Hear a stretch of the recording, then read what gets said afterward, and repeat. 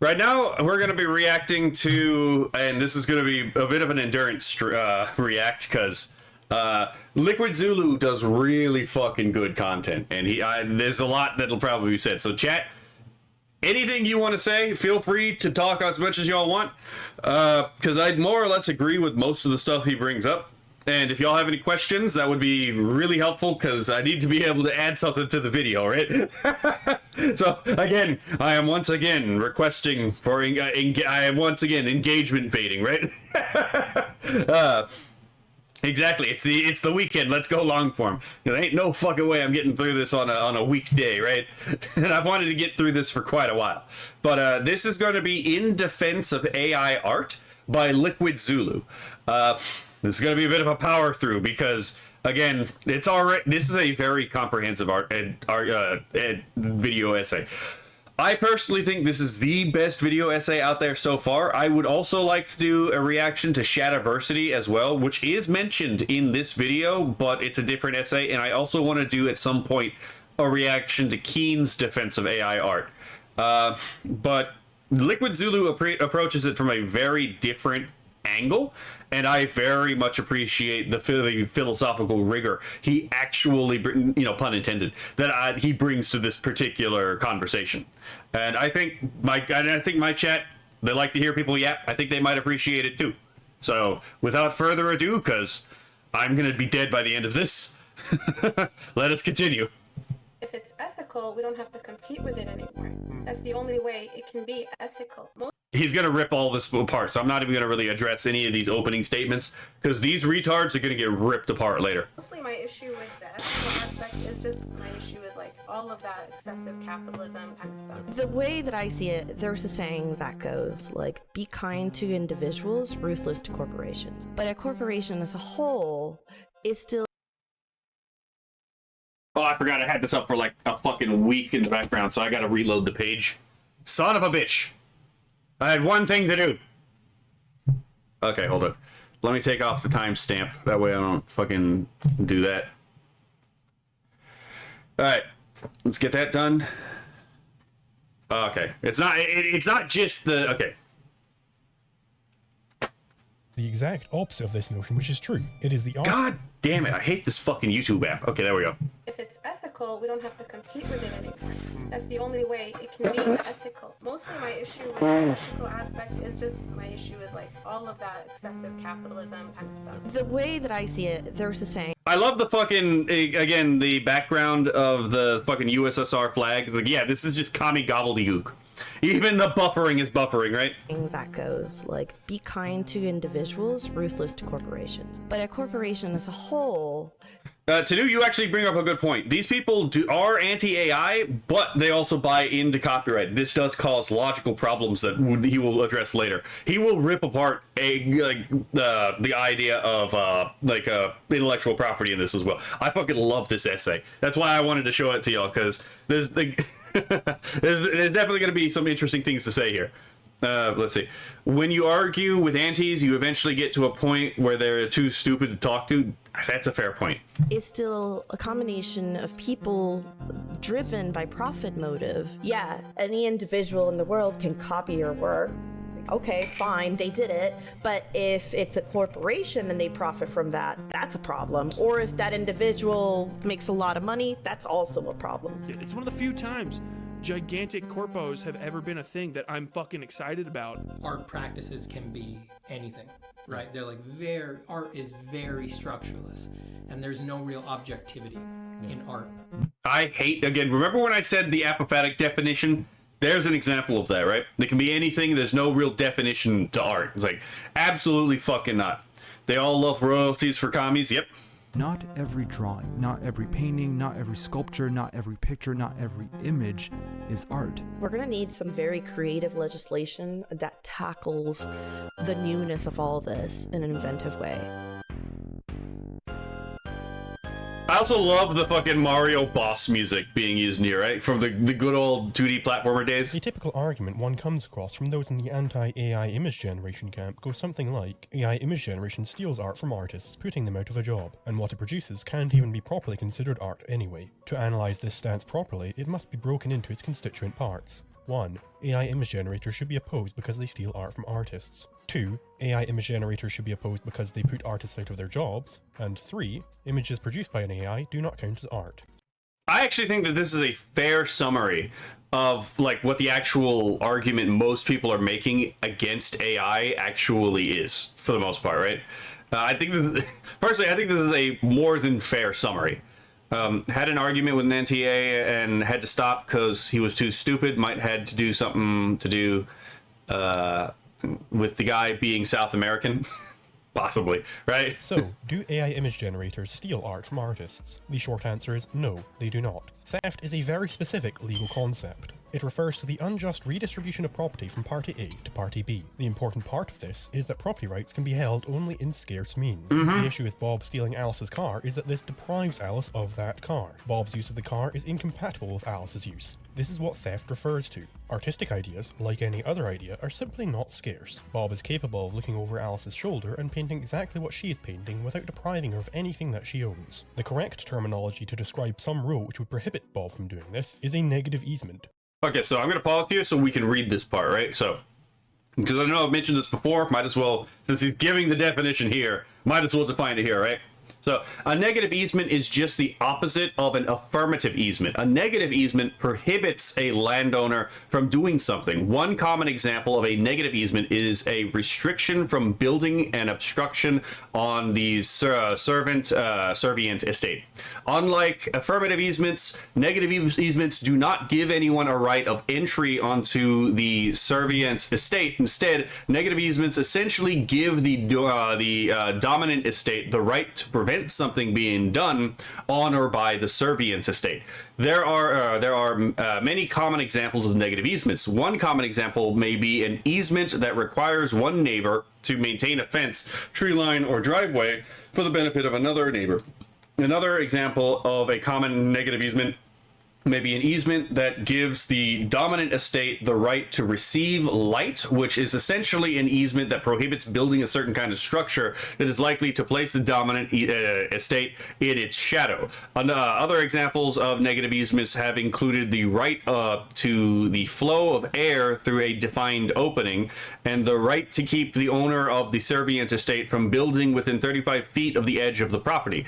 The key to determining whether something classifies as a negative easement is to determine whether the owner of the dominant estate is given the right to force the owner of the servient estate to refrain from engaging in a certain activity of the servient estate. Okay, so there we go. Let's see. They all love... I already read that part. Exactly. Who is this guy? He gets the scarcity part. This is LiquidZulu. He is probably one of the best libertarian video essayists out there. But also, the thing about the scarcity thing, that's the entire point of property being developed as a concept in the first place, is to solve the problem of scarcity. If you have scarce resources, then not everyone can have an equal say in how to use those resources. First of all, because if everyone has to get together to decide at the same time, then nothing's ever going to get fucking done, right? But second of all, it's because it's a means of which to determine how problems get solved in the first place, right? If we are in a tribe, right, then I own a spear, and then Kuro wants to use the spear for something else, right? Let's say Kuro wants to use a spear to chuck it at a beehive so that we can get some honey, right? But I want to use a spear to, let's say, kill a stag so we can get some meat to the clan, right? What is the thing that allows us to determine who gets the right to make the decision? Well, it's who owns this thing in question, right? The person who owns the property gets the final say in how the property is used. And for these property rights stem from the fact that property originally began mostly as tools, as extensions to the human body, right? Your clothes are, in a sense, an extension of the protection of your skin, right? Your shovel is a extension of your ability of the hands to grapple and like manipulate the dirt. Your firearm is the extension again of your hands and the ability to protect yourself. So it's like your phone is also, and your books are an extension of your brain in retention capacity, right? So, but it's the fact that they are physically instantiated in space and time, and therefore limited in how they can be used in any way, shape, or form. That is the origin of property right there. The fact that it cannot be divided infinitely for reuse. It can only be used in one way at one time by one person. That is the origin of property rights. Ideas are not subject to this because ideas are pure abstraction. That's why they're not property. But anyway. Philip says, we all copy at some level when creating art. We mostly rearrange what we already know. That's true. Like more serious Mentis Wave. LiquidZulu is definitely in the similar camp as Mentis Wave. Mentis Wave is a... Mentis Wave is a monarcho-libertarian. He believes that monarchy is like Liechtenstein, right? He wants to live in a society like Liechtenstein. LiquidZulu is an anarcho-objectivist, so he's a student of Ayn Rand, so he's extremely philosophically rigorous, but he is also an anarcho-capitalist, so he believes that Ayn Rand didn't take her first principles far enough, and he believes that if you take those first principles seriously, they lead you necessarily to anarcho-capitalism. But that's for another story, right? But yes, his content is actually genuinely higher quality than Mentis Waves. How many times have Skybros used glowing swords? That's a good question, right? Stag than honey, because bees will chase you. That's fair. Have you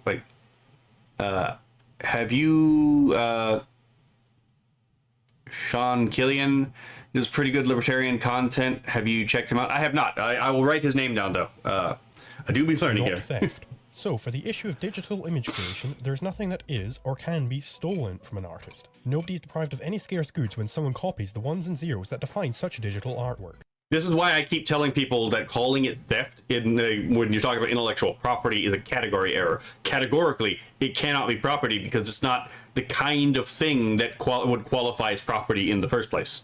There is a second aspect of this to address, though. Perhaps these AI image generators aren't literally stealing anything in the legal sense, but rather are plagiarizing from artists or some other similar concept. It could well be that nobody's rights are violated by the use of an AI that is trained on a bank of digital artwork, but said use might still be immoral. To address this point, allow me to briefly go over how these AI image generation algorithms work. Very simply, the core of such algorithms is a denoiser.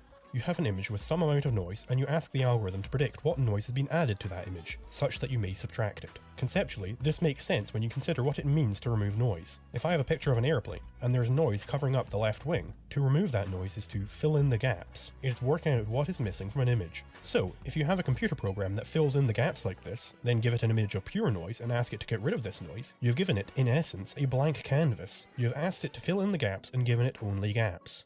I will pause this because like the description of noise is also probably not necessarily the best way to describe it. We use it analogically speaking, right? But a better classical term, right, for anyone who's familiar with the classical concept is probably like either potentiality or chaos, right? Because chaos is just the prima materia. In Greek philosophy, it is literally the pure potentiality without any actuality. So what I mean here is that, like, if you have a sheet of paper that's completely blank in front of you, right, that is itself, in a sense, the kind of noise that the AI is actually dealing with. It is raw potential. There is no actual signal in it, right? And as a human artist, you do the exact same thing. If I give you a piece of like the connect the dot paperwork, when you connect the dots, you are in a sense denoising, right? You are reducing potentiality into an actuality, right? So there's this sea of possible states, and then you are reducing the sea of possible states down to a reality of one actual state. And you can do this, for example, by, again, like if you draw, for example, the basic structure of a human form, and then you add on it over and over again, right? You go from the shape language to then start putting more details on the shape language. You draw the basic human form, then you put the clothes on them, and then you start doing details on the face and the hair and, you know, the wrinkles in the clothes. That is itself the human brain doing denoising in real time, right? It's not as quickly as the AI can do it, but it is still denoising, and we have a better concept of three-dimensional geometry, which can help us. But we are doing nothing fundamentally differently when we're, again, drawing from scratch than the AI is doing drawing from scratch. We are actually, again, our conception of things is analyzable as a series of weights that we can, again, manipulate depending on what it is we're trying to do. You wouldn't download a car? The fuck I wouldn't, right? Shane Killian is also very pro AI, but he is critical of objectivism. I'll give him a look. I have never found I've never found an atheist philosopher outside of the objectivist tradition that I ever really thought was a serious academic, to be perfectly honest. The blank paper is like the void, exactly.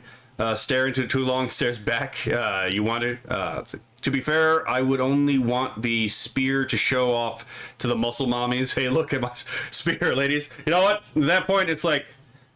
at that point, it's like, you know what, Kura? Based, right? Here you go. Right? Go find yourself a wife. Right? Yo, what up, gang? Hello, freaking Moses. We're learning about AI art today. Right?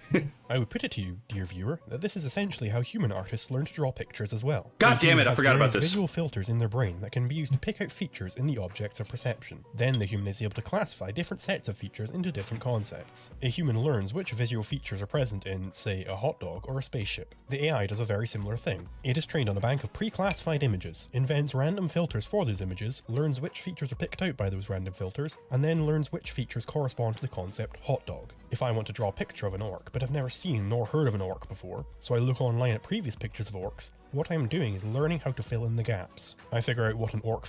Yeah, you're building your own neural training network at that time, right? You okay? What did you get auto-modded? But, oh shit, I forgot to turn the chat back on. Yeah, so it's like, again, I don't think that what the AI is doing is any really all that different from what a human brain is actually doing when it comes to art. The real advantage we have is we have experience in like a 3-dimensional world, right? In an actual world of cause and effect, where the AI does not. But there actually are models of AI that could be used to circumvent this, such as connecting these kinds of models to simulated 3D worlds. We already have examples of AI built in simulated 3D worlds, and they can do things that most of the AI we use don't really do all that well. Sabina Hossenfelder has a number of videos on this particular topic, and I think that's going to be eventually where we go. The real how-to art video, right?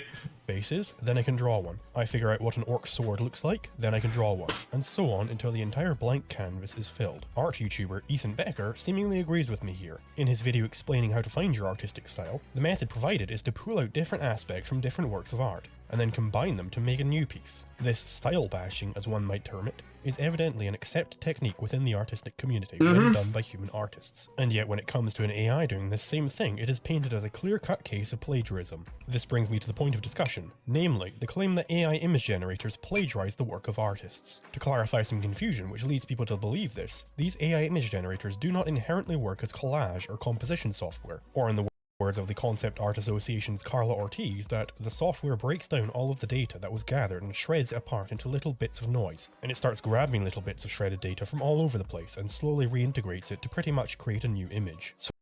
Well, I'm going to pause this right here, because even if it did do that, that would still be defensible, because we all have already recognized that collage is a legitimate type of art, right? So, considering we all already recognize that collage is a legitimate kind of art, the idea that it is basically a collage maker shouldn't have been a problem, because we've already established that that's actually an okay form of art. I'm just saying. But to be abundantly clear, these AI systems do not store the images used for training and blend these images together. I've had this fucking conversation so many times, but yes.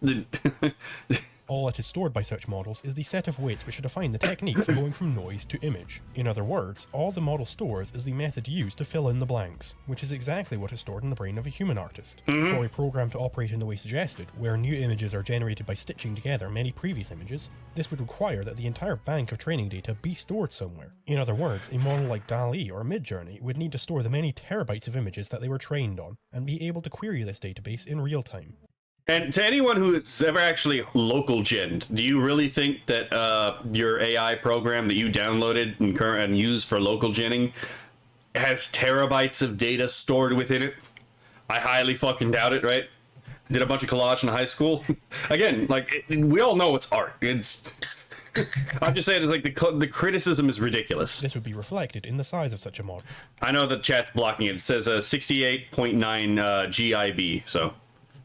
It would be several hundred terabytes large, rather than a few gigabytes. So, the calls that the model somehow tell artists which images it was referencing to make some new generation are flawed to their core. The AI is not referencing specific images and combining different aspects. It doesn't have any access to its training set. Now, the obvious... Yeah, I've been calling people out about this in conversations. Like, all right, find me any of these AI, crack open the program, and find me any given piece of art, right? And obviously, people will move the goalposts there. But it's like, no, the claim you made specifically is that it uses stolen art, right? So it's like, okay, crack it open and show me show me where in the program it's stolen. And it's also tiresome. Response to this point, which I will address more fully later, is that of overfitting. Overfitting is a real thing that happens, but it is not at all the expected behavior of such a system. Okay, so I'm going to pause this right here so I can read this. So, in mathematical modeling, overfitting is the production of an analysis that corresponds too closely or exactly to a particular set of data, and therefore it may fail to fit to additional data or predict future observations reliably. An overfitted model is a mathematical model that contains more parameters than can be justified by the data.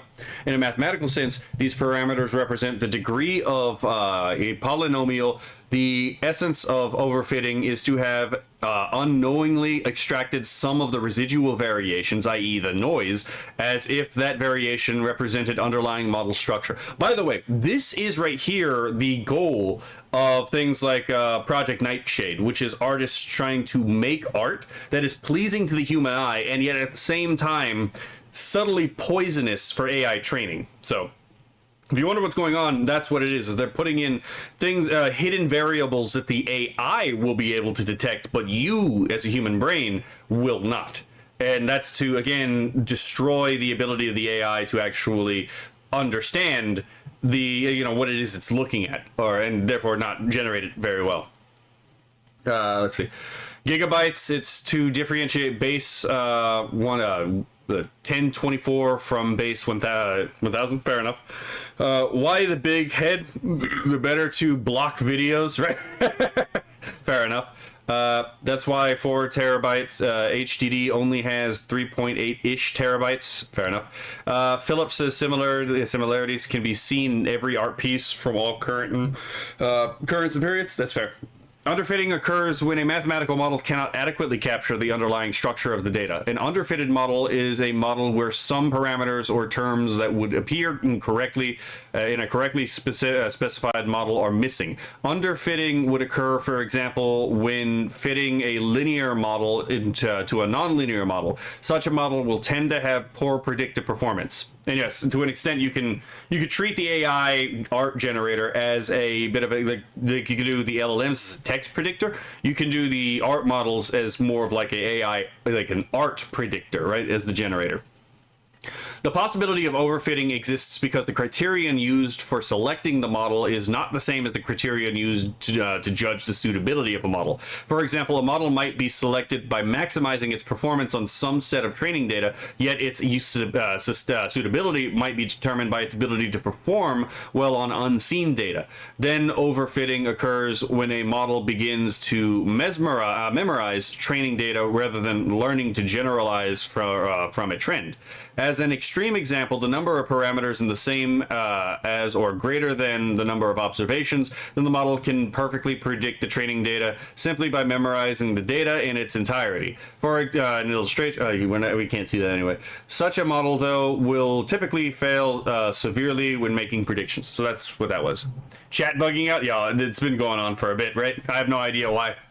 It also does not demonstrate that the expected output of such a system is in any way a form of photo bashing. Like, just from a pure data perspective, all that is stored are the weights of the neural network. Think of these like the parameters in some linear equation. You tweak the parameters until your output is matching what you would expect. Note, This is a massive oversimplification of how neural networks work, but it's accurate in the relevant ways. So, the only place where an image... And to be fair, the vast majority of antis wouldn't even understand this, to be perfectly honest, which is part of the reason why it's so frustrating to argue with these people, because they legitimately don't know how the technology technology works. Generation model could possibly store some representation of its training data is in these parameters. Stable Diffusion XL has 2.6 billion such parameters, and the Leon 5B dataset, which everyone is so concerned about, contains 5.86 billion images. I can't wait for there to be eventually trillions of parameters, right?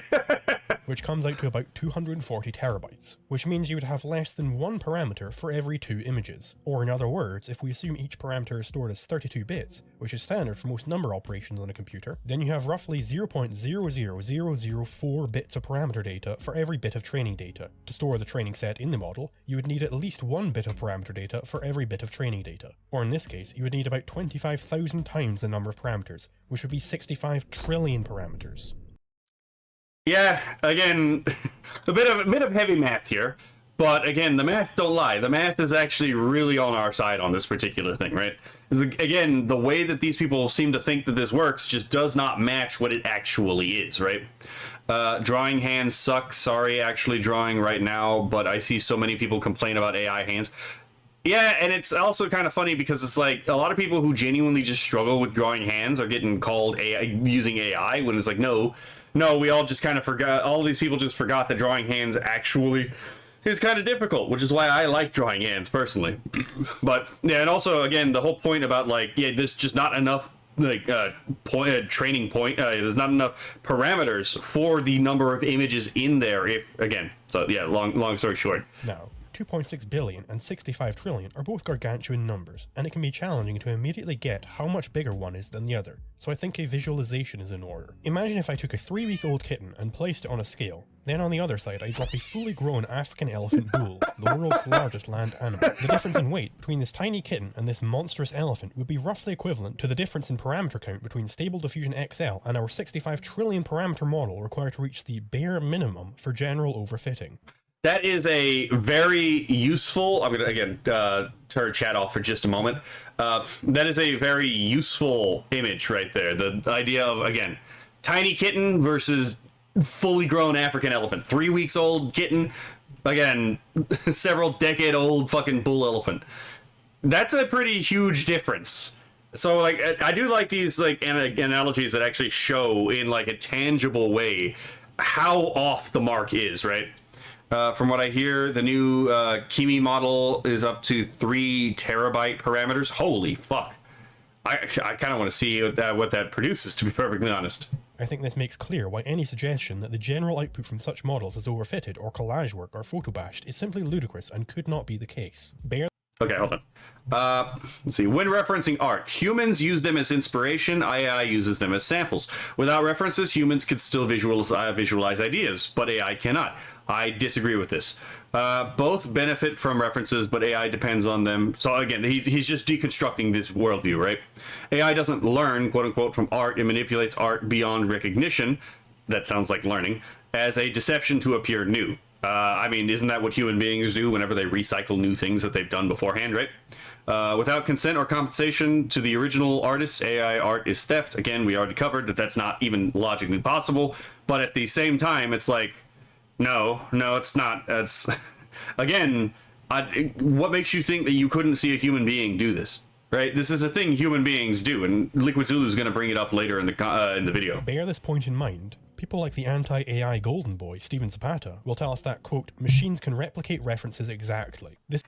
LiquidZulu rips this guy apart later, and it is so fucking deserved. This is an argumentative sleight of hand. Sure, machines can indeed create exact duplicates of data, but this is not what the argument is about. Artists are not opposed to your computer making a copy of their pictures when you navigate to their ArtStation page. Yep. This copying is required in order for you to see the art in the first place. Rather, the argument is over whether AI image generators make exact replicas of their training data, and the answer is a resounding no. Obviously AI not. image generation is not collage. AI image generation is not photobashing. AI image generation is not copying. These tasks are all fundamentally different to the denoising process that is performed by a diffusion model. The task of copying data from one location to another is a task that was solved by computer scientists decades before anyone even thought of trying to get a computer to produce images. And it is a task that makes the internet that we are having this argument over possible in the first place. Zapata is not alone in this deception. Mother's Basement attempts to draw a disanalogy between human and machine learning by this same method. I'm going to be perfectly honest. I can't stand this motherfucker. Humans cannot perfectly reproduce the work of other humans without tracing over it or using a mold or stencil. Why does that matter? To be perfectly, well, why that sounds like a hardware limitation. But at the same time, like, why does that matter? Inevitably, in the process of trying to do so, any human artist will end up applying their own creative interpretation to the style that they're aping based on their own unique experiences, studying other people's art, developing their own artistic techniques, and just living life. Doesn't this actually, like, give leeway to plagiarists? Because you could make the same thing about, like, plagiarism, right? Like, humans cannot perfectly reproduce the work of other humans without tracing over, or without, like, again, like, well, what would you say, without, like, looking over it, right? Or using a, let's see, or using, yeah, because, like, you could make the exact same thing about, again, plagiarism. So this doesn't work, because this would be a defense of, this would ultimately be a defense of plagiarism. Right? It's like, oh yeah, you can't really replicate the work of another person based off of memory either. So, like, any attempt to recreate another person's work is going to be their own artistic reinterpretation. So yeah, no, I don't buy this at all. This exact same thing is true of AI image generators. To make the analogy precise, the act of using a mold or stencil would be what is analogous to the image-to-image technique. This is a very specific function of these AI tools, and it can indeed be used to plagiarize artists. Mother's Basement conflates all possible uses of diffusion with this one very specific practice, and in so doing, throws the proverbial baby out with the bathwater. I will be honest, I don't think he's doing that on accident either. I think that this conflation is absolutely purposeful. When the human artist is aping someone's style, it involves their own creative interpretation, based on their experiences studying other people's art. Notice how this description is contrasted with the AI blending together or collaging other works that it has been trained on. When a human artist does it, it's just applying their own unique spin on the works that they have studied. When an AI does it, it's plagiarism of every single work that has ever touched its training set. In fact, an artist by the name of Jazza paid $1,200 to Fiverr artists to produce artwork based on the same prompts that he gave to DALL-E, and over half of what he spent went to people blatantly and actually photobashing with stock images found on Google. Yep. And I mean, it's pretty obvious to see that that's photobashed together. This is in heavy contrast to the text-to-image AI, which was fundamentally incapable of photobashing Google image search results. If this is the quality of work that is to be expected from commissioning human artists, can you really blame people for turning to AI? Interesting thing that, again, what is the thing that we've been talking about recently, right? And if you're gonna be a fucking a shitty sale, if you're gonna be a shitty vendor, right? If you're gonna be a shitty producer, then obviously people are gonna go somewhere else for the production, right? And in that case, it's gonna be the AI, right? Let's see, some humans can reproduce perfectly accurately. Actually, there's a bunch. Exactly, right? I didn't even want to bring that up per se, because again, it's kind of not really relevant to the general point being made, but you are correct in that, yes, there are people that can do that, right? And that's probably something a lot of people back in the days of the Renaissance were actually able to do, back when the great masters, again, had their students copy their work so that it could be sold, you know, to more than one person. If human artists are to put forward this level of incompetence for these prices, I fail to see why I should shed a tear for their loss of income. These are the artists who are going to be put out of a job, not those who actually put the fucking work in. Yeah, not people like Iron Tiger. Iron Tiger is going to be fucking fine. Even opponents of AI image generation can't help but to implicitly admit that these systems do not work by photobashing. Hello Future Me tells us that AI art is, quote, entirely disconnected and in no way highlights or preserves the original work. But then within that very same video he raises the ethical and legal concern that AI art is theft. But which is it? If the AI generated images are entirely disconnected from their training data, then surely they couldn't be either theft or plagiarism. Yeah, see, this is the kind of thing where it's like, I find this conversation very annoying, because like, Hello Future Me, you know, he styles himself as an intelligent man who thinks deeply about these things, right? And then he goes and he makes this video where he makes this very obvious self-contradiction, where it's like any person who's like really actually examining their own premises from the beginning and just like actually testing them against themselves, right? Because you should be testing your own premises against yourself, saying, is there a way that I can break these premises if I assume them to be true, right? You know, based on my observations of reality. And he just never seemed to do that, right? Because this is one of those things that should have popped up on his own examination. Jazza is talented and I enjoy his stuff. That's fair. But yeah, so this was one of the ones that really pissed me off of Hello Future Me as well, to be perfectly honest. It was like, yeah, there's other videos of his where again it's like you say you're pretending like you're doing a lot of deep thinking, but you're really not. So it does kind of bother me. I fucking hated his analysis of Evangelion, for example. Anti-AI crowd like to eat their cake and have it too on this issue. Yep. AI art is both soulless and orthogonal to anything that a human would produce, and it is based entirely in plagiarizing and stealing the art of humans. They have not quite landed on which argument they want to make. Because they benefit from using both vectors of attack at the same time. Do they want to make fun of how low quality and devoid of meaning it is? Or do they want to make the argument that these AI systems produce art of impeccable standards ripped straight out of the hands of the lowly painter, who is now entirely incapable of getting a job due to the vast enormity of the tyranny of the machines? Yeah. So again, I'm going to pause this. Remember when I tell y'all that like sophistry is one of those tools that the left uses and the esoteric right use? Sophistry is the kind of stuff from like the debate bros, right? It's like they don't really care if they're true or not, if they're saying it's true or not. All they care is that they can get the win in an argument, right? And yeah, so one of the things that they'll do is like, again, sophists are very well known for fucking changing the argument on the fly in order to throw off the opponent, right? So yeah, that's one of the tactics that we're seeing right here. Can't decide, so they just do both. That surely won't lead to any naked inconsistencies, right? Now, is it possible for a person to use these AI image generators to plagiarize art? Certainly, just as it's possible for a human to do so. But the mere fact that an AI has learned to fill in the gaps using previously produced artworks is not sufficient to demonstrate that such plagiarism has occurred. There are certain features that must be present in any depiction of an orc that both humans and AIs must learn and utilize in their own depictions. That you must look to previous depictions of orcs in order to learn these features is simply a comment on how knowledge is acquired in the first place. Learning which features show up in an orc is not the same as plagiarizing said pictures. Shadiversity points out that the examples commonly cited to show AI image generation plagiarizing do not use the text-to-image technique, but rather are analogous to applying filters to an already existing image. Yeah, so image-to-image filtering, right? And also to his point about there are certain traits that an orc must have that humans and AIs must both learn. Yeah, he's talking about the fact that things have an essential nature, right?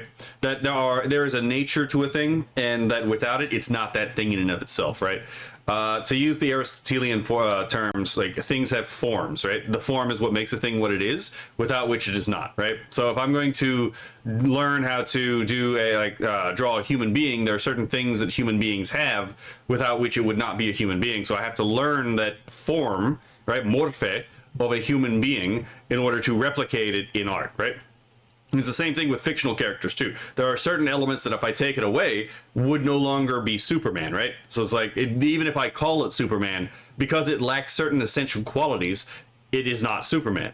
Or again, if I add certain qualities that contradict the essential nature of Superman, it is no longer Superman, right? So yeah, that's all he's referring to, is just learning that there are specific, that it's not totally arbitrary. Things aren't up to completely free flow definitions. Words have actual reference to something external that you can identify, and then as an artist, selectively recreate. Called image to image. Certainly, it is possible to plagiarize art with this technique, just as it is possible to plagiarize art by tracing over an existing piece in Photoshop, but that does not make Photoshop, or even tracing, per se tools of plagiarism. And I brought up the tracing thing earlier in the stream, but not in the video. But yes, I defended tracing beforehand. Moreover, any claim of plagiarism must be specific. It is not enough to assert, maybe someone somewhere out there has at some point generated a piece of art that plagiarizes from me. If you are to claim that AI art is plagiarized, you must link a specific piece of generated art to the specific piece of art that it plagiarizes. Yeah, I mean, claims of wrongdoing require you to actually prove the wrongdoing actually happened, right? Like, this is very obvious, but apparently the artist community kind of forgot this, right? Just merely claiming that something happened is not sufficient. You actually have to be able to prove that the thing that you're claiming actually happened, and they can't because it turns out it didn't happen. These non-specific claims must be discarded on their face as epistemic null statements. A claim of plagiarism presented without evidence may be dismissed without evidence. Yep, Hanlon's razor. Which specific aspect of your work was plagiarized? Adam Duff of Lucid Pixel concurs with me that the AI is not photobashing, but is rather learning the process to create art. You mentioned as well. Oh, come on, my chat is okay, so Pro Chat is being a fucking bastard. Let's kind of segue into the next thing I wanted to mention, which was, what's the part of our art that is being stolen from us? right? If you're watching a bunch of people who've never drawn anything before in their life, they've never trained themselves in artistic fundamentals, and we're watching them. I'm on Midjourney and I'm watching a bunch of people prompt different images, painted or photographic or whatever. You're watching people prompt this out, and you're thinking to yourself, what is it about that would be hurtful or bothersome or worrisome to a trained artist? What are they taking? What are they taking for granted? And that is the... Oh, come the fuck on. Now what's going on? Hold on. There we go. The process, the fundamentals, it's the sacrifice of time and energy. We as people, at least in society as we've known for a very long time, has been valued. Our skill in general is based off of our ability to do something that somebody else can't or isn't willing to do. It's our... Okay, hold on. Okay, so I'm using a secondary screen now to monitor chat because for some reason ProChat is not functioning and I don't know why. Hold on. Let's see. I've seen orcs that were tall. Goblins. Or am I thinking of hobgoblins? That is a good question. I think you're thinking of hobgoblins. Function follows form.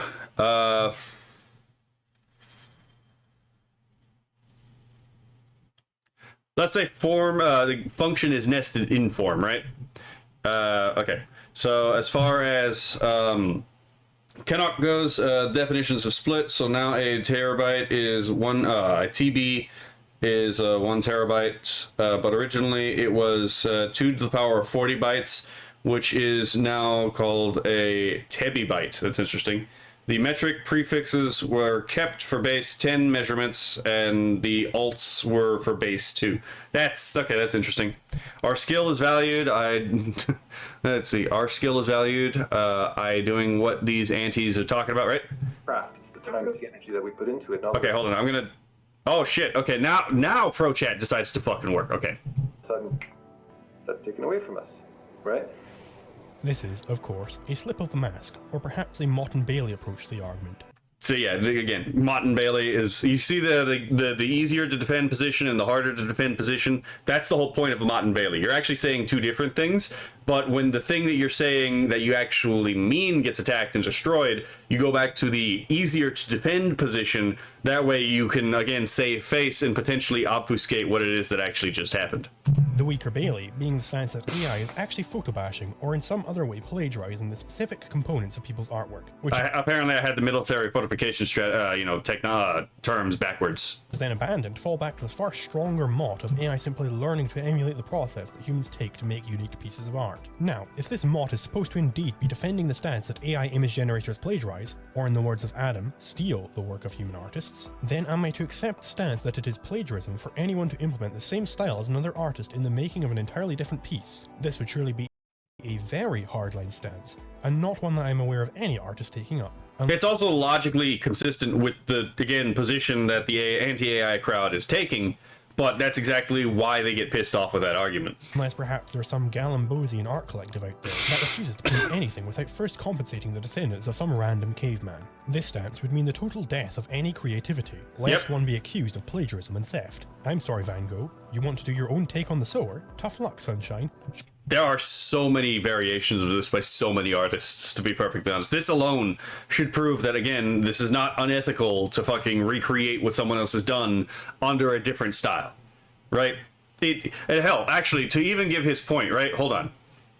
Hopefully this doesn't get my fucking video taken, fucking flagged. But, anyone fucking remember,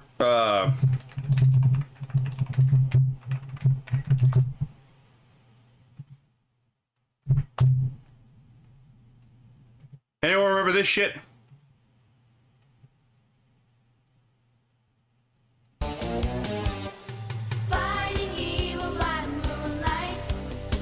Fucking, yeah. We got just a bunch of people from, like, different, like, every 30 seconds animated by someone different. Yeah, is that so? I do this longer than you. Wanna bet? Fucking... I've got a better idea. idea. And that would be? You guys transport Tuxedo Mask here, and I'll make him better, then give you the wand. What do you I actually kind of like the pixel art one. say? Have we got a deal? Did you hear that? She'd give up the wand. Malachite, we've got company. So yeah, it's like, again, this is fucking on YouTube, right?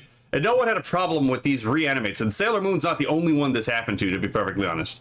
So it it just boggles the fucking mind, right? That it's not but yeah, so Jean-Francois Millet owns that concept. What's that, budding artist? You want to follow along with Bob Ross as he paints that cabin? You are literally Satan. None of that. So, far from AI art meaning a killing blow to human expression, what Zapata and his fellow AI warriors should be concerned about is the nonsense proposals coming from their own side that the method of artistic expression somehow be protected as a monopoly of the first man to discover it. On this point, invented a new bite, the fair bite, eh? Fair enough. Plagiarism, we can take an analogy from AI image classification. If I train AI on many millions of pictures and then hand it a new image and it tells me that there is a 93% chance that the image I showed it was a plane, has this AI stolen the identification of percepts from humans? It is certainly true that a human must have at some point gone through the work of identifying many pictures of planes, but this does not demonstrate that this ability was stolen from them or plagiarized from them by anyone who looks at their work to figure out what a plane. I love that, like, one of the guesses at the very bottom is fucking Murray Rothbard of all things. Great author, by the way, if you ever get the opportunity to read. Plane is. Zapata opposes this analogy between AI and human learning, claiming on the Art Cafe podcast that AI systems learn in a categorically different way to humans. The only categorically different part about the AI learning is that it's fed directly into the brain of the AI, right? So there's no direct tactile experience of anything, which is its own problem, but it's not a really meaningful distinction, right? Because you could theoretically do the same thing with a brain in a vat, right? But also the only other thing that's really actually different here is that there does come a point where the training stops, and then the final product is actually released. But other than that, no, I disagree. Back on this, I just want to remind people, and again, this is more philosophical, but it's like, we're reading really heavy quotations with philosophical. when something like Stable Diffusion is trained, it's locked in place, which is unlike human learning, right? We're always adapting, transforming, our moods affect everything. Stable Diffusion is just, it is what it is as it was output, right? And it's going to, if you give it the same prompt and the same random seed on any given day, it will produce the exact same output image. There's nothing stopping someone from just running all of Stable Diffusion and outputting every possible image it can make, except for an impossibly huge electricity bill.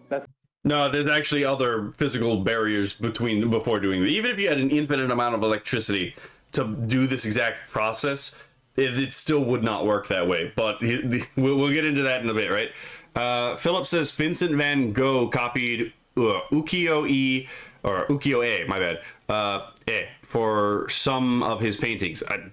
To be fair, ukiyo-e is popular for a reason, right? He's got a good eye. The only thing that's stopping. Rory Moffat, god damn it. Right. So in a very real sense, when you're interacting with one of these systems, you're mining. You're going in and you're trying to locate yourself using the prompts within a space that is already defined. It's already objective. It's like those... The irony here is that this space is actually not already defined. It's not already objective.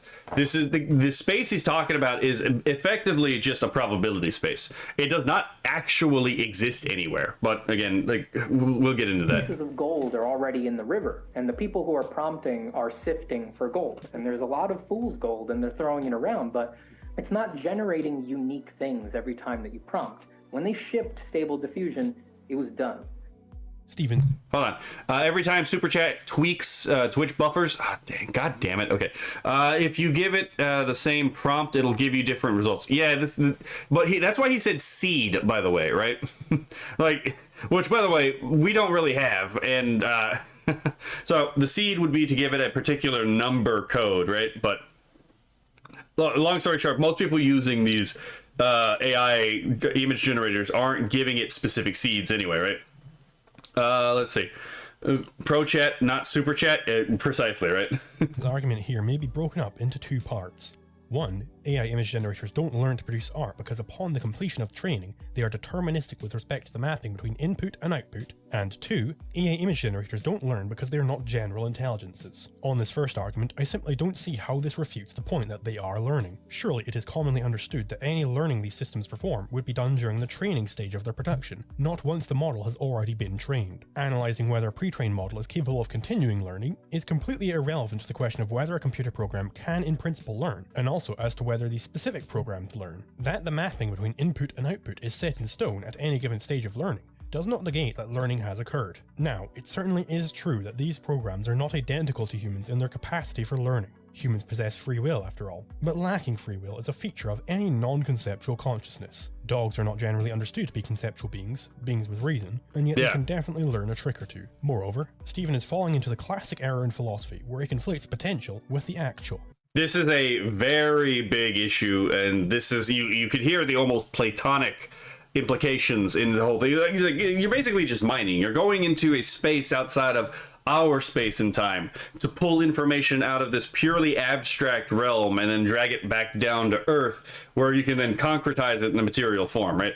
It is essentially just the aesthetic Platonism, and it's absurd on the face of it. Like, do you really believe every possible variation of any given painting or drawing or image exists somewhere out in the ether unconceived until finally, to be only mined by the AI, which by the way would mean that the human brain isn't really coming up with anything. It too is just mining that space of that space and pulling it down to Earth. But I digress. The latent space is a mathematical description of every potential image that can be generated by a given model. These images are not actualized until said generation has actually occurred. This is the exact error committed when people use Zeno's paradox to disprove the possibility of motion. Yep. The idea is that to move from A to B, you must first move half the distance. And to move half the distance, you must move a quarter, and so on ad infinitum. Therefore, they say it is impossible for anything to go anywhere. What this amounts to is saying, hey, I can continually subdivide this line forever, which is true, but this is describing a potential. I have the potential to keep listing off smaller and smaller fractions, but said fractions are not actual unless and until I actually get to them during my listing. We can analogize.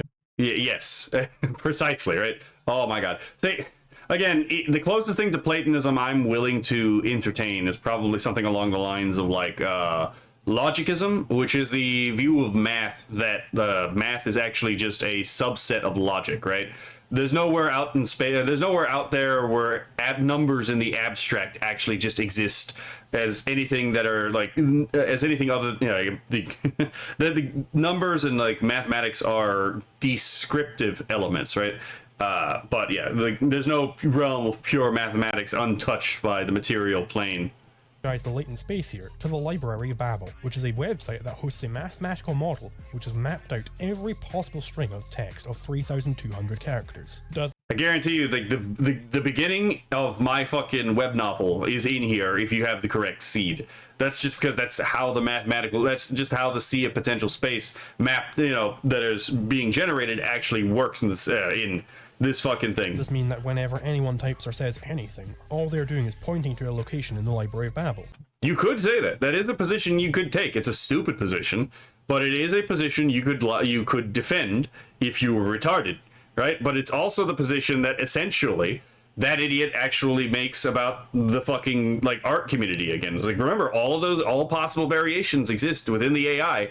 Just you have to have the right seed to get there. Indicates that, again, we don't, as human beings, actually create anything. We just discover what's in the sea of Platonic space and then concretize it into reality, which is, again, stupid. There's not really a way to describe it other than that. It may be schizophrenic. That might be a better way. But let's see. To render the same output every time, Stable Diffusion has to be on a closed circuit, right? I think so. Thus proving that their thought was unoriginal and that they cannot learn. Surely not. I can tell you that the introduction to Zapata's video is written verbatim on page 82 of volume 3 on shelf 3 of wall 1 of hexagon 17 ESDRA WGCZ etc. So yeah, again, fucking Zapata's own fucking video is on this exact thing. So yeah, by that same argument, you could say he didn't even write his fucking essay. He just found the appropriate space in the Library of Babel, and and then just replicated it in reality. But this, you could make the exact same argument about his, like, again, essay existing somewhere in that mathematical space. So it's retarded. That I can point to a mathematical description of Zapata's video does nothing to demonstrate that said video actually existed prior to him making it. Further, even if the latent space was actual, that in order for the model to function it literally had to go through the process of generating every possible image, this would still not make AI image generation plagiarism, nor would it negate the artistic worth of such generation. Surrealist artist Miles Johnston analogizes such an actual latent space to photography. But I'm almost starting to see generative art as more analogous to photography, where the latent space, the space of possible images, is almost a feature of the natural landscape. And these are different ways of going in and finding imagery from it. In the same way, photography, you can take a lot of crappy photos, but people have, over its lifetime, raised it to a degree of artistry that is, at this point, I think you would have to be a bit of a nut to not respect. But it's not hard to find artists who, felt extremely threatened by it. So you're going to agree, considering that you said that it's basically the same as photography, and you admit that photography is an art, you're going to admit that AI art is art, right? Right?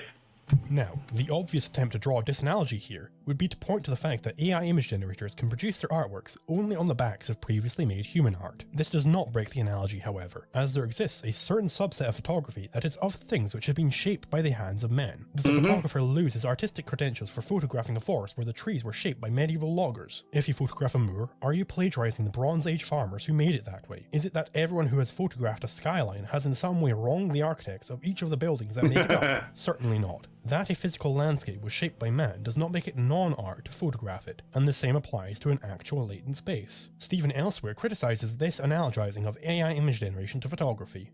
Then again, a photographer is recreating reality selectively with his photography, right? So it's still art. It still qualifies as the selective recreation of reality in the technical definition.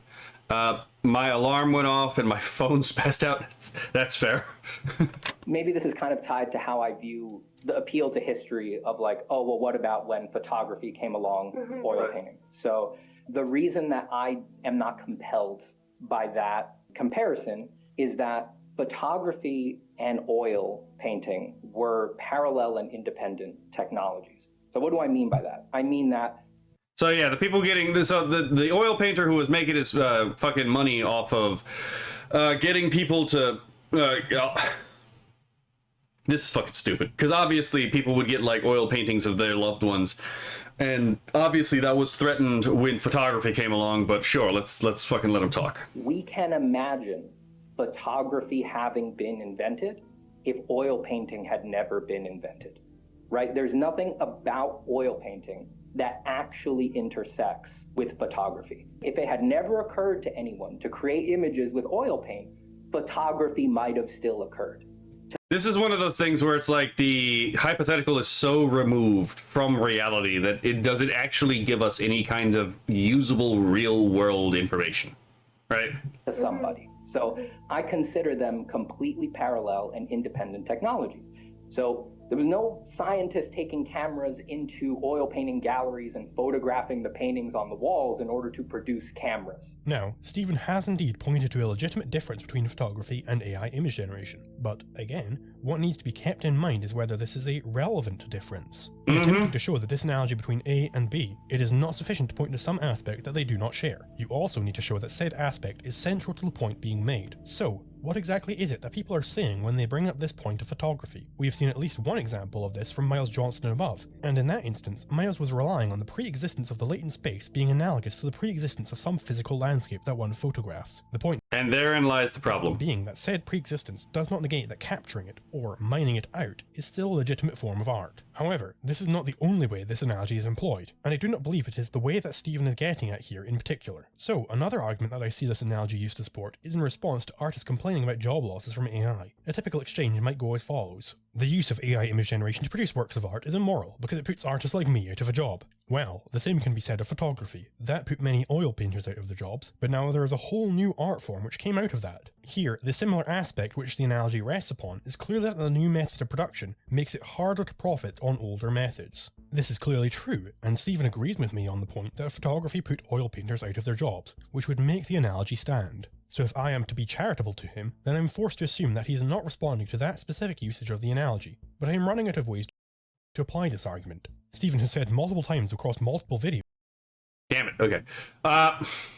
Okay, so I fucked that one up. But, yeah, this is actually one of the reasons why I like LiquidZulu, is, like, he'll actually try to steelman the argument. And, you know, it takes a lot in a person to actually, you know, try to come up with the strongest possible defense of a position, instead of just attack the weakest possible position, which is what the straw man is, right? Oh, come the fuck on. One eternity later. Across multiple videos that he's disinterested in the argument of whether AI art is art. So it isn't about that, but there is very little left. It's not. Okay.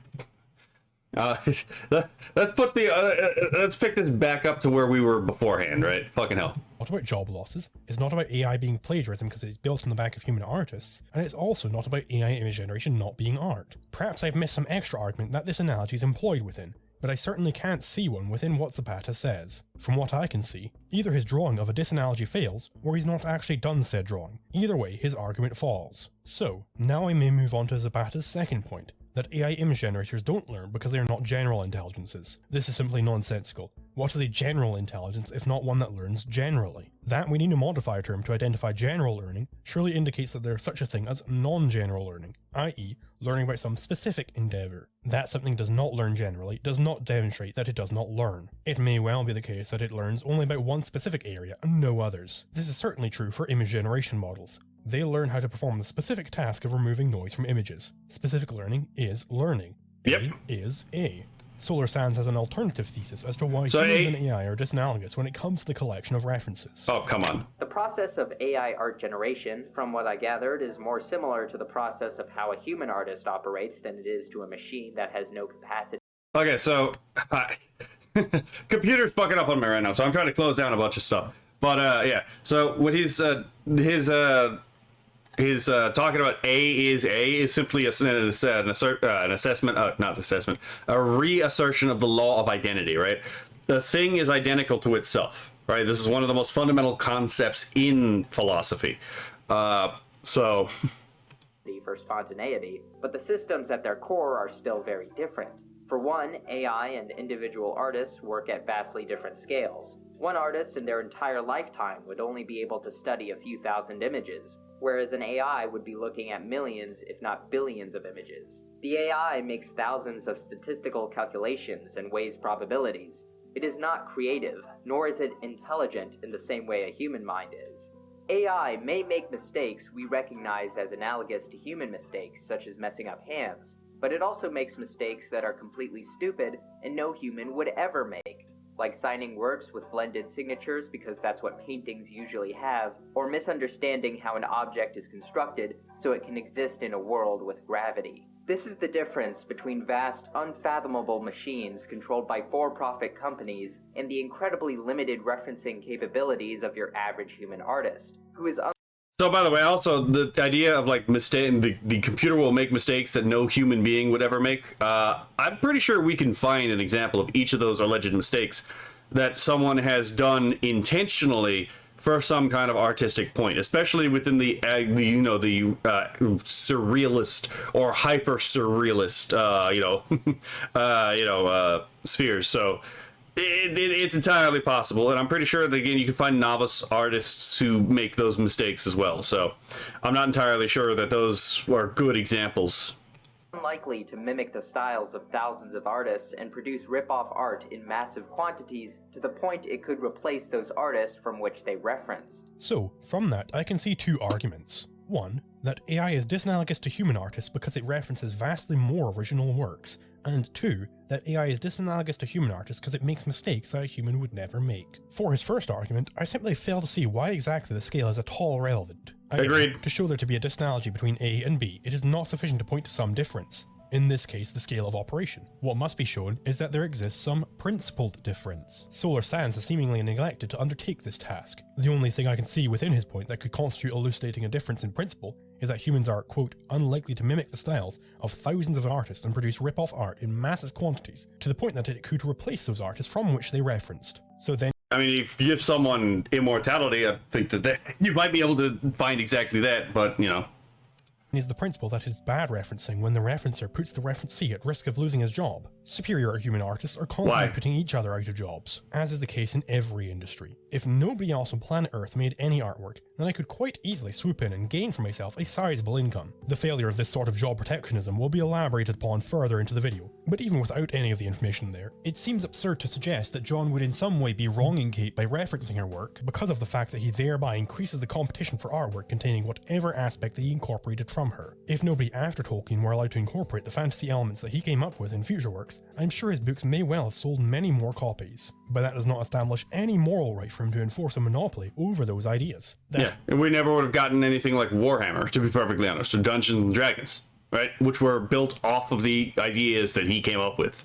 Is all to say that any level of referencing from an artist thereby gives consumers more choices of which artist to commission to produce the referenced aspect. If only one artist on Earth is allowed to do cubism, then anyone who wants a cubist painting must go to him. Thus, referencing by its very nature threatens other people's jobs. Moreover, Solar seems to be vastly underestimating just how much referencing your average human does. From the moment that we are born, we are being hit with a constant stream of sensory information, which we are able to rationally integrate into a wide array of concepts. Sure, most of the sense data that a human receives is not of art pieces, but the same is true of these AI training sets. Recall that these are text-to-image systems, not text-to-artwork. In general, an AI image generator is far more adept at producing things such as table, chair, or lamp than it is at composing artistic masterworks. Now for Solar's second argument, namely that AI is disanalogous to human artists because it makes mistakes that a human would never make. On this point, he cites two examples. 1. AI sending works with, quote, blended signatures, and 2. Not understanding the correct composition of objects given the law of gravity. I do love, again, like for the first one, it's like, yes, the kid, they wanted to have their cake and eat it too, right? It's like, yes, it's bad because it's bad because signature is complete nonsense, right? But it would be also bad if signature was actually legible, right? Just, oh my god, hold on, pro chat's freaking out, holy shit. Okay, only the best of the best in traditional art can survive off it. Yeah, exactly. You actually have to be professional, right? Actually, back in the day, that was also true. You actually had to be like proficient in the arts in order to actually live off of the arts, right? Over the signature example specifically later in this video when discussing overfitting, but that detail is not required here in particular. The general principle behind these examples that Solar provides is that the AI does not understand certain things that humans understand. Therefore, it is using references in a fundamentally disanalogous fashion. And again, Solar seems to have neglected the part of the argument where he shows why this is a relevant difference. Do the medieval artists who had no clue how to draw humans with correct anatomy also fall foul of this? Or is this... Okay, so in this case, they actually did know how to draw correctly, but they would deform the human form for art, like for aesthetic purposes. So like, this is not necessarily the best example because people at this time did know how to draw the human form. Maybe this artist per se did not, but yeah, this is very likely an intentional decision, not an accidental one. Specifically that you don't know what signatures or gravity are. It would strike me as the least charitable interpretation of what he's saying here to be that it is literally only those two mistakes that make the relevant distinction between man and machine, but in attempting to broaden the principle, it leaves one with equally absurd outcomes. If bad referencing is whenever the referencer doesn't understand some law of nature, not just gravity, then every human who has ever made any art is a bad referencer up until the point that we discover a theory of everything. To steelman his point as best as I can, we can narrow the focus not Slop Sands, yeah, I can't stand. It's so funny how many people I can't fucking stand, like, jumped on the same thing, right? I can't stand Solar Sands for the most part. It was a style where... on understanding just any law, to specifically not understanding those laws that are perceptually given to man without any need from any tools or instruments. The sort of law that would say, when you throw a rock, it will go where you threw it, or fire is hot. However, this is still a poor basis for any sort of ethical distinction between good and bad referencing. For how would this theory account for Martians or other aliens which might have completely different sensory apparatuses than us, and may require massive chains of deduction and experimentation to even know something as simple to us as the fact that light exists? Heck, we don't even need to consider aliens here. There are a great many humans who have a condition called blindness, who would lack any direct sensory perception of light. Are these people therefore bad referencers because they don't have direct and implicit knowledge of such phenomena, and who therefore might make elementary mistakes with respect to its depiction? Surely not. What if there was someone who was severely mentally handicapped painting along with Bob Ross? Would they become evil the moment they try to copy his motion of making a signature? Assuming this individual had no understanding of what writing is or does. Such a statement would certainly strike most people as absurd, yet it is the argument in its strongest form based on what is currently present in Solar's video. Another point brought up in this discussion, in seeking to demonstrate a disanalogy between the way humans and AI learn art, is in the assertion that there is nothing it is like to be stable diffusion, i.e. stable diffusion is not conscious, so it therefore must be doing things in a fundamentally disanalogous way to humans. On this point, I present Yeah, so the what it's like thing is the qualia arguments. Qualia in the philosophy of consciousness, or the philosophy of mind, is the what it is likeness of it, right? So the experience of red as distinct from blue, right? If you had to describe that in pure words, you would have to use some kind of referent that is as tied to the color, right? Such as blue is the color of, let's say, Dory, or whatever the fuck the fish is from Dory from Finding Nemo, right? Or blue is associated with the American flag, right? And red is associated with so blue is the square area of the flag and the American flag, right? And then red is the one of the stripe colors, right? Or you could, for example, talk about like the wavelength, but none of that actually tells you anything about the color red, right? If I was, being someone colorblind, right? It doesn't matter how much you explain the color to me, right? If I can't see the color, I can't see the color. I have no idea what the fuck you're talking about, right? That's what they're referring to, is that there is no such thing as actual experience. There's no consciousness in the AI. And because of that, because there's no consciousness in the AI, then it's not really doing the same thing you or I are doing, which, I'm going to be perfectly honest, a functionalist definition of consciousness would absolutely defeat this particular position, because the functionalist view of mind absolutely just decentralizes the qualia from its central of importance. Let's see, Kionala says every era has its iconic art style. Oh, that's true. You ripgrep. Ripgrep is a command line utility that allows you to recursively search through every file in a directory for a given string of text. I have here a directory with files representing the rooms of my house. Each file contains a list of objects within that room, so if we look at what is in bedroom 1, we can see that I have a bed, a desk, and a computer. Imagine what I would do if I had lost my phone and I wanted to search through each of these files to find the room that it is in. Clearly, what I would have to do is open up these files one at a time and look through each item in the list that they contain, until I find an entry that says phone. I go about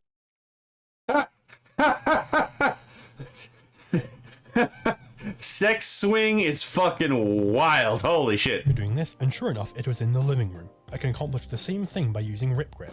What I do is I type RG phone, RG standing for ripgrep, and sure enough, ripgrep provides the same information, albeit a lot faster. Now, is ripgrep doing anything fundamentally different to what I did? No. Surely not. When I type RG phone into my terminal here, ripgrep looks at the contents of each file and searches through the whole thing piece by piece looking for the string phone, which is exactly what I did. Certainly, there is nothing it is like to be ripgrep. Ripgrep is not conscious. But that ripgrep is not conscious does not imply that the task it is performing is fundamentally distinct to the one that a human would. What has been done is that Burnt Sushi, the creator of ripgrep, has gone through and coded the steps that a human would take to accomplish the task, which then provides your computer with a set of instructions such that it may do it autonomously. This is the entire purpose of writing computer programs in the first place, to take some task that humans are doing, write out every step of that process, and then get a computer to follow those instructions. This is actually one of the advantages of functionalism, right? I mean, it doesn't explain the magical property of like what it's like to see red, but what it does do is it does give a very detailed account of what the fuck is actually going on in human cognition. The anti-AI crowd do have their own smoking gun when it comes to this question of plagiarism, namely the problem of neural network overfitting. Their holy grail on this front seems seems to be a 2022 paper, which catalogues matches found between generated images and the training data. To be clear, these images are not generated through the technique of image to image, but rather through the standard text to image. Of note here is that the paper found a very clear correlation between the size of the training dataset and the prevalence of replication. We show that for small and medium dataset sizes, replication happens frequently, while for a model trained on the large and diverse ImageNet dataset, replication seems undetectable. We methodically explore diffusion models trained on different datasets with different amounts of training data. We observe that diffusion models trained on smaller datasets tend to generate images that are copied from the training data. The amount of replication reduces as we increase the size of the training set. So I love that, like, again, people will cite this particular paper, but again, they'll miss the part, the amount of replication reduces as we increase the size of the training set. Almost as if what this proves is, again, the idea that, like, the training set actually, the larger the training set, the less plagiarism there is, right? The smaller the training set, the more plagiarism there is, right?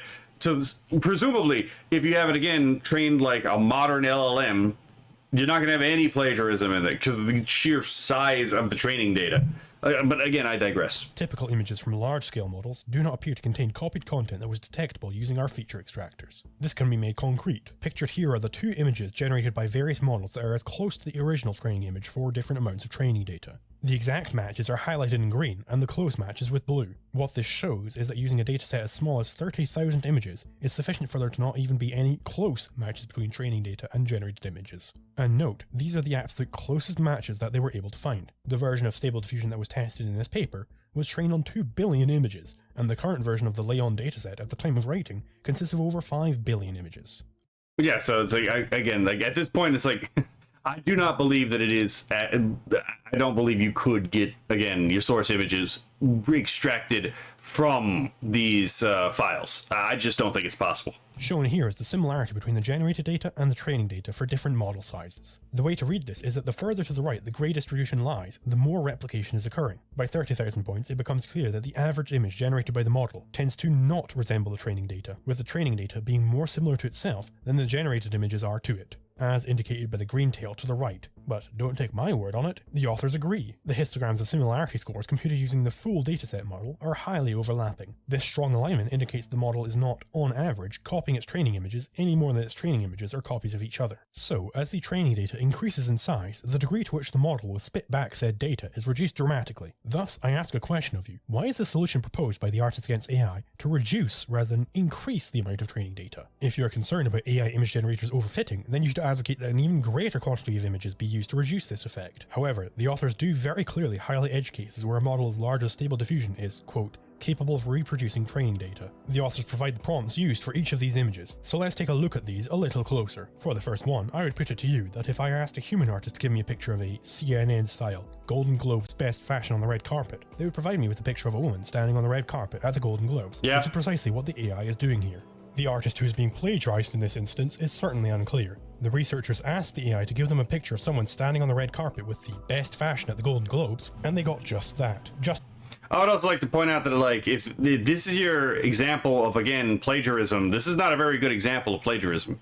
Like, if you had two different people and these were the two photos you gave, this is not an example of plagiarism. That's fucking ridiculous. Does an AI-generated picture of an apple will look a whole lot like an apple, so too here does an AI-generated image of someone on a red carpet look like someone on the red carpet. The second and fifth images are of a similar sort. The researchers are asking the AI to depict the abstract form of two video games, Bloodborne and The Long Dark respectively. Is it particularly surprising then that the AI produced what humans consider to be a very widely accepted abstract representation of a video game? The first is literally the game's poster, for crying out loud. We hear from Carla Ortiz that, quote, when you type Bloodborne, you get an almost exact replica of the original marketing material. Okay. So yeah, that was not an almost exact replica. In fact, actually, I could see an artist actually recreating the pose and many of the elements of it, but tweaked for their own purposes, right? So it's like, no, I'm not accepting this argument. She's apparently against making almost exact replicas of marketing material, and I am a good little AI hater who will gladly snitch on any intelligence that disobeys Queen Carla.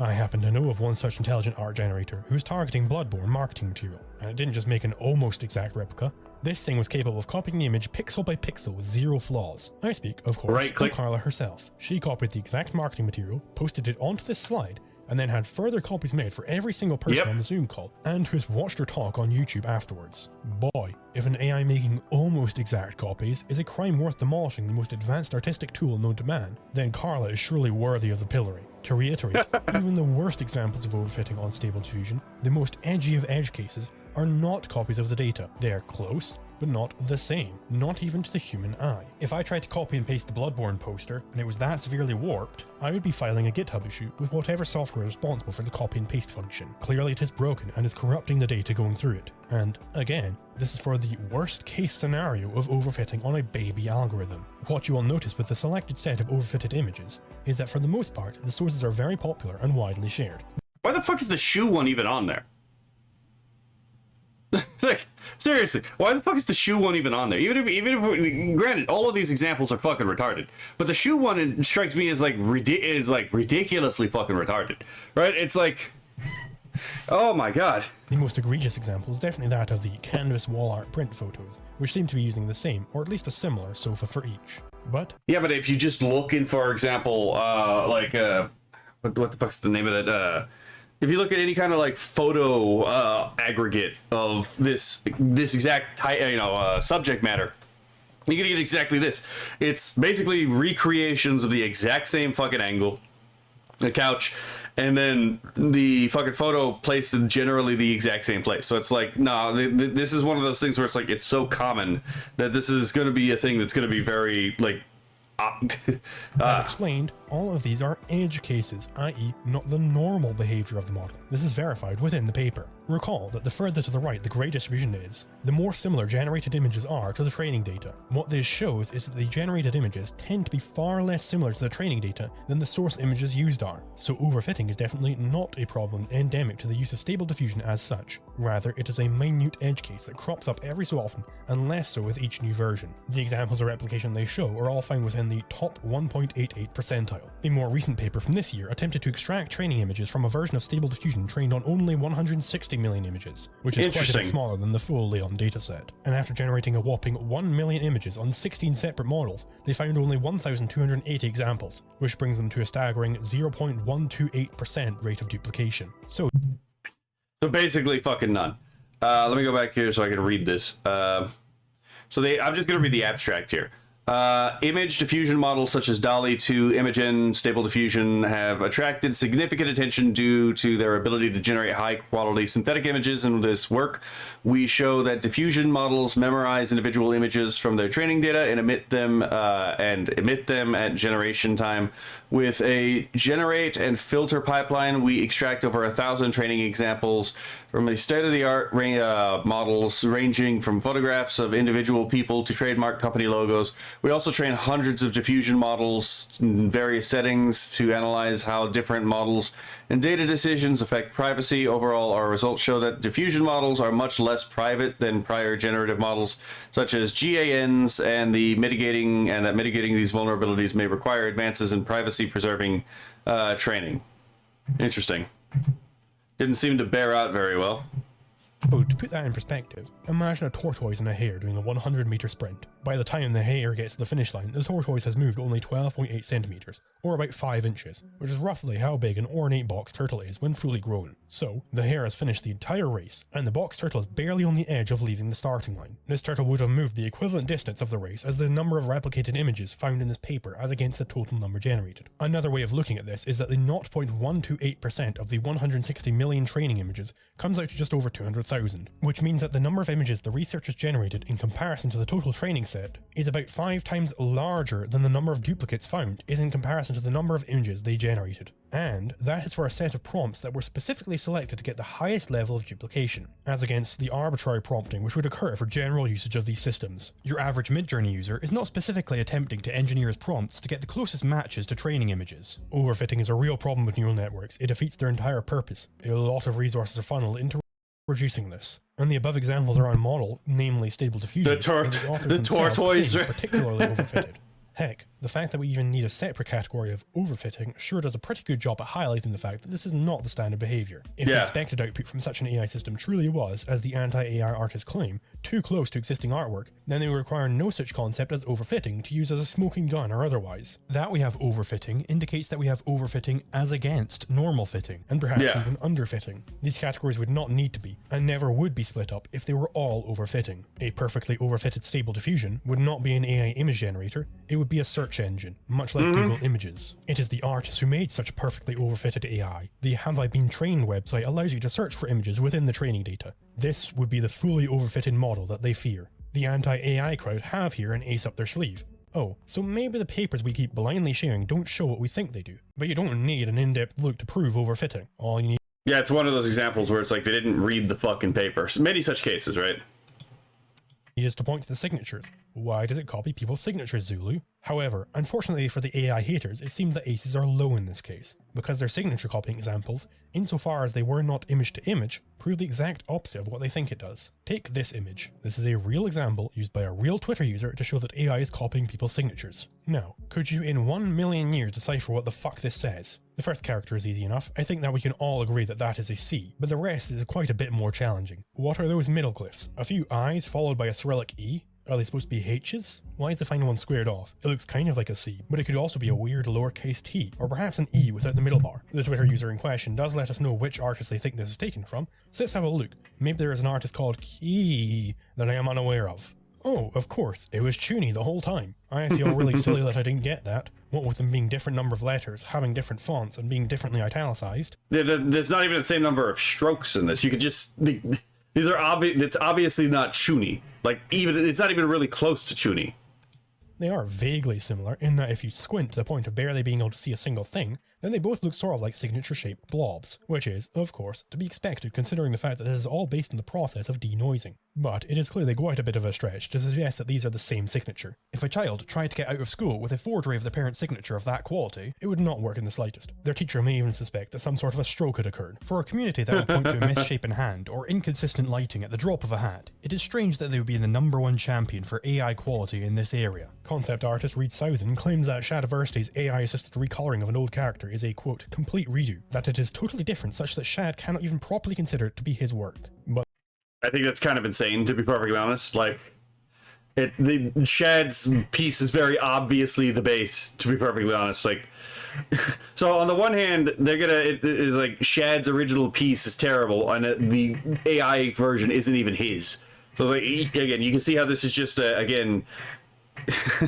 Oh my god, disingenuous people. This is clearly orders of magnitude more similar to the original than the garbled nonsense being interpreted as signatures. Again, the anti-AI crowd have selective vision when it comes to pointing out flaws, similarities, etc. This is a complete redo, and AI art's plagiarism. This is clear doublespeak. A far stronger example in this count is that of Getty Images' watermark being emulated by Stable Diffusion outputs. At least here you can tell that it does indeed vaguely resemble the Getty Images watermark, but only because this watermark is so ubiquitous. Are we to believe that there is somewhere on the Getty database a stock photo of conjoined twin footballers with a severely broken leg? Certainly not. If I were to Photoshop an image of footballers into such an abomination, and then scribble a quarter-arsed Getty Images watermark over top, would I be plagiarizing from them? Surely not. Not even if I directly copied stock photos that they had captured. After all, they do not have an artistic monopoly on photographs of footballers, or weddings, or anything else. Of course, Getty are not making the plagiarism claim. They are attempting to make the far harsher theft claim, which was debunked above, rather than attempt to negotiate a license with Getty Images for the use of its content. And even though the terms of use of Getty Images' website explicitly prohibit unauthorized reproduction of content for commercial purposes, such as those undertaken by Stability AI, Stability AI has copied at least 12 million copyrighted images from Getty Images' websites, along with associated text and metadata, in order to train its Stable Diffusion model. But so then, obviously, if you want to know why it can recreate the Getty Images logo, maybe it's because it has 12 million fucking samples, right? Of course, I had to also copy that image to my computer to read the legal complaint. You had to copy it to your computer to see it on your screen. The Verge had to copy it to their service to add it to their article, and everyone who's read that article has copied it also. At no point in this massive chain has anyone done anything to violate the rights of Getty Images, nor has anyone plagiarized some artistic creation of theirs. Indeed, on the surface, this is another clear example of overfitting, but as explained, that you can find instances where a neural network overfits does not establish that it overfits as a matter of operation. In fact, again, yeah, as he said earlier, it's like an overfitting and underfitting imply a proper fitting range, right? Getty Images neglect to include any of the prompts used within their legal complaint. If they prompt with something like Getty Images photo of footballers playing, one with a red shirt, one with a white shirt, then this would certainly not be some gotcha moment against the AIs. They would be getting exactly what they fucking asked for, rather than some overfitted image of a prompt for footballers. The anti-AI artist may here take a hardline stance against any amount of overfitting. Perhaps a single rotten fruit spoils the whole orchard in this case, but this stance would surely ignore the fact that man too is capable of overfitting in his own way. It is not uncommon to see a headline about some has-been musician suing a far more successful counterpart for utilising similar melodies or chord progressions. Drew Gooden highlights in his video on Yellowcard suing Juice WRLD post-mortem that whilst jamming out he accidentally mimicked a riff from one of his favourite artists. Yeah, the human brain is actually really good at remembering chords and like music in general. So like, yeah, this is the thing that repeatedly happens. It's like, oh yeah, you may have saw an artist hears something and then later recreates it, not realizing that they've heard it, that they got the riff, the music from somewhere else, and then all of a sudden it's a copyright violation, right? Even though they didn't intend to do anything, they legitimately thought that, you know, this is a thing their brain came up with. Certainly nothing completely unique under the sun when it comes to art. It is impossible for every artist to start from scratch and learn every method, technique and motif on their own. For a song to be recognised as being in a given genre, it must adopt certain tropes of the genre. The same goes for painting, pottery and cinema. You would not begrudge a horror director his orchestral stings, so why begrudge an AI image generator the various methods it has learned from studying human art? A commonplace argument popularised by Stephen Zapata is that the only ethical way to train these models is by first obtaining consent from the creators of the training data before using it. I don't believe that, because I can literally just reference someone else's art in creating my own art. 12 million samples of cheesecake. Oh, shortcake, right? But yeah, it's like this is obviously bullshit, because it's like I can go and I can look at other people's art and like, okay, I like this pose. Oh, but hold on, let's see. I like this frame more, and I can take different pieces from other people's work and then recreate selectively different elements from other people's work to create a composite, and that's fine. The person may complain about that, but there's nothing morally wrong about doing that, right? So it's like, this is obviously completely bullshit. This is not a legitimate complaint. I'll address this from three directions. 1. Is this an apt use of consent? 2. Was the training data taken by and large without consent? And 3, is it immoral to train an AI on data acquired without consent? No. First, we have to be precise by what exactly is meant by consent in the argument that AI systems require consent from creators of the data in order to be ethical. Just about every commentator on this topic accepts wholesale the notion of an intellectual property right, which is entirely fallacious. It has been established already that you're not stealing anything from anyone by copying some data that they originated. Theft is simply not an apt concept to apply to AI image generation. On this, it is not unreasonable to expect that consent is also being used here in its legal sense. That is to say that artists don't consent to having their work in a set of training data is analogous to saying that a woman does not consent to having sex with a back alley bum. It should be... To be fair, this is an actual apt comparison, because there are so many people who have tried to latch on to the... there are actually a number of people who've been trying to latch on to AI as rape because they don't ask for consent, right? But it's like, I didn't need your fucking consent to reference the things you've made. Absolutely fucking not, right? This is not an apt comparison. You are just defining the word consent in such a way to devalue the meaning of the word rape, but I digress. Be clear where the disanalogy lies here. In the first case, the artist is not deprived of anything. In the second, the woman is deprived at least partially of her body, which she owns. Thus, the argument trivially falls when consent is used as a legal term. So to strengthen it, we may use a broader notion of consent. Namely, that consent just denotes some sort of agreement. We can make this concrete by saying that consent is communication of one's will to another party, where will means the aim that is sought through purposeful behavior. This definition of consent does not fail when applied in our argument. It is certainly possible, and perhaps... I mean, it's a pretty precise definition. I quite appreciate that. Even plausible that a person would create an image which they do not want to be used for AI training, and which they have not communicated any sort of desire for it to be used in that way. Which brings us to our second question. Was the training data for these models taken by and large without the consent of the creators of said data? The common argument used by my pro-AI compatriots is that if they use the services provided by the various big tech platforms, then they will have scrolled past and clicked I agree to the terms of service that allows said platform to collect and sell their data. Yeah, I actually think this is a bad argument, but again. This argument suffers from a fairly major flaw, in that as far as I can tell, the largest database used to train these models, which comes from Leon, were not generated by purchasing a bank of images from companies like Google or Facebook. Rather, Leon analysed common crawl data. looking for images with alt text which they then save a URL for. Common Crawl, as the name would suggest, got its data by crawling the web, using bots to download and save websites. I may be wrong about this, not being an expert in the inner workings of large dataset generation, and if this crawling does indeed fall under the terms of service agreement, then indeed artists don't have much of a leg to stand on here. I will proceed for now under the assumption that the terms of service agreements do not cover this use, because even if they do, it is questionable whether clicking I agree to something that you have not even read constitutes consent in the first place. That's the main rub right there. It's like, what does it matter that like you've clicked I consent, but you didn't actually fucking read the thing, right? You shouldn't be clicking I consent to stuff you don't read in the first place. But let's be fair, we all do this just because it's easier, right? And the fact of the matter is that like none of us actually agree. Right, we click agree mostly just so we can use the site, because the site is hidden behind that little checkbox. But in factual reality, the vast majority of us don't actually agree. We AI advocates can safely ignore this question, because there is a far stronger argument to be found here, namely that the artists who are complaining about this all post their art on public platforms. Otherwise, Common Crawl would not even find it. It is ludicrous to suggest that by posting an image on Twitter or DeviantArt or some other such platform, that you are not communicating your will for it to be seen on the internet.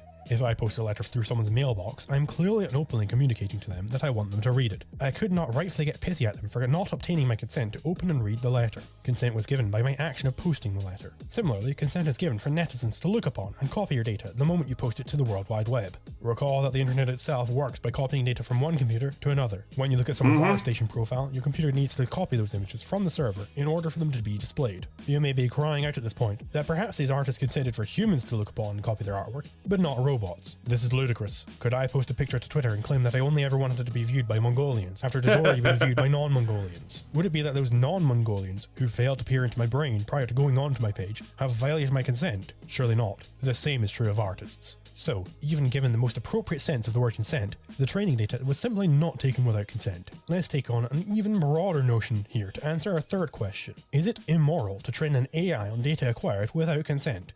No, it is not. In fact, actually, it is entirely moral to, again, train yourself and then train other things on just whatever exists that you have sensory access to. I don't. This whole idea that you need consent to be trained on something is fucking ridiculous. We can loosen our understanding of consent even further on this point to account for this ex-post revocation and pissiness about its use. The artist here is getting angry after the fact that a computer program has learned from their art. Would it be right for them to get similarly angry at a human doing this? If I go to an artist's Twitter page and enjoy their art style, would it be wrong for me to try and emulate it? Certainly not. Nobody has or can have a moral claim to a monopoly over a given technique or style of art. Musicians sample the work of previous musicians, painters repaint earlier paintings, and architects build upon prior established motifs. This process of emulating and building upon a prior body of artistic knowledge is crucial to the process of creation. Yeah, because like if you could own a technique, then that would absolutely cripple any kind of cultural production whatsoever. Polar Science provides us with a syllogism for why the explicit permission of artists must be granted before their work is used to train an AI. Those who develop AI should do so in the most legal and ethical way possible. AI systems and the value they create cannot exist without the data of artists' work. Therefore, artists should be compensated and permission should be granted before their work is used. So this violates the law of the excluded... Okay, so this seems to violate the law of the excluded middle, because we haven't actually explained why premise 1 and premise 2 together lead to the conclusion. On its face, this argument is simply invalid, meaning that the conclusion simply does not follow from the premises. Even if we grant that AI should be developed legally and ethically, and that AI systems cannot exist without prior work from artists, the conclusion does not follow. To highlight this, consider this syllogism of the same form. Those who develop AI should do so in the most legal and ethical way possible. AI systems and the value they create cannot exist without mothers giving birth. Therefore, mothers should be compensated and permission should be granted before any work is used. The issue here is that there is a missing premise that Solar is, perhaps not maliciously, trying to sneak past us. One such additional premise that could make this argument valid would be that it's unethical or illegal to develop AI systems without compensating and obtaining permission from people who are necessary for the AI systems and the value they create to exist. Yeah, I don't think Solar Sands left that out because he was being malicious. I think he left it out because he's a bit of a fool, to be perfectly honest. If this was true, it would make sound both the mother's case and the artist's case. but this would be far too broad in my opinion to capture what Solar is trying to get across. Thus I can go for a far more narrow snuck premise that it is unethical to train AI on data whose progenitors have not given permission and been compensated. Now, I think I've made it clear why 1, it is not the case that it is per se unethical to use data that has been generated by others without consent, and 2, that it is the case that artists do in fact implicitly consent to such uses by posting their art online. Think of the pro-Mongolian artists from before. So this premise is falsified, thus eliminating the conclusion drawn from it. So in all 3 counts, the consent argument against AI image generators fails. But Solar brings up an interesting point here, namely this notion that given human artists are required for the tech to work in the first place, that they should therefore be compensated and have their jobs protected. This brings me to the job protectionism argument, which represents the true nature of this ethical AI which is touted by these people. Easterbrook on the Lucid Pixel podcast states the point as follows. Okay. One eternity later. Ethical, we don't have to compete with it anymore. That's the only way it can be ethical. In my opinion, the model of an ethical AI is one that is for the user and the user only. And if that's how it's used, then it's no longer us competing with any entity that stole our art. It's just us using it in the lab, just like Kelsey said, which is really staying in my mind. Using my own art, generating from my own pool of art and whatever else I want to add into it from free images, and then using that as kind of like a lab experiment to see what I can come up with for myself individually. Sam. So again, it's not that in theory AI art is entirely bad. It's more along the lines of like the way you're using AI art is bad. Because then, again, you're training it off of my stuff, but it's like, if you're a good artist, I'm probably going to train myself off of your art anyway. So it's like, but also the whole hatred of competition thing. It's like, yes. I shouldn't have to work to earn my living. I hate these fucking people. Yang concurs. When like Midjourney first came out, like what was your like initial reaction to it? I thought it was like a gimmick. Like I think me and many other artists, like they see this thing and it's like it produces an almost abstract looking kind of scene that's like it doesn't really represent too much. Like you can kind of see hints of representation in there, and you're like, oh, it's cool. This is sick. You know, this is like a little gimmick that people can do to make like cool pieces. And then like next thing you know, it just gets more and more representational, gets better and better, and and it starts to become like, oh wait, like they're trying to replace artists with this kind of technology. This notion. That's not the goal of Midjourney. Right? And like again, this goes back to the whole inability for the left to actually simulate their enemy's worldview within their mind, right? To simulate the psychology of the people who disagree with them. But no, that is not the purpose of Midjourney, is not to replace artists. That is objectively not the case, right? The purpose of Midjourney is to democratize artistic production, right? The ability to replicate what an artist is able to do and give that a capacity to the larger masses, and also to the very artists who are allegedly going to be replaced, right? And you want to guess who's going to be better at using that thing if they actually knuckle down and do it? Probably the people who are already classically trained in art, because they're going to know what exactly it is they're looking for, and they're going to spot the problems, and then they're going to be able to actually figure out how to word their way into the prompts, right? I legit got scared when he got back. Sorry about that. Yeah, I have a bad habit because my footfalls are actually really, really quiet. I don't do it on purpose. But because my footfalls are actually really quiet, I've on multiple occasions at work and at family gatherings freaked the hell out of people by just popping behind them when I think I'm not being all that I'm not trying to be sneaky. I'm just like walking behind them, and all of a sudden like someone freaks the fuck out about it, and I'm like, calm down, my guy. Right? I wasn't exactly trying to be quiet. It's just you didn't hear me, right? Boo Huckley says, Power World is so good. Nintendo don't keep spellcasting my copyright or my brand damage or whatever nonsense. The Eternal Seed. Yeah, exactly. That's actually a good point that I never really drew. Like it never really crossed my brain. These artists are kind of acting like Nintendo, right? It's like, yes, there's a vague similarity between what you've done and what I've done. Therefore, you must have violated my copyright, right? You violated my intellectual property. You've stolen from me. Whereas like, no, we may have borrowed from you, but even then, that's not stealing. It's that's actually, I'm going to use that from now on. That's a thing I've never actually thought about drawing comparison to. Redoubled by Lois Van Baal. when she explains that she only started to have problems with the AI image generators after they got good. Again, after they got good. Oh, interesting. The last guy said, oh yeah, it's just a gimmick, and they're like, oh shit, they're gonna replace us.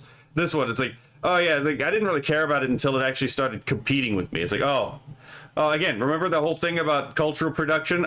That's my entire point. It's not even just about the money. It is also about the cultural production. They're gonna lose the capacity to control what cultural message gets pushed because of this shit. Especially if we all start like home genning and home labbing. I thought it was very low quality pictures that came out of that, so I thought it was very innocent.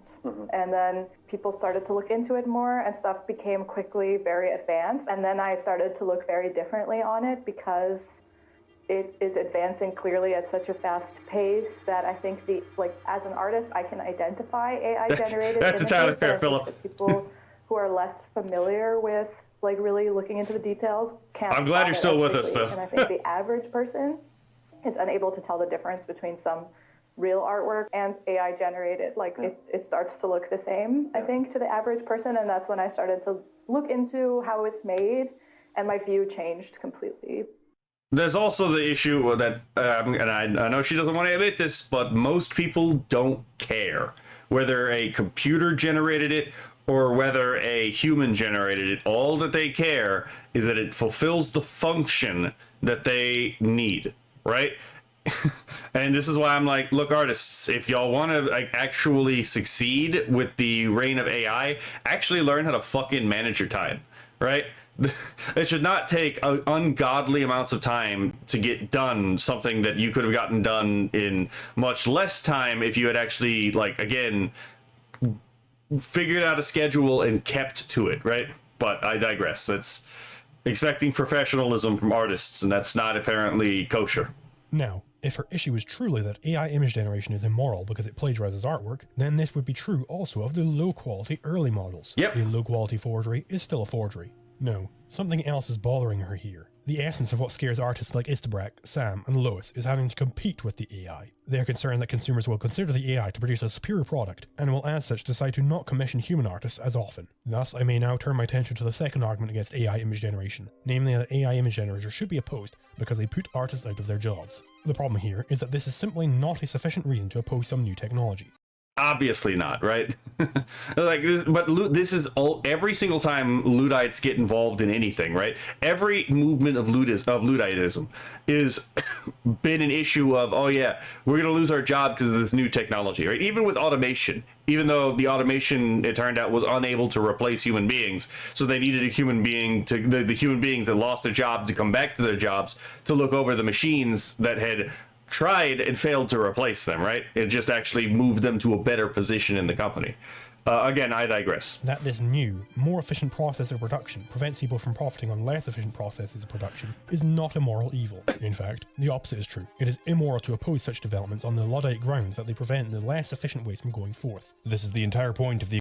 Yes, because ultimately speaking, when I'm paying for something, I am spending my time, my product. Again, I've explained what different kinds of payment are for in general. I'm not going to go into that, but if I'm being paid hourly, I'm paying you I'm paying you with my time for, if you're an artist, the commission, right?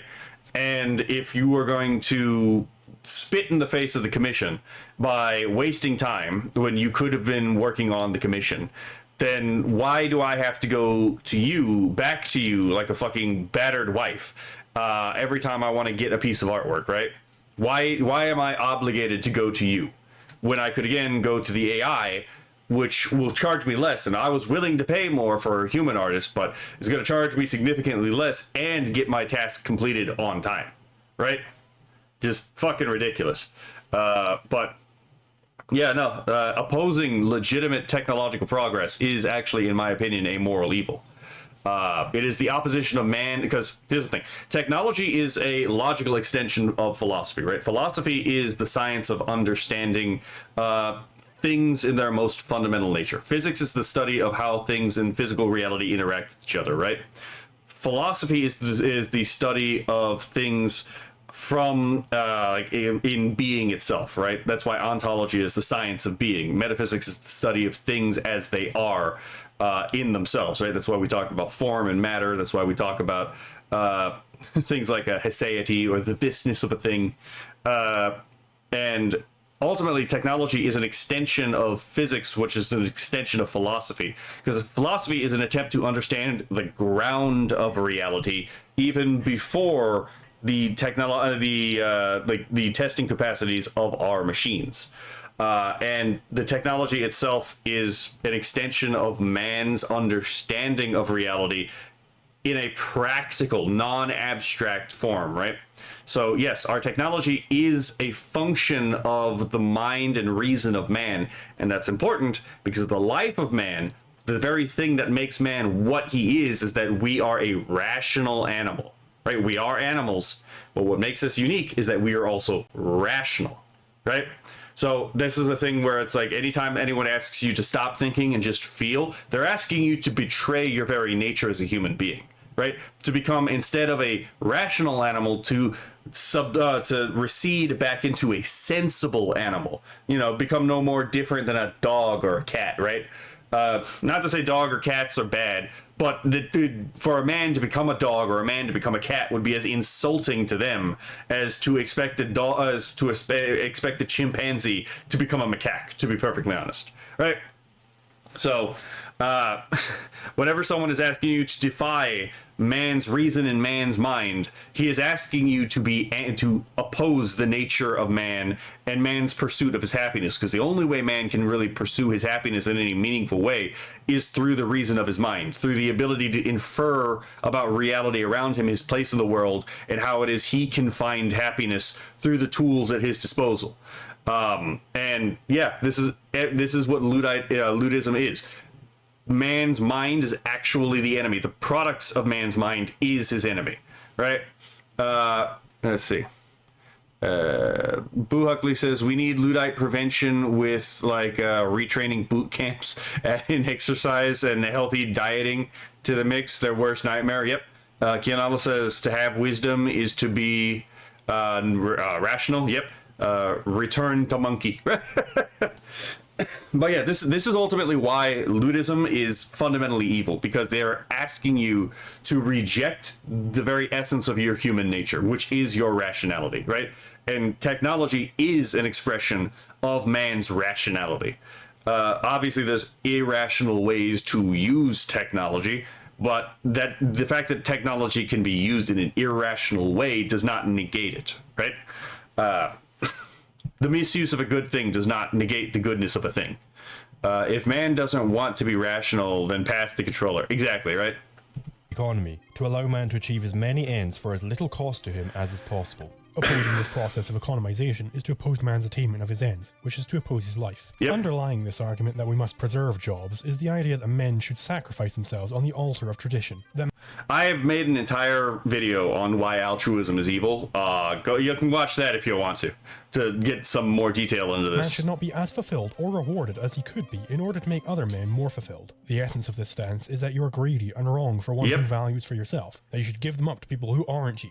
But why exactly is it greedy for you to want the values that you produce, but not for the people that you give them up to keep them themselves? If it is greedy for John to hold on to his wealth, why is it not greedy for Sally to hold on to it when John gives it to her as an altruist would expect? There is an answer to this, namely, you are not deserving of those values you produce because you produced them. This is a logical requirement in order to get the altruistic worldview to actually function, and altruists don't like hearing this because they actually can't explain why it is that when producer is asked to give to the unproductive, it is right for the unproductive to actually hold on to what the producer produces, right? They cannot come up with the sensible response to that critique because it is actually implied in their worldview. The producer does not actually own what he produces. He must give it up to someone else.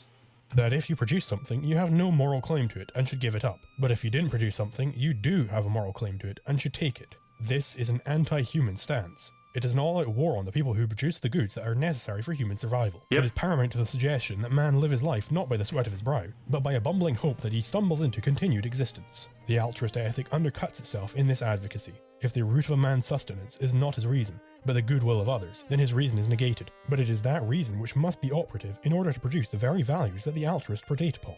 Yep, and this is one of the things that This is actually one of the things where it's like rationalism is irrefutable for one very simple reason.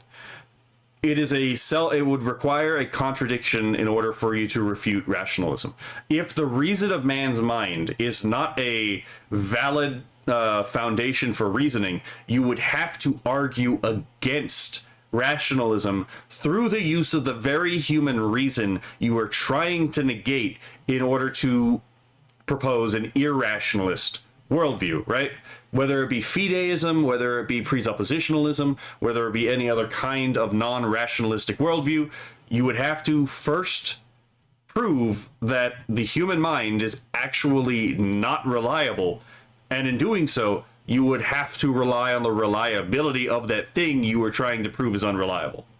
So, if that sounds like it's self-defeating, it's because it literally is. So quite there are other worldviews that are completely self-defeating, like, for example, verificationism. The idea that, like, the only meaningful statements are those that can be scientifically verified, right? Or empirically verified.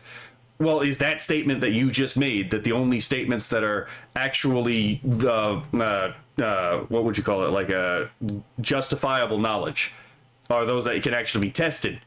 Is that actually testable? And the answer to that question is no. That statement is not testable. So because it doesn't even stand up to its own epistemological criteria as an epistemological theory, we could just toss it out because it just fails its own test at the gate, right? Rationalism doesn't suffer this issue. There are other worldviews that don't necessarily suffer this issue as well, but this is why I prefer rationalism, is because no matter what your worldview is, you first have to begin with the idea that the reason of man's mind is legitimate. It is trustworthy, right? Because if you try to argue otherwise, then you have no way to interact with or navigate the world, because the way you navigate the world is through the mind of man, through his reason, right? It's like, what good is divine command theory if you just negate the right of man, or the reason of man, right? And it's like, it doesn't matter what God commands, if there is a God, right? If man's mind is irrational, because he won't understand the commands. It's that simple, right? So even any of these worldviews that you try to posit, if rationalism fails, then you don't have any ability to really interact with the world of that worldview in the first place. Because again, your capacity for understanding is hypothetically just shot right out the gate, right? How do you interact with the moral landscape of deontology unless you have the reason of man's mind, right? How do you interact with the commands of God unless man's mind and his reason is trustworthy to interpret the commands of God, right? How do you deal with, again, let's come up with another one, like virtue ethics? It requires the reason of man's mind to be valid as a source of inference, right?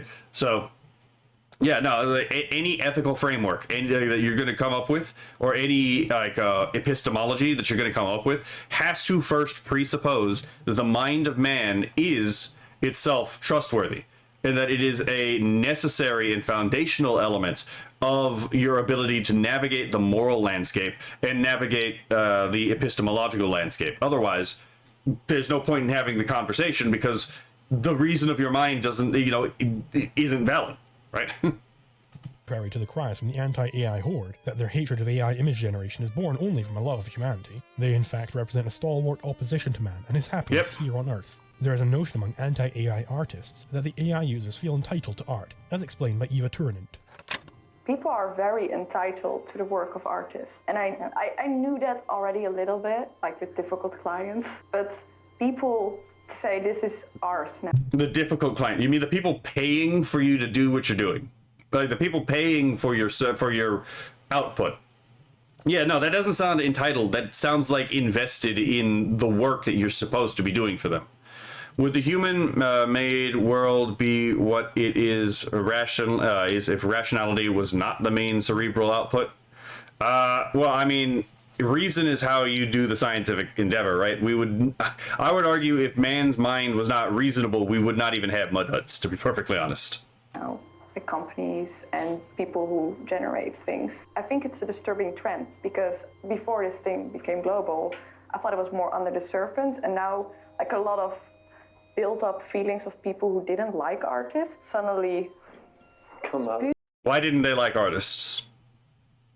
Seriously, why didn't they like artists? Was it possibly their customer service? Was it their unreliability, to get projects out on time? Was it complete unprofessionalism while carrying a mask of professionalism? Tell me, why did they not like artists? Does it have anything to do with people like Kirsha having to wait 6 fucking years for something that they commissioned? Right? Like, I don't think these people really want to introspect on this part of the question, right? But it... Boo Huckley says, I'm glad the first rational man didn't Minecraft himself. Yeah, can't be both the first and also the only first means more otaku-san, right? It is the exact opposite of this notion, which is true. It is the artists who are complaining about job losses who feel as if they are entitled to the money of other people. They cry, preserve... Thank you. Fair fucking point. Right? Again, they want to say that we feel entitled to art, but it's like, we're not taking from you in any way, shape, or form by using the AI art. In fact, you have to come up with all these hoops to jump through in order to justify your claim that we're actually taking from you. You, on the other hand, do demand our money if we want to have art, when it's like, no, we actually now have a means to bypass you entirely because you won't do your fucking job. Of our jobs, without consideration of who is to pay for those jobs. The artist is not owed anything by anyone. People will commission them if that is something they want to do. Your failed business model is simply not my problem. The artist has no moral claim to the hard-earned cash of art consumers. In the terminology of the immortal Basquiat, they focus only on the seen, but ignore entirely the unseen. Diverting funds towards protecting the jobs of artists means that those funds cannot be spent elsewhere in more productive work. Exactly. And again, that more productive work could be a lot of things. Like, for example, let's say that we can actually help to become more efficient using AI for, like, workspaces, right? Kirsha's case is supreme. Exactly, right? Let's hypothetically say that, like, the whole idea of using AI to help, increase workflow, just generally among various businesses actually works, right? Maybe if we can actually use that to save money and to potentially increase revenue, right? Maybe some of that money can actually be used for some of the things that the left might say that they want, right? Maybe, for example, increased conservationist efforts, right? Here's the thing. Funny enough, when our taxes go down, Americans become way more generous. We're already, as the Europeans seem to found out, and the Japanese have found out after coming over to the United States for, the soccer tournaments, right? They've already found out Americans are actually the most generous people in the world, right? It's not even fucking close. Americans give way more than any other even per capita, by the way, than any other country on earth, right? We are objectively, as Americans, the most charitable people on the planet. And the thing is we actually do know that Americans give more when our taxes are lower. We would actually have more charity come from the United States, legitimate charity, if we actually lowered taxes by quite a bit, right? So again, all that money could be, they want to harvest all this money for taxes. They want to harvest all this money to keep to get more money for the artists. When if we actually just fucking lowered the fucking taxes and we actually, again, used AI to say, to save costs, maybe a lot more of this money would go to, for example, feeding, again, setting up asylums for the people who need it, right? Or possibly, for example, increased conservation efforts, not environmentalism. Conservationism, environmentalism, two very different things. Environmentalism is environment first. Conservationism can actually be human first. A lot of conservationists are hunters, right? They don't want to preserve an animal species necessarily just because that animal species has the right to exist. Animals don't have rights, by the way. But rather because they want their particular sport that they enjoy doing to actually continue to exist. So they're incentivized to give to the conservationist efforts, right? So again, there are actually good things that happen when you're able to actually both increase revenue and save money. But anyway, I digress, right? Because that money can be spent elsewhere. What wonders of innovation would they have us deprived of? Perhaps the cure for Alzheimer's would be trivial for an AI to come up with. Sorry, Grandma, no remembering your children today. Somebody on Twitter wants to be able to draw pictures for a living. This worship of full employment is simply nonsense. It is the hunter-gatherer society where every able-bodied soul is employed in the task of surviving. It is precisely the mark of a more advanced society that man is able to enjoy more leisure time. The hunter-gatherer may be in some senses more happy than the person in the city, right? But on the other hand, it's only the people who live in the city who may even dream one day of setting foot on the moon, or one day their descendants actually traveling the stars and conquering worlds and setting up, domains far beyond the imaginations of early Neanderthal, right? There's not to say that the life of Neanderthal isn't worth living, or the life of the Maasai isn't worth living, but at the same time, again, like, there is a trade-off, a cost-benefit analysis here. You, as man currently now, right? Even if you are just even if you're just a lowly worker in a factory, right? You are setting up the basis for the future of man to become a stellar society, of an interstellar society. No matter how, again, that is what you yourself right now, by having children, by raising children, and by actually, again, feeding the economy, and by working or various jobs that you're doing, you are actually laying that groundwork, right? You are the foundation upon which the stars will be colonized. So there is a bit of a trade-off here, right? Keelan says, I personally like to round up when I'm at a fast food restaurant or at a store. It's often used for charities, but it's mostly because I don't want to deal with change. Precisely, right?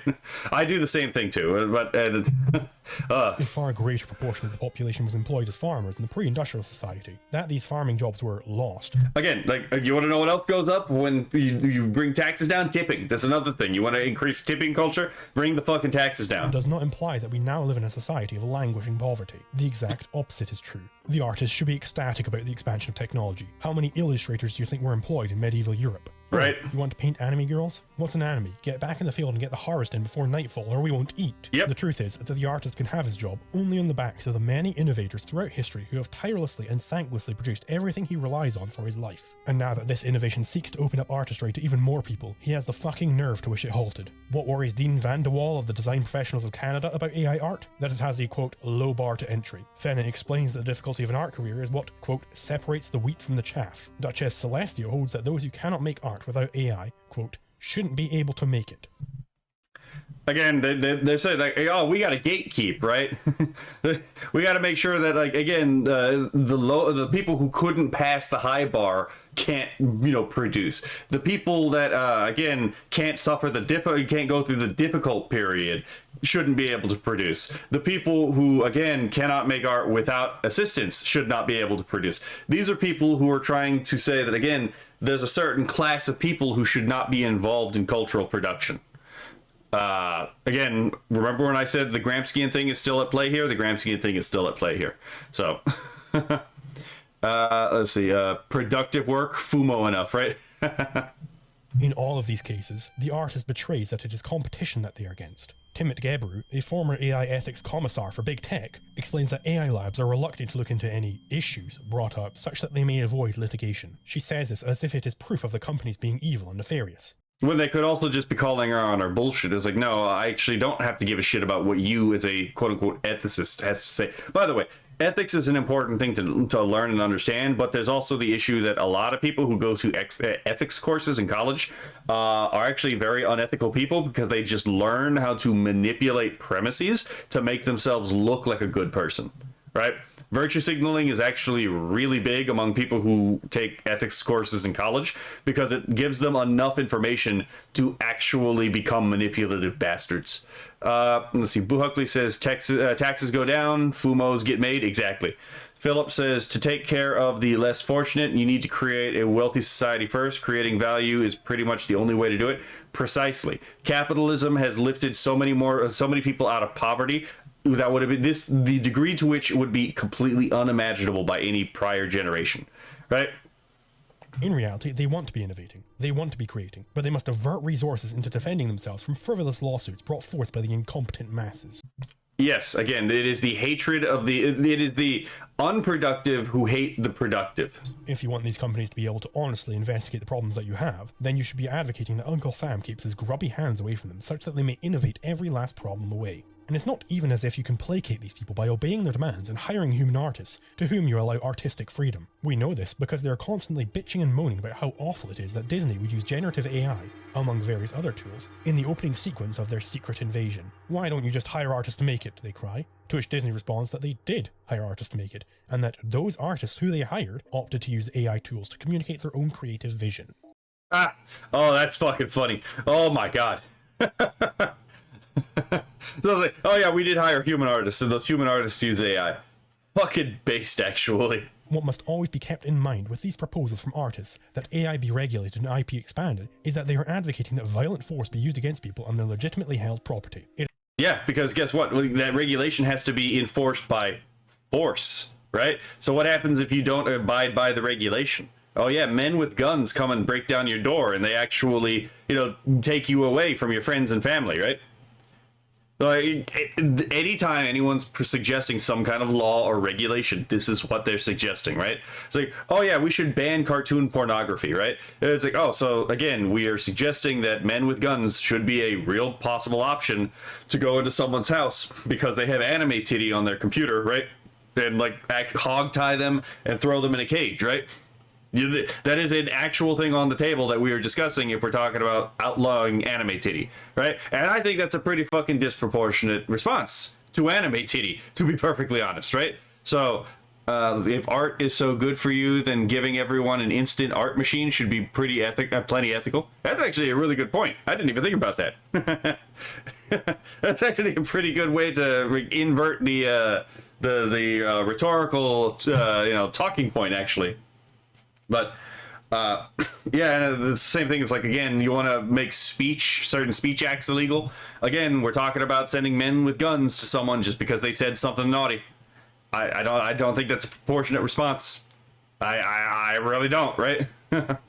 It's far too easy for someone to sit back and cry out that the nebulous business world be prevented from using their AI algorithms as they wish. It is not quite so simple as this. A business has no existence unto itself. It is rather an association of individual people. It is these people who the anti-AI artist advocates violence against, in limiting their ability to use their own minds and properties in ways that they see fit. This is another good point that I think people forget, is like when we're talking about violence against collectives, any collective, there is no collective that exists in and of itself. Every collective is made of individuals.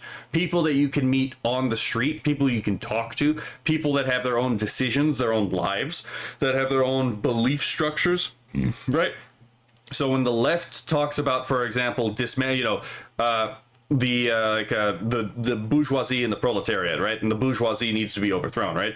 Every single one of their identity class Marxist groups, whether it be radical feminism, whether it be fucking critical race theory, whether it be classical Marxism, whether it be queer theory, all of these people that they seek to destroy are real human beings, right? In the case of radical feminism, they want to destroy the patriarchy. Well, the patriarchy is made up of men, right? Real human beings, men who have their own lives, their own desires, their own like plans in life that they want to dismantle, right? The same thing that happens with, like, for example, like the whiteness. Well, guess what? Those whites and those, again, like I guess you could call like coconuts, those like, other thing outside but like white inside, i.e. the enculturated people, the people who took on quote unquote white culture. Those are human beings too, right? They are just as human as you are. And these class conflict ideologies work by getting you to forget that the other person you're talking about, that you're saying needs to be destroyed, is a human being with the same nature as you, right? It's the whole point of the polylogism, is that you can't think like them, therefore there's no reason to talk to them because you're not really the same species as them, so you don't have a shared interest or a shared commonality in cognition. But yeah, so that is just a little complaint about Marxism there. But it goes the same thing here, right? It's like, oh yeah, the corporations are to be destroyed. It's like, I hate to tell you this, but like that corporation is made out of real human beings. Real human beings that actually could very well be hurt by you getting what you want, right? Same thing with like any other kind of free association. But I digress.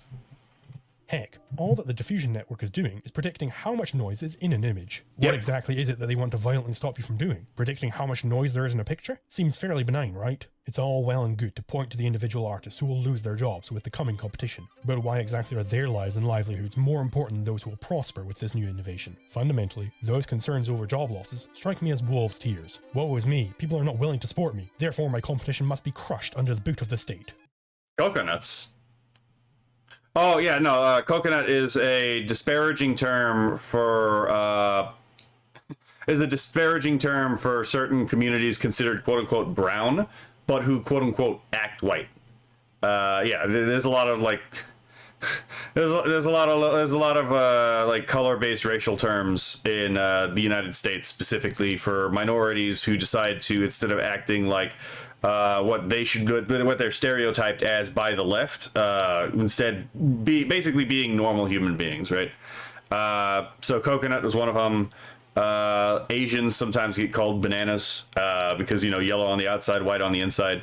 It's all really stupid shit, to be perfectly honest. Moreover, the restrictive policies that are being advocated by these people in the name of artists are not a universal benefit. Rather, these policies, like all protectionism, benefit the least efficient producers of art at the expense of everyone else. Both those consumers and producers of AI art are robbed of their mutually beneficial agreement, such that the less effective artists are satiated. We may also tease out the true nature of the anti-AI claims on this front by applying their arguments to human artists. If it is immoral for one to produce AI art on the grounds that the AI is more efficient at it, it must also be immoral for more efficient human artists to make artwork. This hatred of yeah, I mean, that would be the logical conclusion, would it not be? Innovation and efficiency on the mantle of gerbs is nothing more than an advocacy of a race to the bottom. How dare Bob Ross produce that painting in only 30 minutes? It took me over an hour for a worse end product. Those of us who are bad at making art must Okay, that was a funny fucking video to reference. band together against the oppressive chains of the successful. If people who are better at making YouTube videos than I all stopped or kneecapped their work, then I could more easily rise in the ranks. It is selfish for them to prevent me from achieving this success.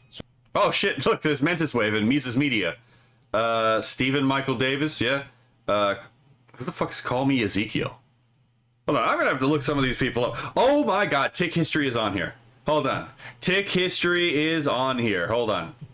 Let me. I do want to at some point react to a Tick History video. I just need to make sure that he's okay with like people reacting to his videos, because there are some videos where it's like he's fucking spot on, and oh my god, he's actually the guy who got me into some of this stuff, and I was like, oh shit.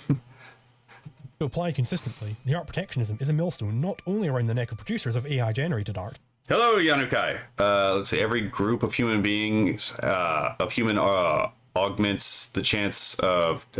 Every group of humans augments the chances of chimping out. I mean, I guess has the like I've talked about personally chimping out before, right? Everyone I think some point chimps out, but it's like still. Oh my god. But also of those more able human artists, all at the expense of the consumer of art. This is quite a high price to pay for the jobs of the least effective artists, and it is a price not being paid by them. The brilliant economist... Everyone else has to shoulder the cost of the, again, non-productive... Murray Rothbard called out this very same attitude when applied to protecting inefficient American firms from Japanese competition. Take, for example, the alleged Japanese menace. All trade is mutually beneficial to both parties, in this case Japanese producers and American consumers. Otherwise they would not engage in the exchange. In trying to stop this trade, protectionists are attempting to stop American consumers from enjoying high living standards by buying cheap and high quality Japanese products. Instead, we are to be forced by government to return to the inefficient, higher priced products that we've already rejected. In short, inefficient producers are trying to deprive all of us of products we desire so that we will have to turn to inefficient firms. American consumers are to be plundered. Yeah, basically, I agree with. I agree with this particular position. Like, there's other ways we're being plundered again by the managerial class and stakeholder capitalism, basically being the Western version of Deng Xiaoping theory, and that is a fucking essay that could be made, but you know, it's for another time. The same applies to our anti-innovation artists. They seek to reduce the standard of living of everyone else for all of time, such that they may stagnate and not have to improve the quality or efficiency of their work. And then they have the gall to point and label everyone who they drag down as uncaring egotists for not bowing to their whims and willingly bathing in the recession that is their professional lives. Of course, because they deserve, but you don't, right? They deserve all the things that they want, but you don't deserve the things that you want. The art protectionist hatred of wealth and prosperity is laid naked in their overt Marxism, as exemplified by Easterbrook. Mostly my issue with the ethical aspect is just my issue with like all of that excessive capitalism, consumerism kind of stuff. Where I want there to be more capitalism. I want there to be more consumerism. I want there to be less managerialism. I want there to be less stakeholder capitalism. I want there to be less fucking Gramscian bullshittery, right? I want there to be capitalism like we've never fucking seen before. I want to see capitalism to where like people we could actually again possibly start funding fucking space programs again. they're trying to monetize everything, and everything is just getting, you know, to be a little more tasteless. They tell us that capitalism is evil, and it is ruining everything. And of course, they therefore advocate for the destruction of competition and monopolization of ideas with IP. We're told by PhilosophyTube that what ethical AI really means is digital socialism, and that there is no ethical AI under capitalism. Thank you for censoring that. No one should have to be subjected to seeing that horrendous sight. Easterbrack is not alone on this panel with her hatred of human flourishing. This anti-profit message is redoubled by Adam Duff and Antonio Stapiertz in a discussion over fans sending them AI-generated art based on their work. And I should clarify that client who did that with my work was like completely well-meaning. It was sort of like they were actually excited about it as just an experiment of what's possible. Wasn't done maliciously, but at the same time, it seems like they hadn't considered how profoundly weird and unsettling that would be to the artist. I bet the guy who contacted you, Adam, just sort of, isn't this a neat thing I was able to do? This is absolutely a them problem. Again, we've already seen an example of an artist, the Iron Tiger, right? Fucking just already say it's like, hey, if you want to run this through an AI and edit it in any way, shape, or form, or use it as a basis for training, or if you want to animate it, or even turn it into a VTuber model with the new Leaflit AI, then sure, go ahead for it. He doesn't seem to think there's anything strange in it at all. If you were to do that with anything I make, I wouldn't find it strange at all. In fact, I'd actually be kind of flattered, to be perfectly honest, that you would even have the idea. It's like, no, this is absolutely just a fucking pride and vanity situation. Philip says, and we'll all end up in breadlines. Good Lord. Yeah, exactly, right? There will be, oh, I mean, to be fair, at least in breadlines, everyone's equal except for the, the ruling class. Let's see. There will be a workers' revolution, but on capitalist terms? Oh, I hope so. I really hope so. As long as it's not the pseudo-capitalism of stakeholder capitalism or managerialism, because those will lead to bad places precisely because, again, those are just how the communists figured out how to subvert capitalist ideas to their own purposes. Deal with it. He's a fellow artist. He's actually an artist that, he did it innocently. And he said, well, I'm not monetizing this or publishing it. I just wanted to show you what I did, right? To Adam's point, it's like as long as it's not monetizable, because you say, Adam, like, it's diluted, that's all fine, as long as people are not able to profit off of what you created. Because if they're like, oh, we can take 20% Adam, 10% Steve, and 30% Hardy, even if it's very generic, that's my main issue actually with this AI art. The general public loves it. So what if what if a human being does exactly that? Hold on. What if a human being studies your art and then makes a piece that is 20% Adam, 10% Steven, and 30% Hardy? Is that wrong? Because I don't see why that would be wrong. So if it's not wrong for a human being to do that, then why is it wrong for an AI to do it? And if it is wrong for a human being to do that, why is it wrong for them to do that? The only thing I could possibly come up with why it might be wrong for them to do that is, again, the competition argument that you were making earlier. So it's like, no, I don't buy this. I don't buy this at all. They really don't care. They love it. So it's highly monetizable. They don't know the difference. They love the dopamine hits. They're consumers, literally. So as long as it's not monetized. By the way, again, it's the whole idea that, like, consuming is somehow evil, right? By the way, in order for them to actually make a living, they have to have consumers. They have to have customers. People to, and I quote, consume their products. This is the way that they actually think about their clients. They do not think about their clients in a dignified way. They think about the people paying them as effectively rubes to take advantage of. So. Well, sure. It is quite frankly rich to hear the art protectionists speak as if they love humanity and human flourishing, while so clearly hating any sort of profit. What exactly does their ideal society look like? One where no man is allowed to profit unless the sacred creed of mystic art sages says that he's allowed to. This is absurd. Again, keep this fact in the front of your mind when confronted with such arguments. They want to use violence against you for creating art with your own property, and for trying to improve your own standard of living by yourself. On their view, it is actually evil for you to dare to better yourself. You should rather live your life in total sacrifice to the Cronenberg monster of art. The Marxism is not contained within this group. Timothy Gebru makes sure to stuff ample references to the exploitation of the workers and the oppression of the lower classes whilst discussing AI ethics. Yeah, you gotta remember, like, the god of Marxism is very much the collective of all mankind, right? That is the thing that the individual identity of persons must be sublated to, is that the idea in Marxism is that at the end of history, what will end up happening is that individual identity will be sublated to the identity of man as a collective, as all of mankind as just cells of a collective body, right? Which means that you don't have any function of existing outside of the will of the collective. So it's an evil and malevolent worldview. She makes sure one wherein the life of man is instrumental by its nature. To inform us that technology is political. Of course, we just need to make sure that we are inserting the correct politics, read Marxism, into these AI systems. They have no principles of opposition to AI image generation. They just want to be the ones in control, rather than the actual producers, the actual fountainheads behind this technology. Carla Ortiz tells I love how he, like, again, uses the fountainhead, text by Ayn Rand, right? That we should be kind to individuals, ruthless to corporations. From where does she derive this ethic? She was kind enough to tell us. So when we're talking about individuals, there has to be a kindness to it because they're driven by their passions, they're human, they might not understand what's right, what's wrong because their frame of mind is completely different, and that makes sense. But a corporation as a whole is still a combination of people driven by profit motive. Okay, so she acknowledges that a corporation... Hold on, that sounded like a mid-30s single woman at a sperm bank. Oh, that's a horrifying thought.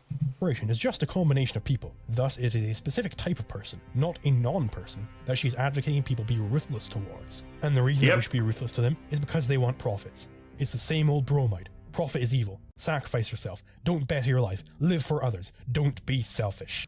Because if you're selfish and you better your life, well, then you're going to lose your revolutionary spirit. It's actually that simple. Right? If you ever wondered, again, we covered this in the NFT episode where we showed how actually people made a lot of money, legitimately making good art and being paid very fucking handsomely through NFTs, right? Which is why the NFT market is still around, contrary to what a lot of people will say.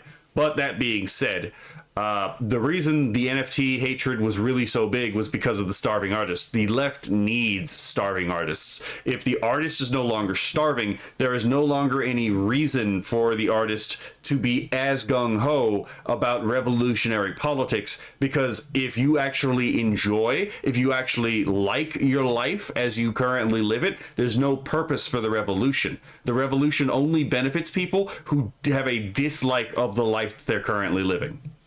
How much more can they subvert capitalism until they to become capitalist, communist to capitalist gender bent pipeline? Good lord. This attitude is also plain to see in the protectionist big gotcha against Stability AI, creators of Stable Diffusion. A large portion of Zapata's video on the topic is dedicated to explaining that they are a for-profit company using the cover of a non-profit to launder data for use in their AI programs. These people say for-profit as if they were spitting venom. The start and end of the argument is that Stability AI is profiting. This is supposed to be more than enough to demonstrate that they must be evil. Evan Conrad, an artist who is personally involved in... Yeah, again, because they just assume that you think because of cultural Marxism, right? The cultural influence of Marxism on, like, basically everyone is that, oh yeah, you're going to assume that the corporations are evil. And yeah, some corporations are evil. But at the same time, just because you are a corporation does not mean you are evil. There needs to be more. There needs to be context to justify that assumption. The Silicon Valley AI developer sphere claims that the motivations of the AI developers are entirely pure. Steven has this thing in his video that I think maybe misunderstands what all of these things are. A lot of these projects are not made by like standard moneyed interests. They're made by people who legitimately think they are building utopia. And I'm relatively... Distrust anyone who says they're building utopia, by the way. There is actually a subset of people working in technology who believe that they are essentially participating in the dialectical process as well, right? Like the transhumanists ultimately believe that man will be able to overcome his weakness by becoming a Superman through the use of technology. But, you know, as I've covered beforehand, the attempt to create a Superman is ultimately a cosmic suicide because you cannot change what man is without first destroying that man is in the first place, right? Because you cannot change a thing's essential nature without destroying it and making it into something else. On the other hand, there are the singularitarians, those people who believe that technological progress will continue exponentially into the future without end, and eventually will create the singularity, or an omega point, a self a self-exponentializing, intelligence born from machinery that will eventually have total control over all physical processes in the universe. Essentially, the idea of the Hermeticists that the ultimate goal of man is to recreate God, right?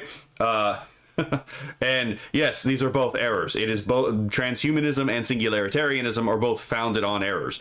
It does turn out, though, you can actually have augmentative technology without being a transhumanist. You actually can have AI without being a singularitarian. You do not need to commit to an error to enjoy the benefits of a technology. Confident that they are building at least something very large that might lead to utopia. They are quite confident that they are building AGI, and that's probably true. And when you are that confident that you are building the most important technology in the world, it's just like not your motivator anymore. Like when you're really, really confident that like the thing that's going to happen is that you're going to make all prices go to zero, and you're going to end up in this world in which like everything is like free. You like look over at your kids and you're like, oh my god, like if I don't do this, like how shitty would it be for me to like not do this for my like future children? By the way, that's not going to happen. The AI is not going to drive prices down to zero, and it's not going to create a techno-communist utopia. A world in which they like never have poverty, shit is just all free, and they don't have cancer because like we cured cancer with it. If you actually believe that, the money doesn't really matter as much. And so Philip says, I have been listening to Denoise the Black Cathedral often these days, strangely on the subject. Well, I mean, to be fair, I think you're seeing some of the things that I've been talking about in this, in here, probably reflected in the song, because a lot of again, 3D printing, NFTs, cryptocurrency, AI art, a lot of that stuff was put into the song on purpose, right? I want to build a utopia, but all I can build is mud huts, and I'm too lazy to build it, right? So most of the AGI labs are research projects. They like started in research. They like were founded as research projects. They don't really hire people whose like job is to like make money. I'm the person who like job is like to make money. I guess that's like the thing that I don't really do. But like from my perspective, they don't seem to hire those folks. They seem to hire folks that genuinely think they're trying to create utopia or trying to prevent some really bad thing from happening. So we have a bit of a he said, she said scenario with respect to the motivations of these companies. Zapata, who has absolutely no connection with... You have to remember, again, like the fucking idiot who got in trouble for the Lambda stuff, which, by the way, that was all blown out of proportion when it was going on at the time anyway, right? But yeah, that idiot who was like, Lambda has become intelligent, right? We must fight for the rights of the AI. It's like, no, this guy's a retard for the first place. But no, like he was motivated by goodwill, even though he was fucking retarded. But yeah, a lot of these people who are working in tech actually are motivated by benevolent, they have benevolent motivations even if they're wrong.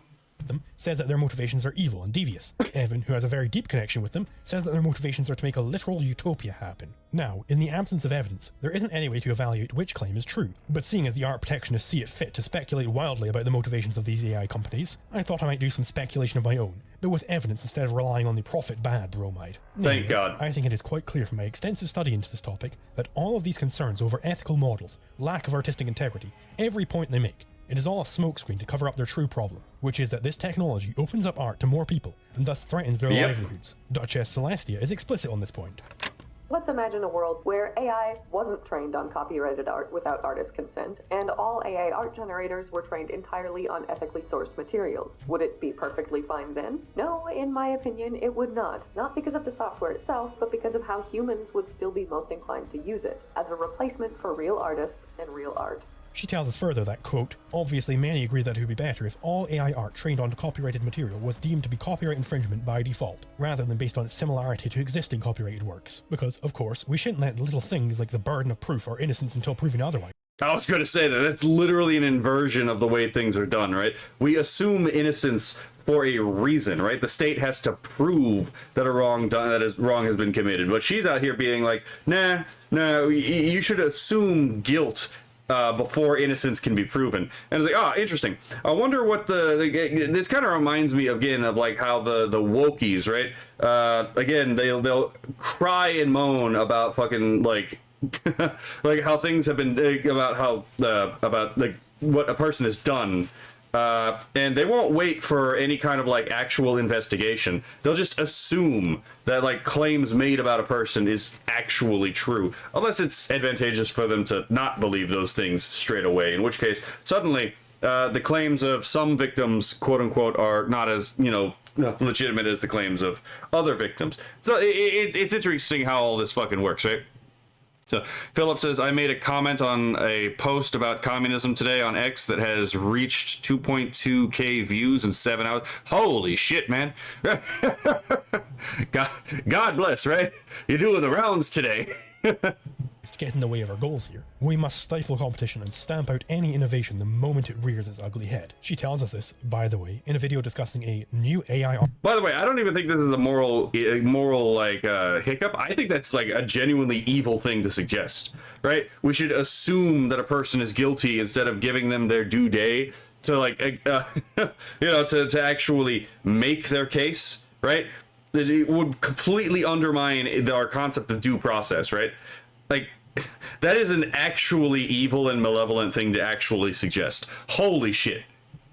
Art scam, which is stealing commissions. The scam in question being that people were paying artists for line work and then iterating upon said line work with AI tools. This being a service that the artists themselves were advertising. It is not enough that people are paying artists to make art on the terms set by those artists. They have to only pay artists and do nothing in addition that might deprive those artists of what they do not own and are not owed. Yep. So the problem for Celestia is indeed what I claim it to be. Not that AI is unethical, but that it is a threat to her livelihood. She's not alone in this sense. We've seen it also with the array of artists who are completely fine with the tech, right up until the point that it started getting good. They have no principal objections to it, they just don't like that it can maybe get better than them. We see it in their hatred of profit. All that an AI company profiting would imply is that they are providing a service which people value more than the alternative. The anti-AI are again here against it on the grounds that they do. Because that means that, again, in a very real sense, the AI is actually a better artist than them, because it's actually providing something for the client that actually the client wants, and more it's actually doing so more effectively and efficiently than they are,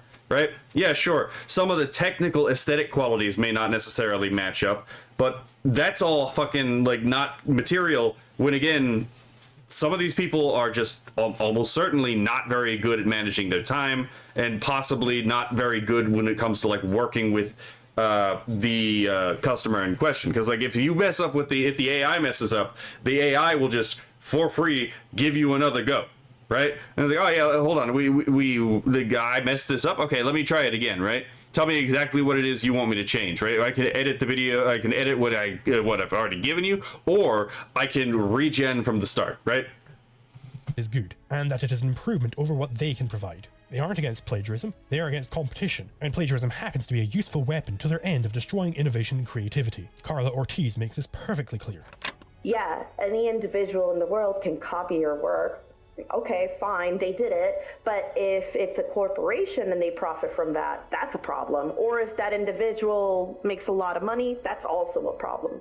Truly the mask is slipped. Use your AI tools, so long as they're bad. Copy people's art, so long as you don't profit. Make whatever art you wish, so long as you don't do it for yourself. Do anything you wish, so long as you're not in the process bettering yourself, and by proxy exposing the fat and slump that is art. Yep. This is seen further in Carla's backup plan. In the case where she's unable to completely destroy AI technology, there is to be instituted an artistic central planning bureau that will dictate the kinds of art you're allowed to make.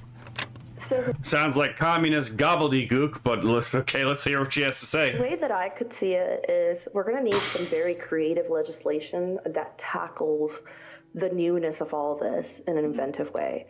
So for me, I would say implement something like, for example, percentages, depending on which industry you are.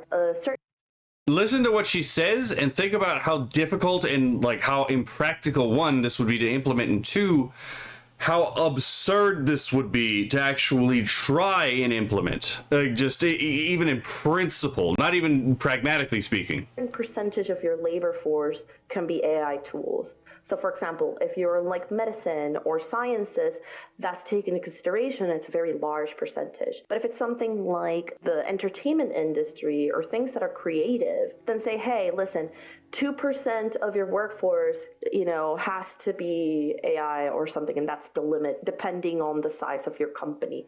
Almost the way that I kind of see it is, think about it as if you're trying to gain a visa to work in the US or work in any other country.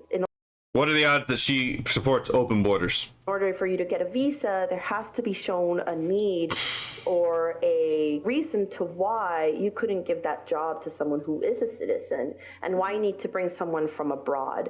So I could see something like that being kind of implemented in a space like this, where it's like, hey, why do you need AI tools to like exchange this? This idea is redoubled by Celestia, who thinks that people should be, quote, fighting for legislation that forces companies to have a minimum number of human artists. Yes, you have used too much AI technology in the production of this artwork. It is to be burned and you will be sent to re-education post-haste. We can't have any lingering bourgeois.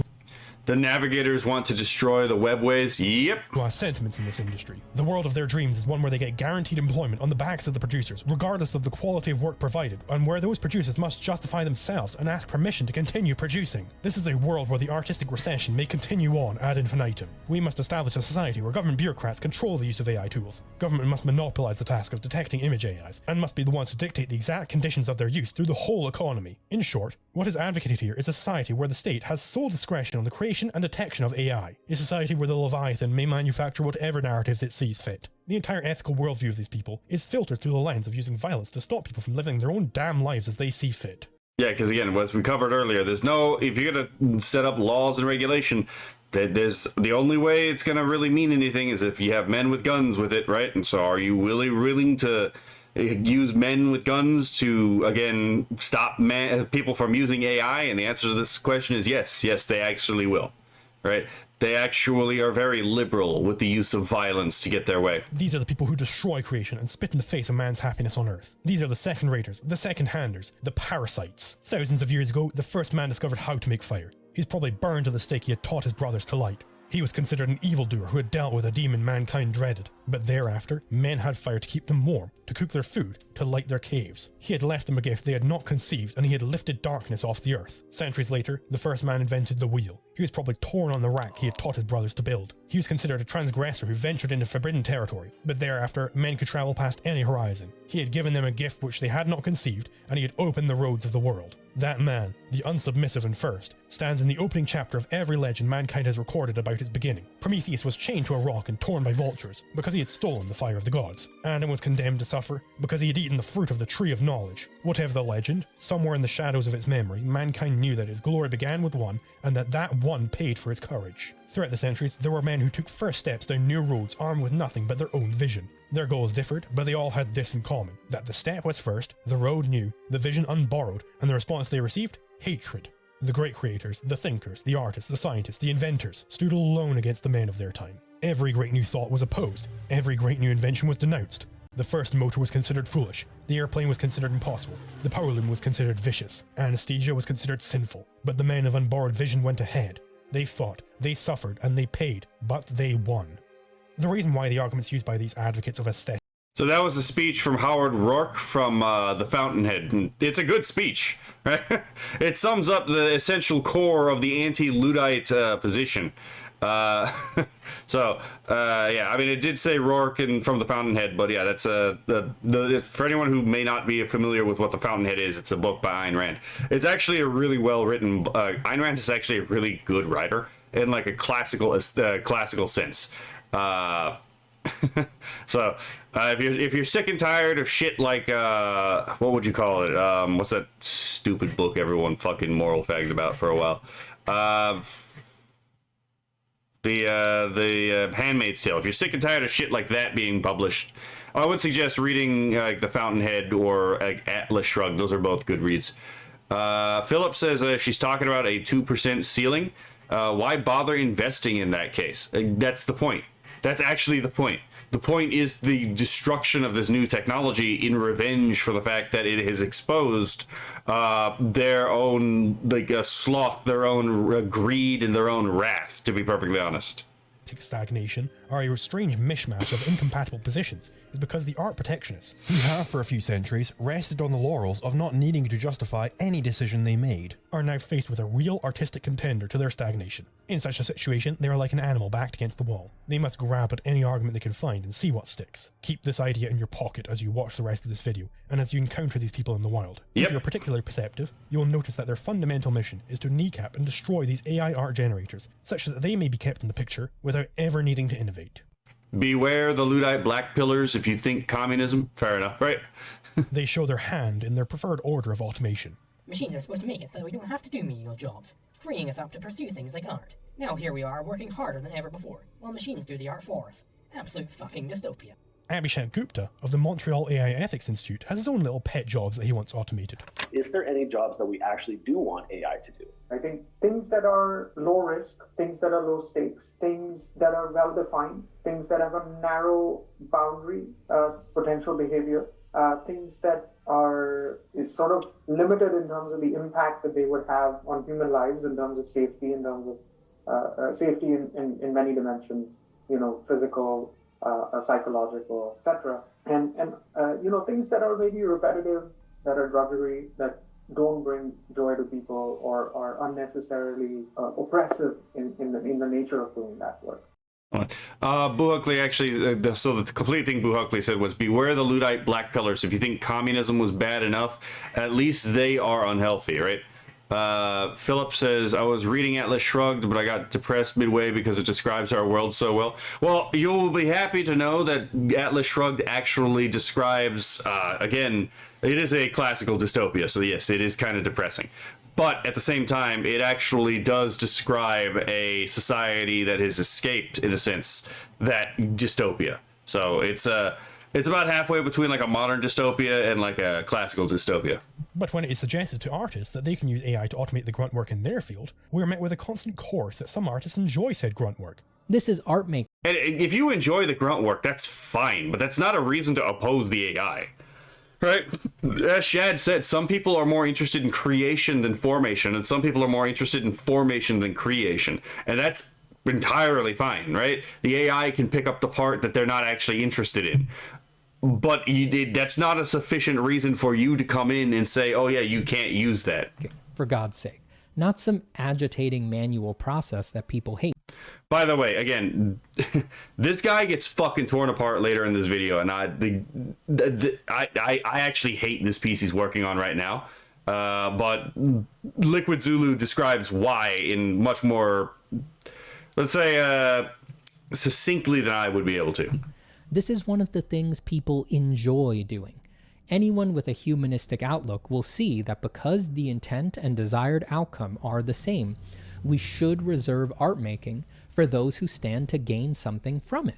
In any case. So again, only if you stand to gain something from it should you be permitted to make art. We are again here met with the notion that your stinky smelly job should be automated, but not our higher, more sophisticated job.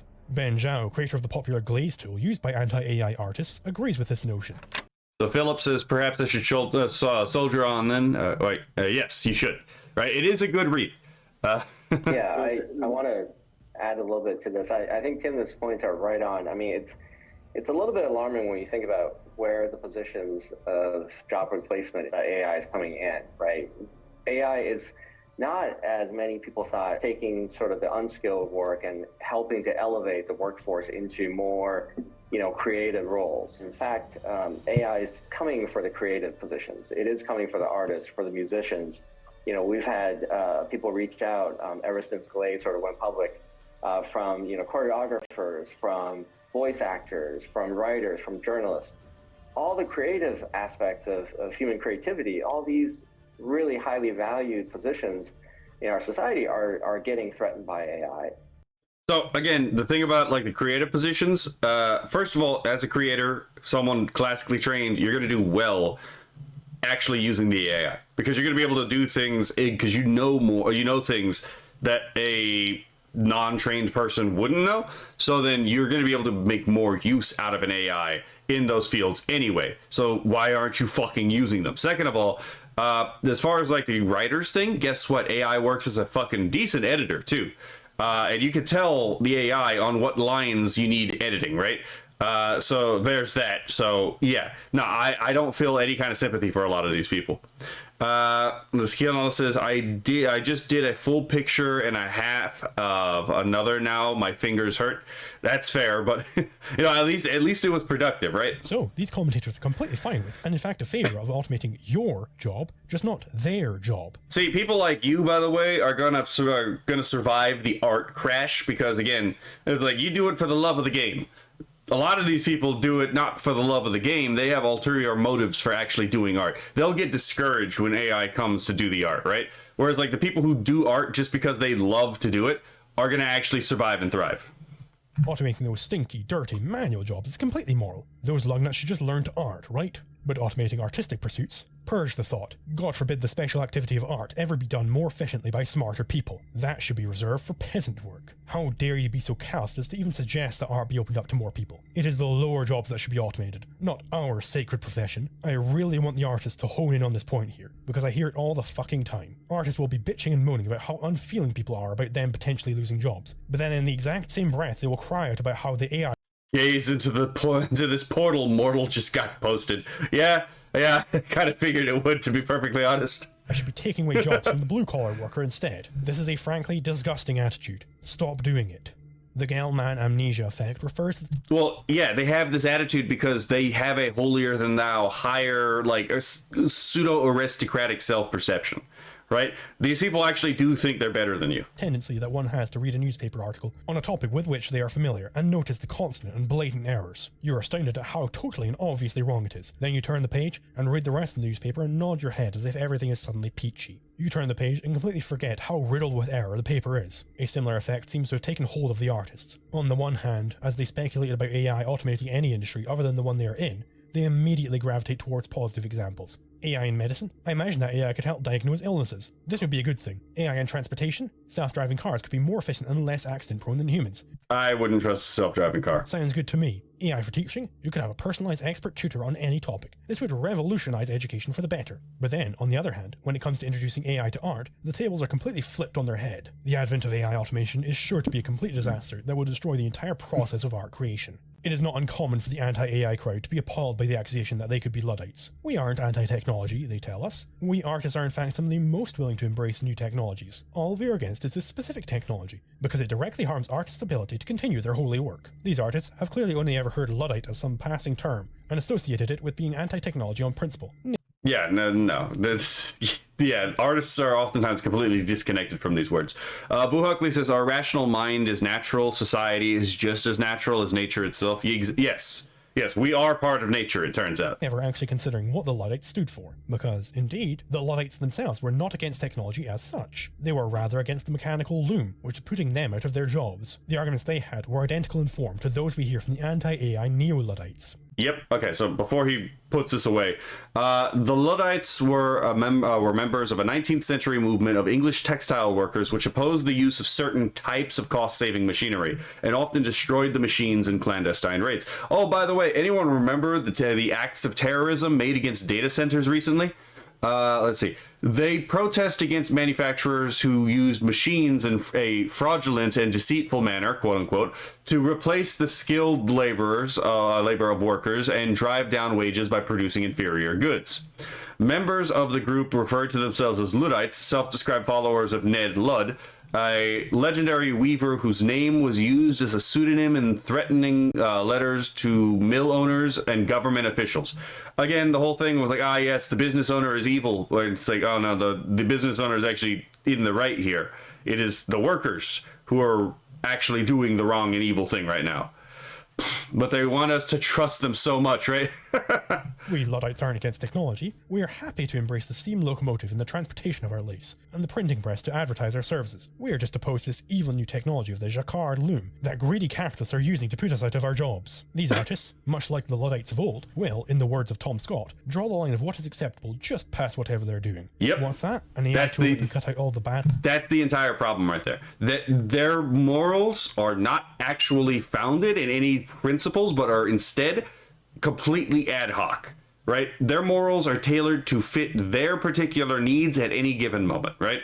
So they define art in such a way as to exclude the AI specifically because the AI is a problem they want to avoid in the consideration of art in the first place. So it is motivated ideologically as a definition. That's what makes it ad hoc. When in fact, it's like, okay, if you were to put the whole thing as like art has to be made by human beings, right? Common like new thing now, like very clearly, obviously, to no longer allow art to be made by AI. Okay, here's a hypothetical question. Aliens come down, right? None of them are human beings, obviously, and they show us these great pieces, these paintings, these wonderful photographs, right? Truly of aesthetic quality, right? They show us great sculptures, right? They show us literary achievements on the par of on formal par with the classics of old, right? Well, they're not human, so nothing that they produce, no matter the aesthetic quality, is art. Or let's take another one. Let's rewind 10 million years, right? So human beings have not evolved yet. Now let's split the timeline, and we will have, instead of whatever evolved into human beings, right? To say another species evolves along parallel to what would be humans in our timeline, right?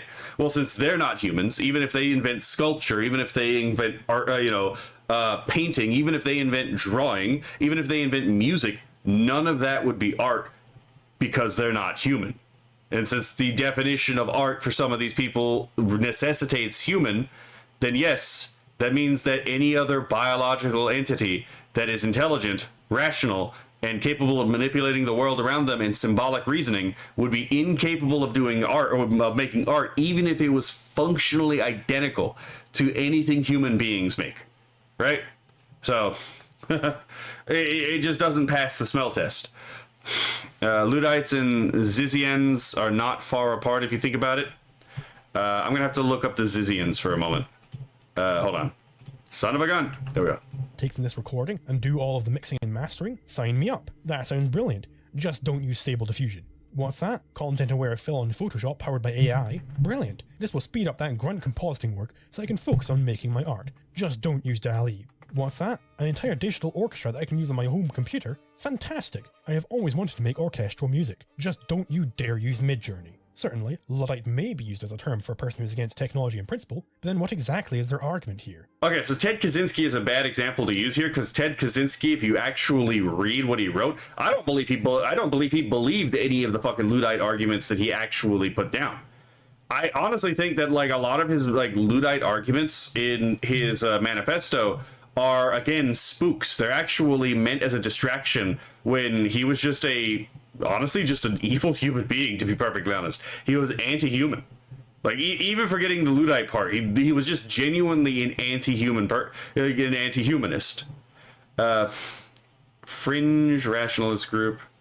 Okay. Oh no, we aren't against technology due to an adherence to principles. We're not Luddites. No. We are randomly and arbitrarily against only certain technologies that make us personally unhappy. Surely such an individual would possess greater integrity and intellectual honesty if they really were against all innovation, rather than accepting innovation only in those areas that will not threaten their sweet stagnation that they so carefully cultivate. Eric Hole rejects such historical comparisons. I am well aware that since the dawn of time, whatever the latest wave of art is, it has been described as not art by some crotchety elder. But all his previous times, the artist wasn't being replaced by gigantic spreadsheets trained as autoencoders, so perhaps historical analogies aren't very useful here. Indeed, those people are not replaced by giant spreadsheets trained as autoencoders. This does not demonstrate the disanalogy. Instead, they are replaced by mechanical looms and digital cameras. Clearly the Yeah, again, I'm not entirely sure how he thought that this was a disanalogy to Ludism. Like, this seems like an exact parallel to Ludism, to be perfectly honest. relevant aspect of the comparison, Mr. Hole, is that they are being replaced. This is what the Luddites were afraid of, and it's what the modern visual artists are afraid of. That they aren't being replaced by the exact same technology, Mr. Hole, is entirely irrelevant, and that you think it is relevant, Hole, shows a complete lack of the cognitive faculties required to participate in this argument. An especially hilarious tendency among the anti-AI crowd is to effortlessly swing from telling campsite horror stories about the coming world where all artistic work will be forever wrestled away from man, where it will be, quote, impossible to make a living as an artist, into taunting the AI community about how AI art is fundamentally flawed, that it is, in Dave McKean's words, a sea of beige, and that you require humans to produce the best end products. In short, this is the combined bromide of AI art totally sucks, with AI art is going to completely take over all artistic pursuits. And again, that doesn't make any sense because, like, if it totally sucks, then people won't want it. And so it will eventually solve itself by no longer being, like, demanded and no longer being supplied. But if it's going to completely take over all your artistic pursuits, that means that it is, in some sense, potentially superior to what you're producing in some way, shape, or form. I'm just saying, you can't have it both ways. You are literally inviting a contradiction here. 0 does not equal 1. Zapata perfectly encapsulates this mentality in his video on the topic, where he first paints his techno-dystopian vision of a world devoid of human artistry, where all content is derived from a mega feed produced by AIs, and that you, quote, lack imagination and, quote, should be embarrassed if you do not see this coming. And second, during his appearance on Art Cafe, where he explains that AI image generation, by its nature, simply cannot be creative, at least under its current iteration. It's a probabilistic system. Correct. So when you ask me to make you art, right? Like if a client asks me, Steven, I need a picture of somebody threatening someone with an axe, I try to produce what I believe is the best solution, right? Based on the criteria. These programs are not doing that. They produce solutions or options that fit statistically. That probabilistically speaking, it's 75% likely this looks like an axe. It's 85% likely that this looks like a scared person, right? Like I'd rather be a Luddite than a Luddite. Okay, fair enough. said, if you have the prompt and the seed number, you can ask those two combinations every day to Stable Diffusion. It'll give you the same result every time. If you ask me to do that picture 1,000 times, I can give you 1,000 different versions, even if your input variables are exactly identical. Right. Yeah. Even if you give me a stricture, if you give me a piece of paper and say, I need a drawing of a man threatening someone with an axe, but it must be based around this squiggle that I put down here. That squiggle must be intact, right? So we can try to draw an analogy between that squiggle and the random seed number, which is a noise field for Stable Diffusion to begin with. I can still give you an infinity of permutations where the squiggle is maintained. It doesn't matter. So we're just not like it in that sense. Also, because of the fact that it's trying to produce answers that are statistically likely, that produces problems like overfitting and the embarrassing things that we've seen, where it's like you ask it for salmon, it gives you cooked salmon in the river instead of a living salmon, because it's seen more pictures of cooked salmon than it has of live salmon. It's going to make mistakes like that over and over again, because unlike us, it doesn't have a cohesive worldview. It doesn't understand what's alive, what's dead, what fits with context.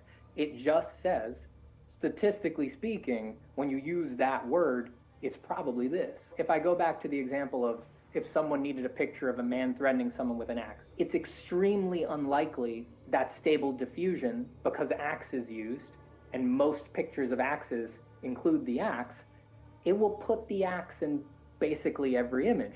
But I, being a creative artist, I might say, I won't put the axe in the image. I'll instead show the person scared with the shadow of the axe cast across their face. Stable Diffusion would basically never give you that, because there's almost no photos of axes that are just the shadow of the axe. It can never come to a conclusion like that, because it's just utterly underrepresented within the data set. I don't even think that's actually true, but you know, that's neither here nor there right now.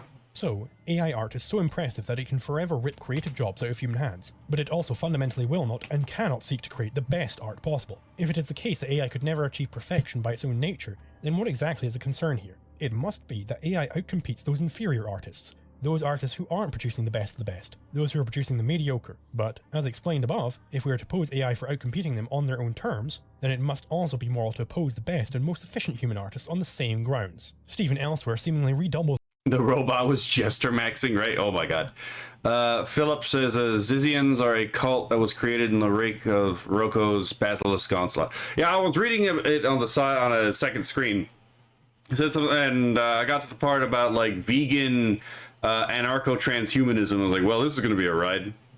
This notion that it is only ever going to replace the mediocre, telling us that AI art is lazy. AI art is the refuge of every would-be painter. Every painter too ill-endowed or too lazy to complete his studies. Oh, actually, I'm mistaken. That's not Stephen Zapata talking about AI image generation. That's Charles Baudelaire talking about photography back in the 1800s. Again, it's like, yeah, this is a total disanalogy. It's like, is it though? Is it though? Because like, I'm pretty sure like everything you're saying right now about AI was also said about digital digital art, was also said about photography, was also said about like any of this shit, to be perfectly honest. Like any increase in technology that threatened any given artistic production was said of the same thing. I don't know how I misplaced that so clearly. You can of course see my point here, discerning viewer. These Luddite, anti-innovation, anti-art arguments are nothing new. There's almost a predictable progression from complete mockery of the new artistic technology, which is claimed to be not real art, followed by, and sometimes clear to me, that it will dilute the artistic taste of the masses, and put real artists out of jobs. which, of course, culminates in protectionist calls for preservation of old and inefficient jobs. Yep. In any case, if this world of AI-only art that worries Stephen is truly so terrible and destructive of the human spirit, then surely this means that the art being produced is not great. Great art inspires and thrills people, whether they want to make art or not. If the future of AI art is constant masterpieces flowing out of every rock and pebble, this is a world where man is more fully inspired and enriched by the media he consumes. That this is not real art, real life sci-fi has hit art first, and I'm fine with this. That's entirely fair, right? not the future painted, really makes one ponder about how fully humans are going to be replaced by it. Furthermore, Stephen seems far less confident in his predictions when unscripted. In that very same art cafe, I mean, to be fair, you are correct. All of this was said about the weaving machine of all things, right? interview, he refers to his imagined dystopia as pure science fiction, and in an interview with Miles Johnston, released on his channel after his anti-AI video, he says with respect to the rise of AI image generation that, and I don't know, no one does, what that's going to do to markets, to culture, to people, to anything, right? We don't know for sure at all. The human-to-human connection is, I think it's a pretty safe bet that if anything's going to survive, it's that, and it seems very likely to me that it will survive. Now, that's a statement with quite a bit less fire in it than a near certain hellscape that a person must lack imagination if they do not see coming with the introduction of image AIs. Of course, unscripted Stephen is entirely correct here. You should not expect the human-to-human connection to go away anytime soon. A large amount of this gerbs worrying from artists fundamentally misunderstands the nature of why a lot of people buy art in the first place. As Kelsey Rodriguez explains, the fact of people buying art to support the artist must be accounted for. When I buy art, I often don't just do it because I want something pretty to hang up in my house. I want to support the individual artist's journey.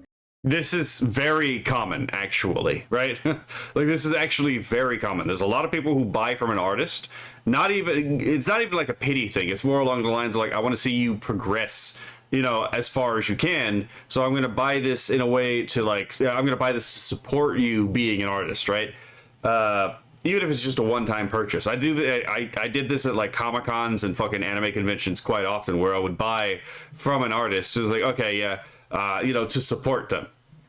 So again, it's like the idea that I want to be a part of something, you know? Like, it's not even to be a part of. I just want to show like someone that like, yes, like, you know, it's just, again, I just want to be supportive. I don't want to be a part of it. I just want to support it. When I support a small business on TikTok and I find out that I was a part of a movement that helped save them from bankruptcy, that makes me feel good.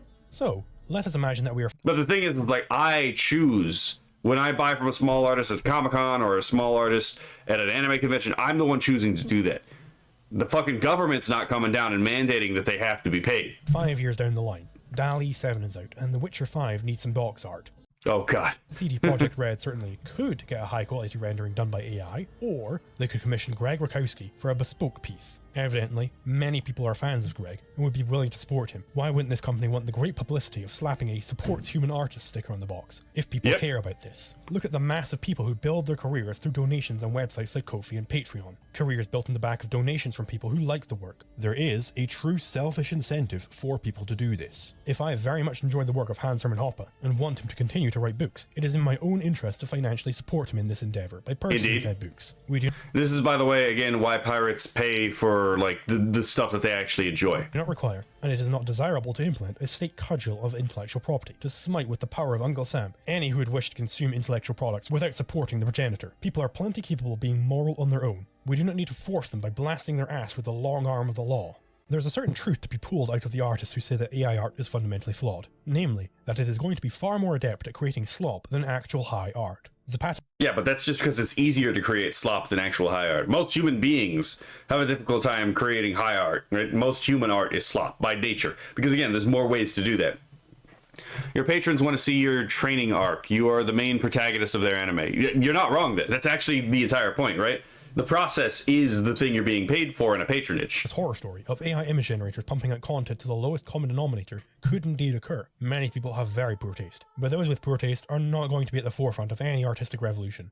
And to be fair, some of these people that have been complaining about, like, about the AI so far, have exceedingly poor taste. Or should they be appealed to? Allow me to highlight this with the fictional archetype of the slop dealer in the Fountainhead scale Wynand. In the book, Wynand owns several tabloid newspapers which dish out the most surface level, bottom of the barrel stories, because this is what the people want, or so Wynand claims. He does this because due to some events in his life which I will not spoil, he grows to believe that integrity is impossible, and so the only way to be successful in life is to appeal to the very worst kind of mindless drone.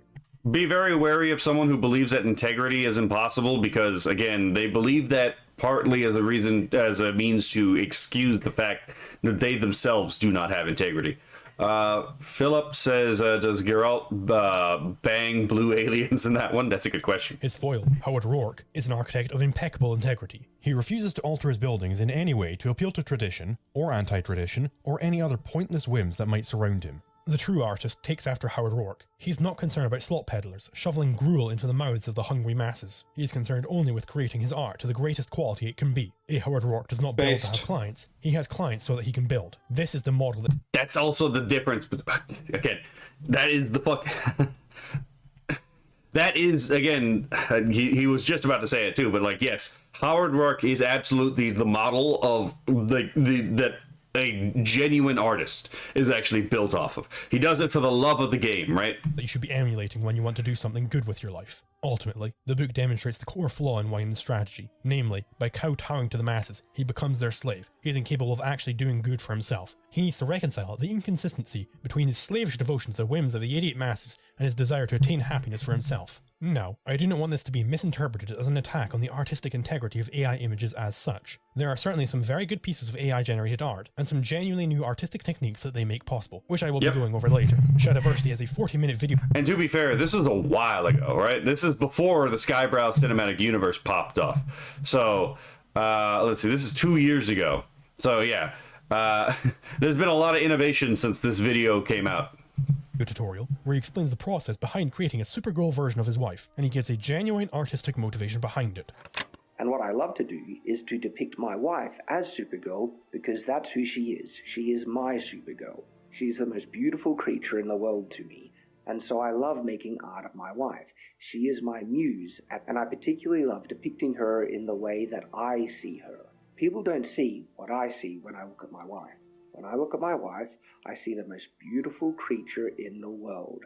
I see my Supergirl. The theory of what art is will be addressed later, and it will... Yeah, it's a very sweet, like, his relationship with his wife, his marriage is actually really sweet. It will be seen that he's doing genuine art here. He's concretizing a particular metaphysical belief that focuses on the potential of man as such to become a Supergirl. Austin McConnell used generative AI in the making of an almost hour-long animated short, where he meticulously crafted every panel and evidently put effort into making sure that the characters are consistent across time and posed exactly where in the scene they need to be. So I fully accept that AI art can be good. Rather, what I am trying to get across here is that a true artist should not be concerned with the lowest common denominator slot bots that prompt out an image for every trending topic on Twitter in the hopes that one of them will go viral, as the set of people that such a thing appeals to are not the clientele of high art. If you're concerned about your job security, ask yourself, are you Gail Wynand or are you Howard Rourke?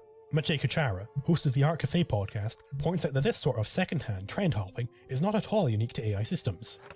Well, I say least worried about an average AI art consumer, because at the end of the day, there's nothing unique about it, you know? Yeah, Kindle, if you thought that was cute, yeah, I would suggest watching Shadiversity's video on like his AI art process. It's actually quite enlightening. All kind of based on what already existed, and there's completely lack of uniqueness to it. Right. Yes, it creates incredible images, but if you look at it, it kind of reminds me of ArtStation, where a known artist would post something incredible, and then a month later, it's like everyone's copying it. I mean, is that not flattery? Do you not want to understand how exactly the thing that works actually works?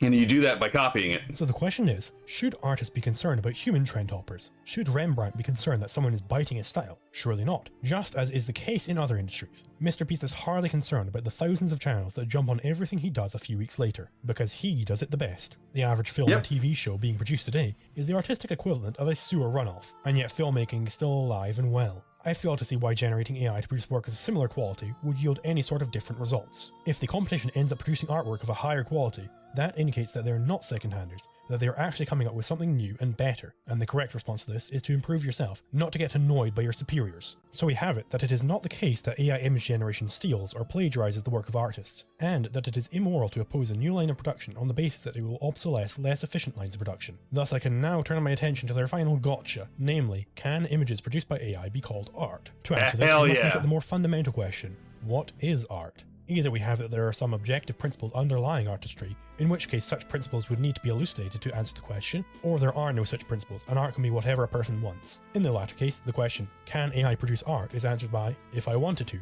or in other words, yes, it is possible for AI to produce art. So this point actually pisses off the subjectivists so much, because they're like, oh, I don't think it's art. Well, it's like, well, what if I think it's art? Well, then like, what's their basis for disagreeing with me, right? Fuck off, right?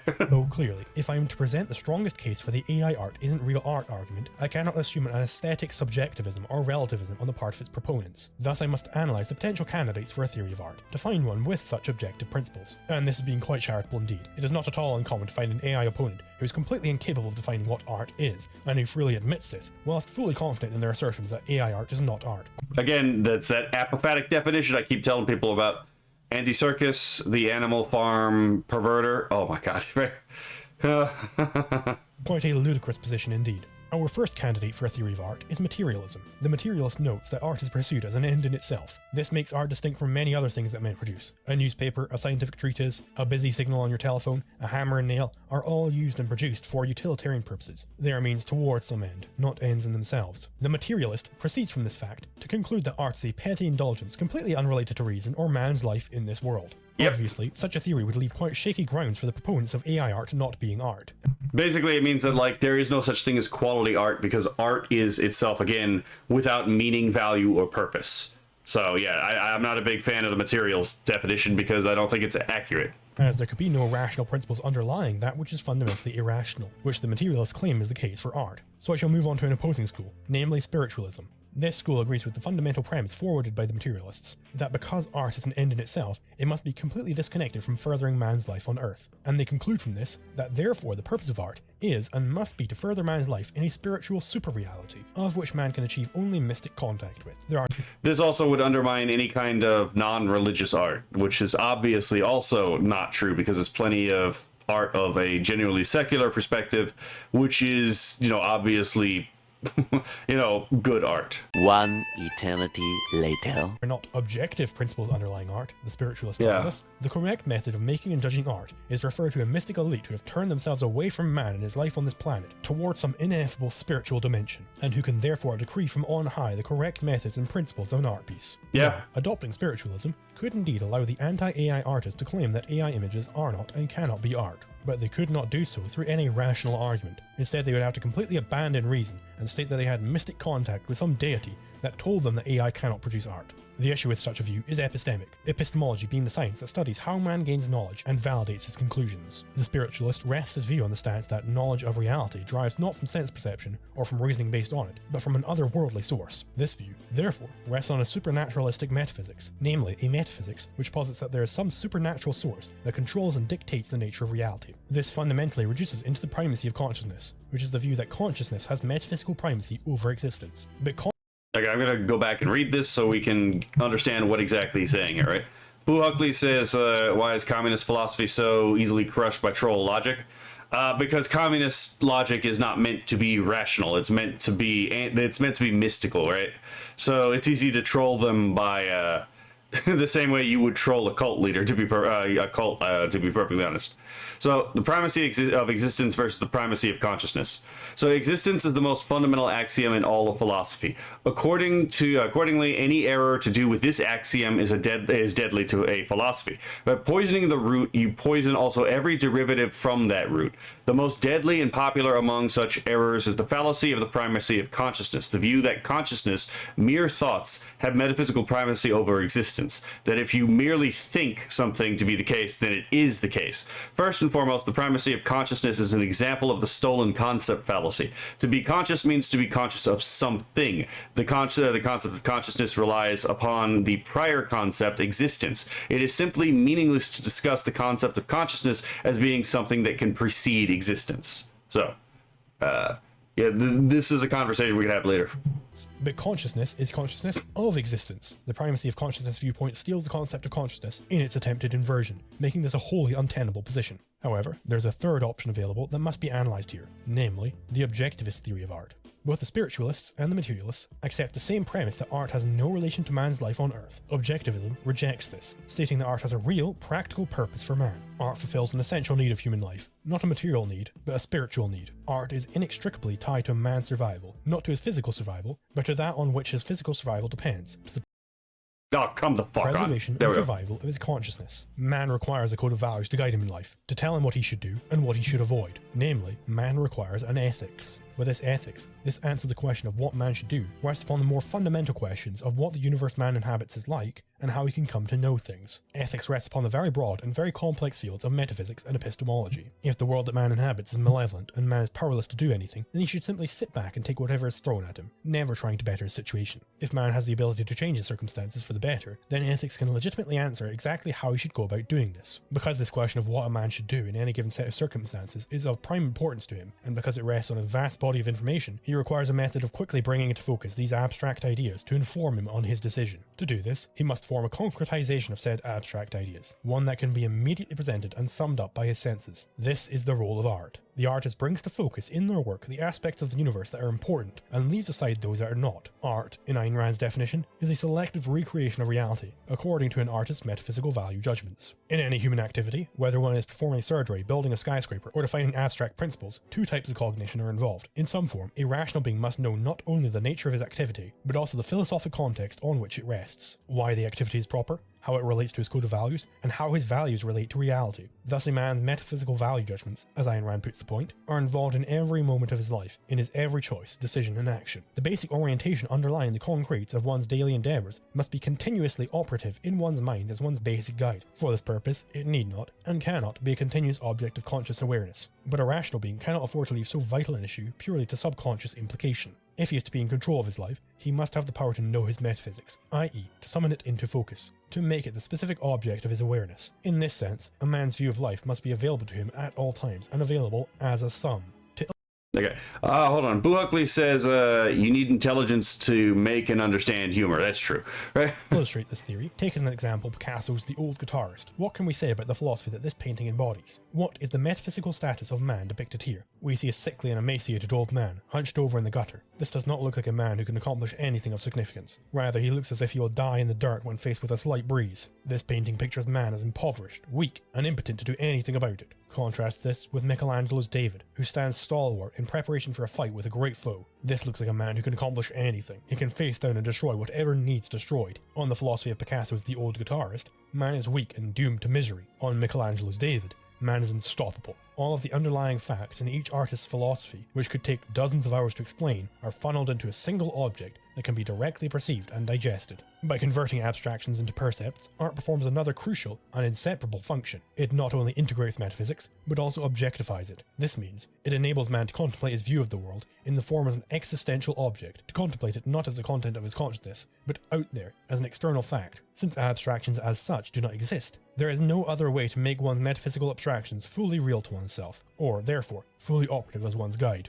To acquire the full, persuasive, irresistible power of reality, Miss Rand writes, man's metaphysical abstractions have to confront him in the form of concretes, i.e. in the form of art.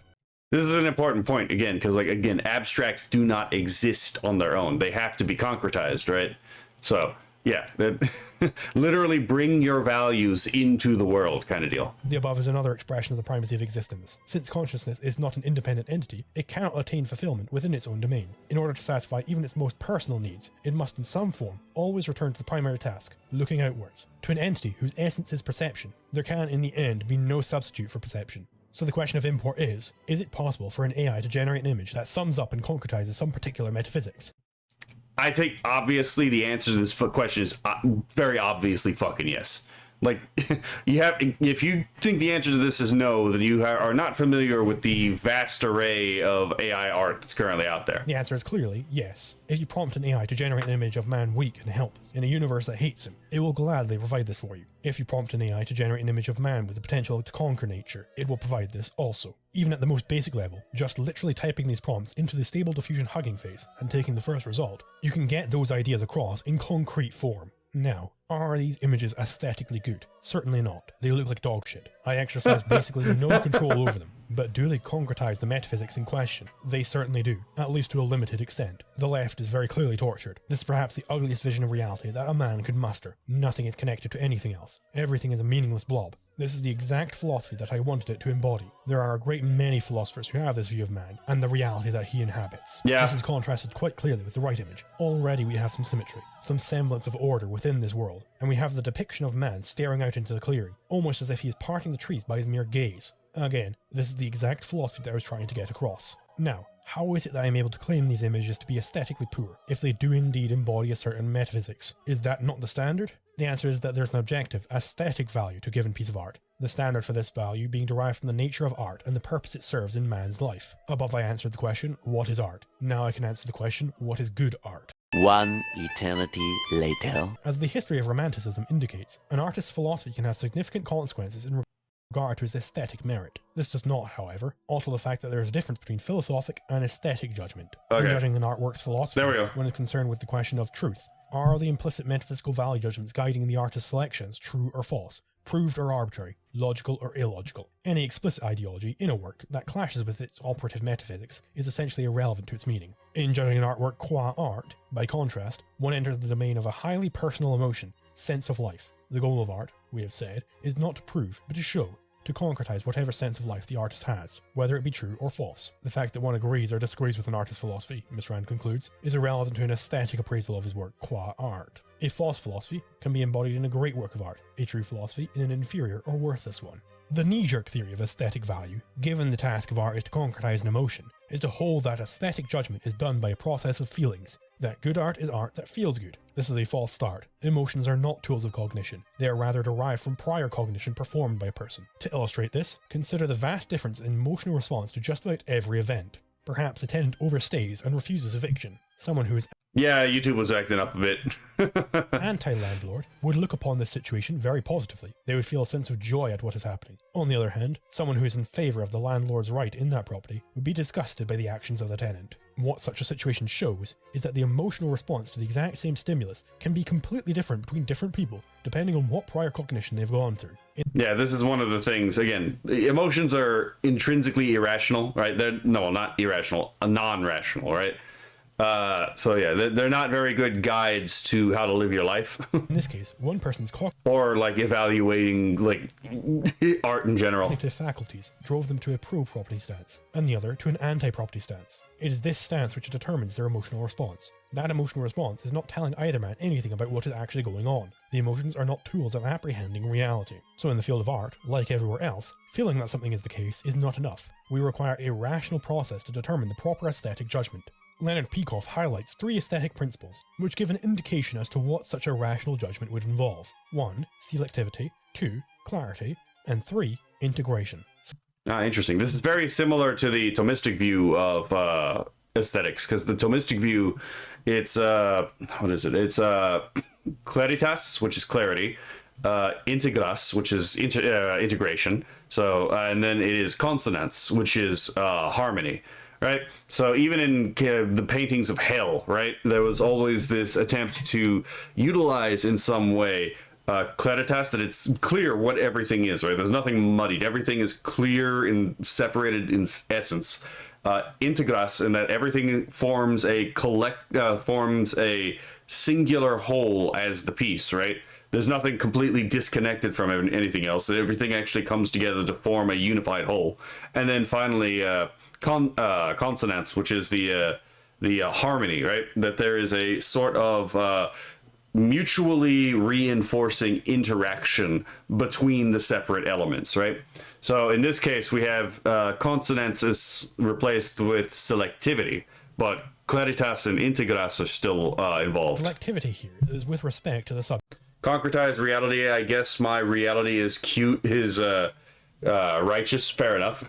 Namely, the rational artist is very particular about his choice of what to use to concretize his metaphysics. Oh, this absolutely. is essentially implicit in the very purpose of art. Given art is for concretized metaphysics, and given different concretes will have different capabilities in doing this, the best artist does and must be selective. If an artist were to try and concretize his philosophy by picking whatever random concretes, the piece would lose all artistic meaning. One can easily imagine the Reductio case, which is heavily present in modern art, of attempting to concretize complete anti-concepts with an incomprehensible mess that the artist has no say in and no desire to have one. Such unselected subjects make for bad art, objectively bad. It runs counter to the very purpose of art in the first place. No matter what his sense of life, an artist may not properly choose as his subject the random, the second-handed, or the metaphysically meaningless, e.g. Brillo pads. Since he has a definite perspective on reality to convey, he may not choose a subject by the standard of whatever comes along, or whatever incidents of my adolescence I happen to remember. Since it is his perspective, his standard cannot be whatever subject others have chosen or the critics approve. Since he is engaged in an activity with an objective purpose, his standard cannot be whatever appeals to me. Those enemies of selectivity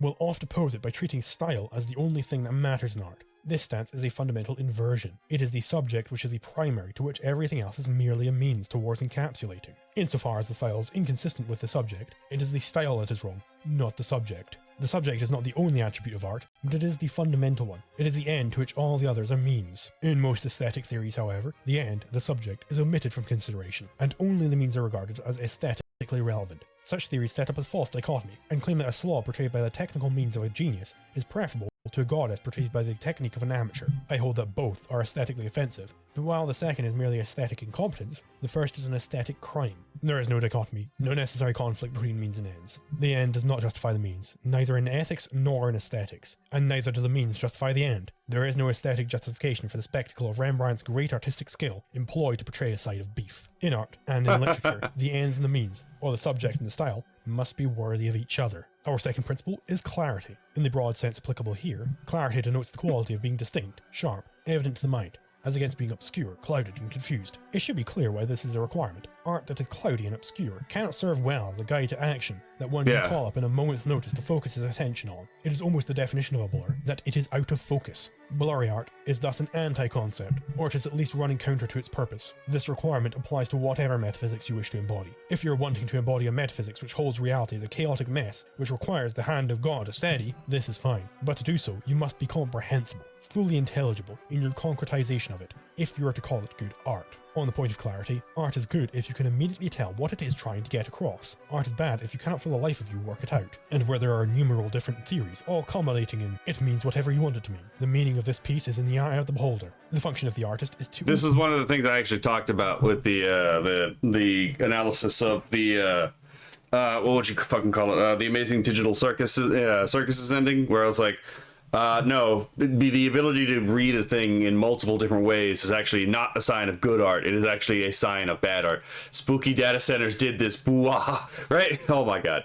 The opacity of human experience, to confront a universe that does often seem baffling, and by judicious selectivity, to revel in its true essence. The purpose of art, in other words, is the opposite of today's bromide. The purpose is not to revel in life's ambiguity, but to eliminate it. The nemesis of all the champions of blurred mark in art is the science of epistemology. Since art satisfies a need of man's cognitive faculty, it must conform to the requirements of that faculty. These requirements are precisely what is identified by epistemology, and they are not malleable to anyone's desires. A writer, for example, must obey the rules of using concepts. If he does so, his work, however otherwise flawed, is at least intelligible. If, however, a writer decides to dispense with the rules, if he jettisons definition, logic, and grammar, in order to offer neologisms, contradictions, and word salads, then he objectifies, concretizes, and communicates nothing. The same principle applies to every art form, whatever the nature of its medium. Of course, is said by Peikoff to be the distinctive factor that differs good art from great art. It is called by Ayn Rand as the hallmark of art, namely integration. The integrated artwork has every aspect in harmony with every other, as against having a mishmash of distinct blocks haphazardly stuck together.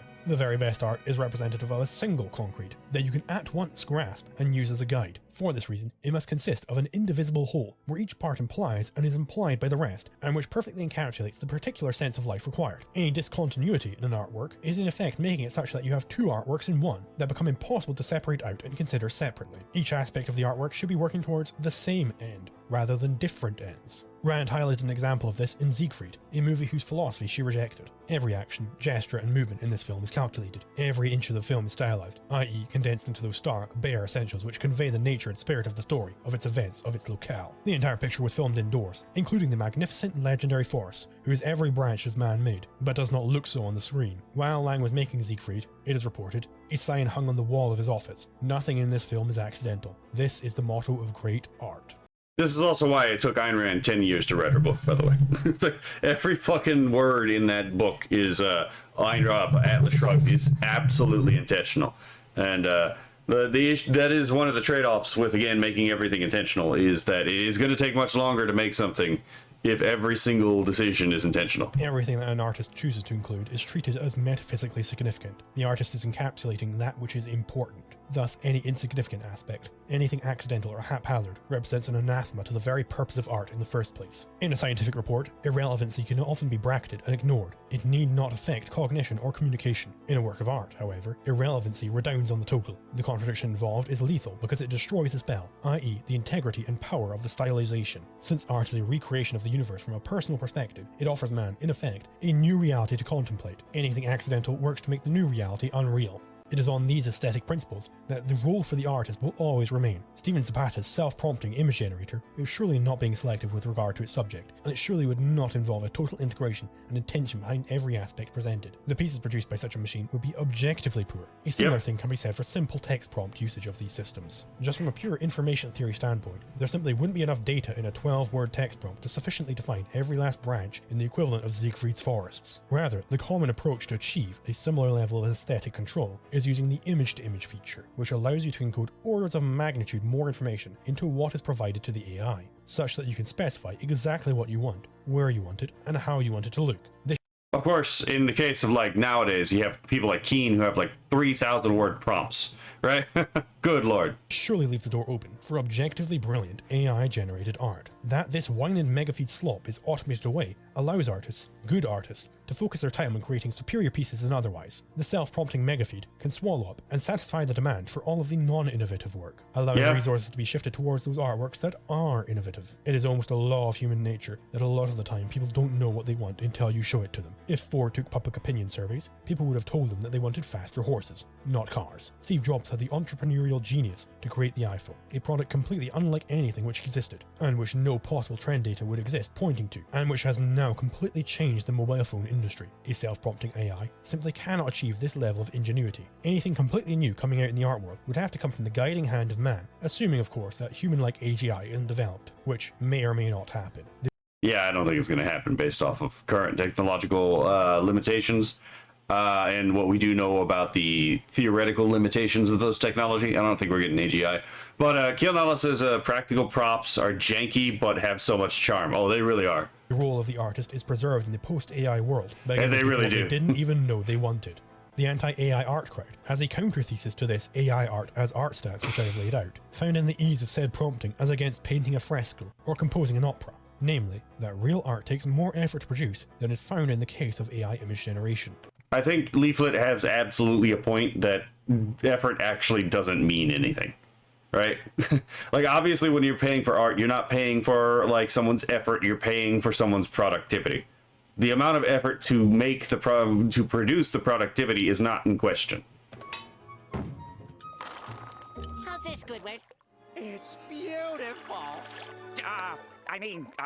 This isn't a sculpture. A good sculpture takes more time. Of course, this ignores the many examples of immense control and work being done by the human guide of these AI programs, which is how the very best AI art is made. Furthermore, the defenders of this thesis forego any manner of elucidating a philosophical backing for it. It is asserted without argument, so it may be equally dismissed without argument. Yeah, they do. Again, they do that because, again, it's not about being true to what art is. The reason they do that is because they're using it for rhetorical and sophistic and sophistry purposes. But we can delve into some of the interesting implications of such a view in the meantime. First, is there some specific threshold of work that must be met for something to be art, or is it more of a sliding scale? In the former, then what possible non-arbitrary threshold could there be? 4 hours work and then it's art? Why not 3.5 or 5? If it's the time and effort put in that makes something art, consider a heavily constipated man who certainly exerts much time and effort during the production of his excrement. Would his dumped up toilet become art in the process? If instead we have it that the amount of time put in is a sliding scale that determines how artful something is, then what would normally be understood as poor art skill becomes great skill. The person who's never held a paintbrush in his life, and as such takes far longer to produce anything, is elevated above his counterpart, who's capable of throwing together a relative masterpiece in half an hour. Moreover, if faster UMA equals faster car is better than faster car. In whether an AI-generated image is plagiarism, then surely it must also be taken into consideration here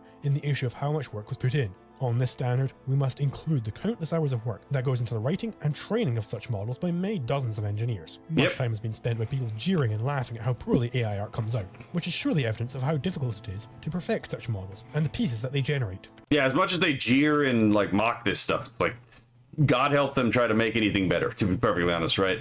It's easier to mock something that you have no idea how to make. There is another popular theory of art that should be addressed here, namely the communication theory of art. The naive form of this theory would simply have it that art is when communication. This is clearly absurd. Art is not ordering a coffee, art is not calling an ambulance, art is not shouting at some ruffians. Yeah, I mean, art is a form of communication, but yeah, what he's talking about right here is definitely not, because as we talked about earlier, it's like the concretization of a metaphysical value judgment is itself an act of communication.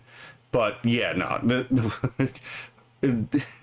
Yeah, nah. A slightly more sophisticated formulation can be found in Tolstoy's What is Art? Art begins when a man, with the purpose of communicating to other people a feeling he once experienced, calls it up again within himself and expresses it by certain external signs. So art is communicating a feeling by certain external signs. First, this would not discount AI art. I can have an AI generate an image of a smiley face, and thus communicate an emotion, happiness, through the medium of AI.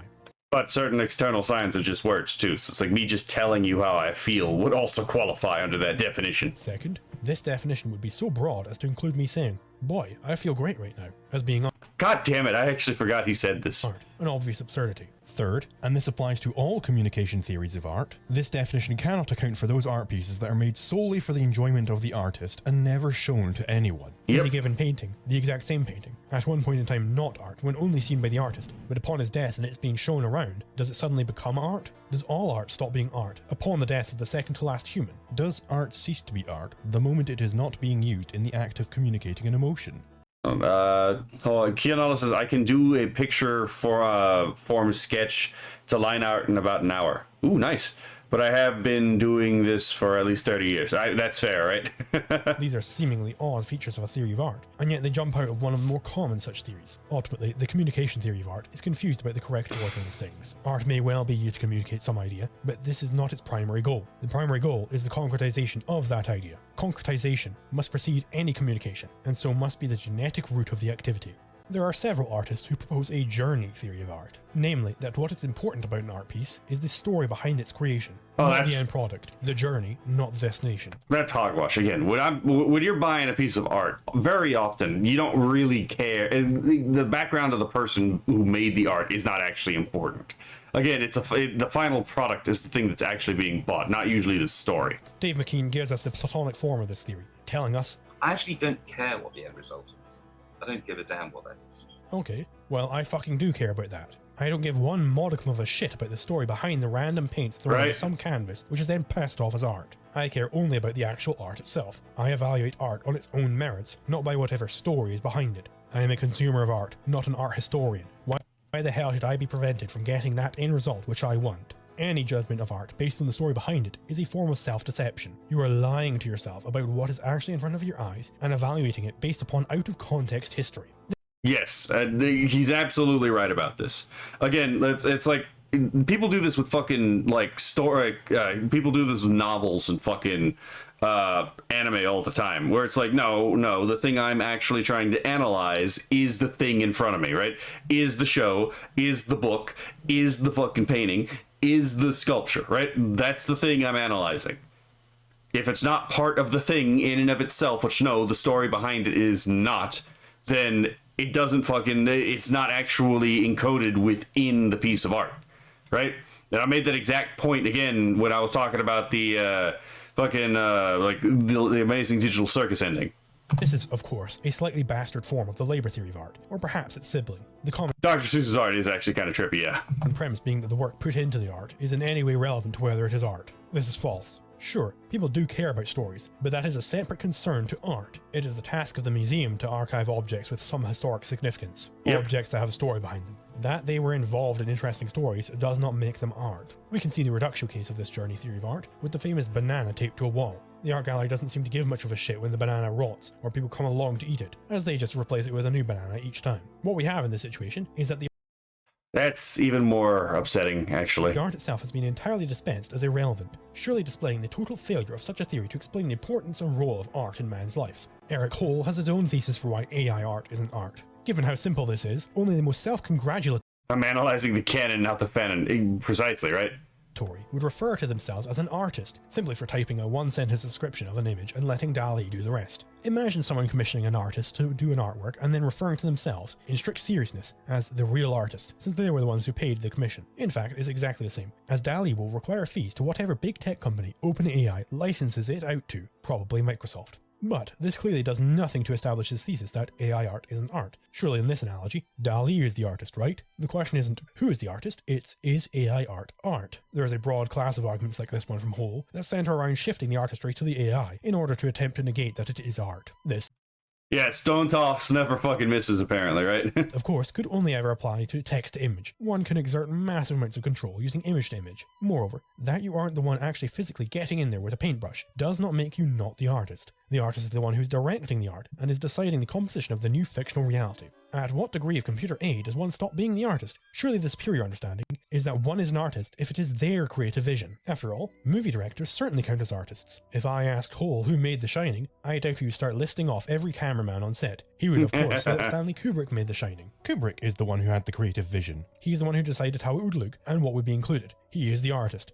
That he wasn't doing all of the performances and That's the a good filming and point. the catering and whatever else goes into making a movie does not negate that it was his movie.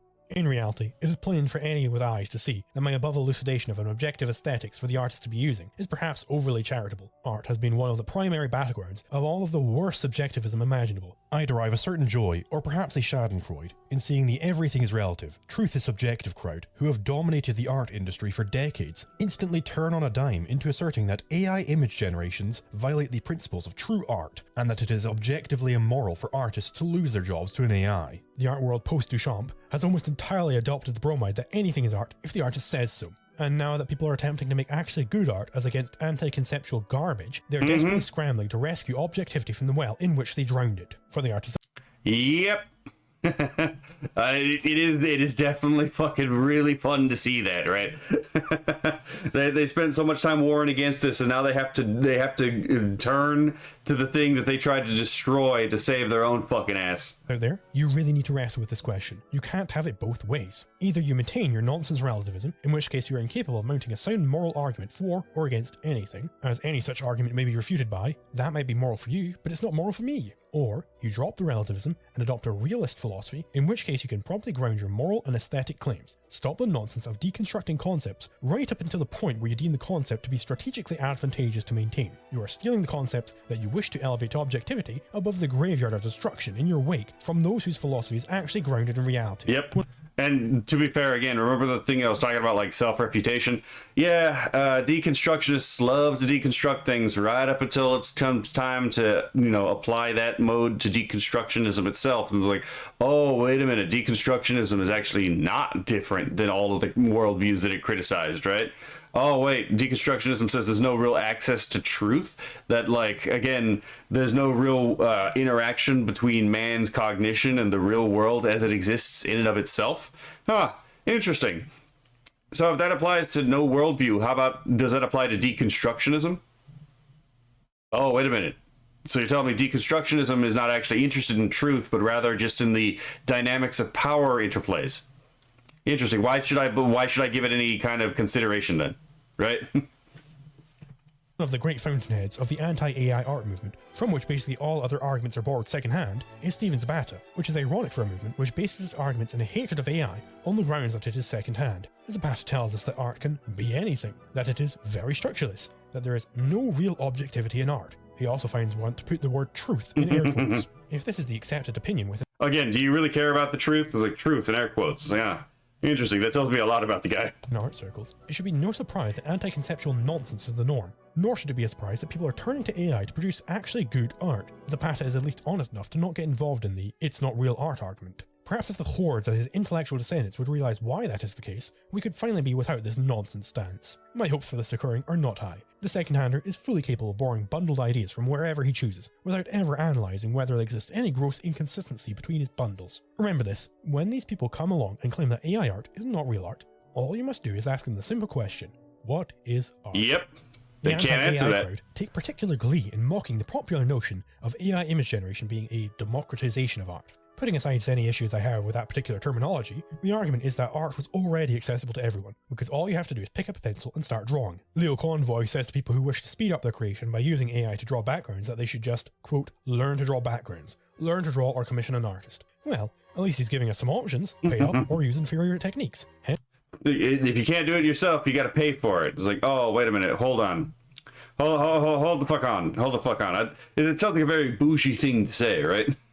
Since I win, tails you lose. To artists who make claims such as these, just for your own strategic sake, consider how easy it is to turn this line of reasoning right back at you. Oh, we should just learn how to draw? How about you just learn to get another job after art is automated? Yep. How about you just learn to code your own AI? How about you just learn to make passive income to support your art hobby? Of course, there stands an obvious counterexample to their blanket assertions that AI prompters should just pick up a pencil and learn to draw. Namely, those people who are not capable of picking up a pencil. Take Stephen Hawking, who was, by the end of his life, completely paralysed. Pick up a pencil, Gramps, is not going to magically inspire him to be able to move his limbs again. With AI image generation, this guy can make art, and he's in a fucking iron lung. Can anyone honestly say that if a person in this state was pining to make art, they would simply tell them to, just pick up a pencil, bro? You might say that he can simply commission an artist if he wants to make personal art. To which I would ask, how much do you think it costs him to maintain that big fuck-off machine that is currently breathing for him? Are you going to advocate that he chooses between either being deprived of the joy that is appreciating art, or knowing that he will be able to breathe tomorrow?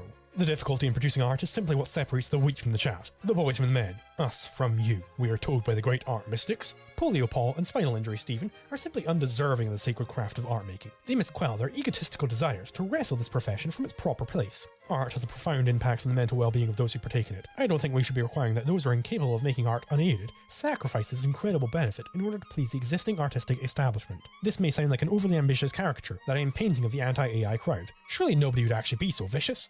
Well, no, some of these people are actually that vicious. Yeah. The thing about the disability studies people is that your disabilities mean something right up until you decide that you don't want to play along with their particular endeavor. Boo Huckley says, wondering if that banana guy slipped on a peel. Now that's fine art. Oh, if only that were true. Duchess Celestia makes it perfectly clear that those without the means to make art should just suck it the fuck up, telling us that if you can't animate a project or hire an animator, you shouldn't be able to make an animated project. If you can't create a book cover or hire an artist to do it for you, your book shouldn't have a cover. It's the basis of economy. And again, what preventing people like Norman No-Arms from making art looks like is using actual violence against him and his collaborators for the reason that they did it in the wrong way. But the thing is again, like, violence being used against their political enemies is justified because they believe that they're on the right side. She, to adopt her terminology, feels entitled to speak on economics whilst having a negative understanding of the field offends me. I work for the Foundation of Economic Education, and her flooding the market with ineptitudes like this poisons the field and puts the profession at risk. I shouldn't face any competition in the field of economics education, just as the artists shouldn't have to face competition in their industry. Surely the correct response here is for me to advocate that violent force be used against anyone who would dare compete with me.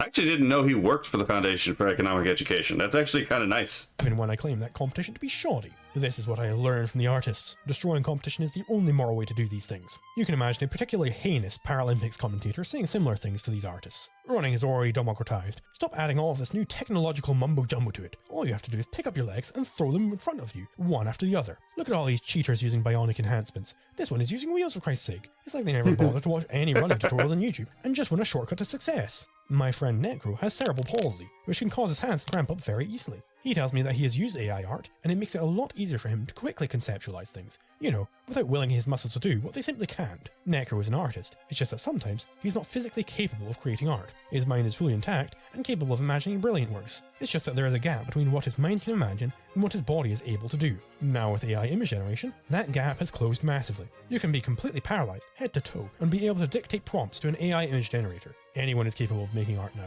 AI has indeed democratized the creation of art.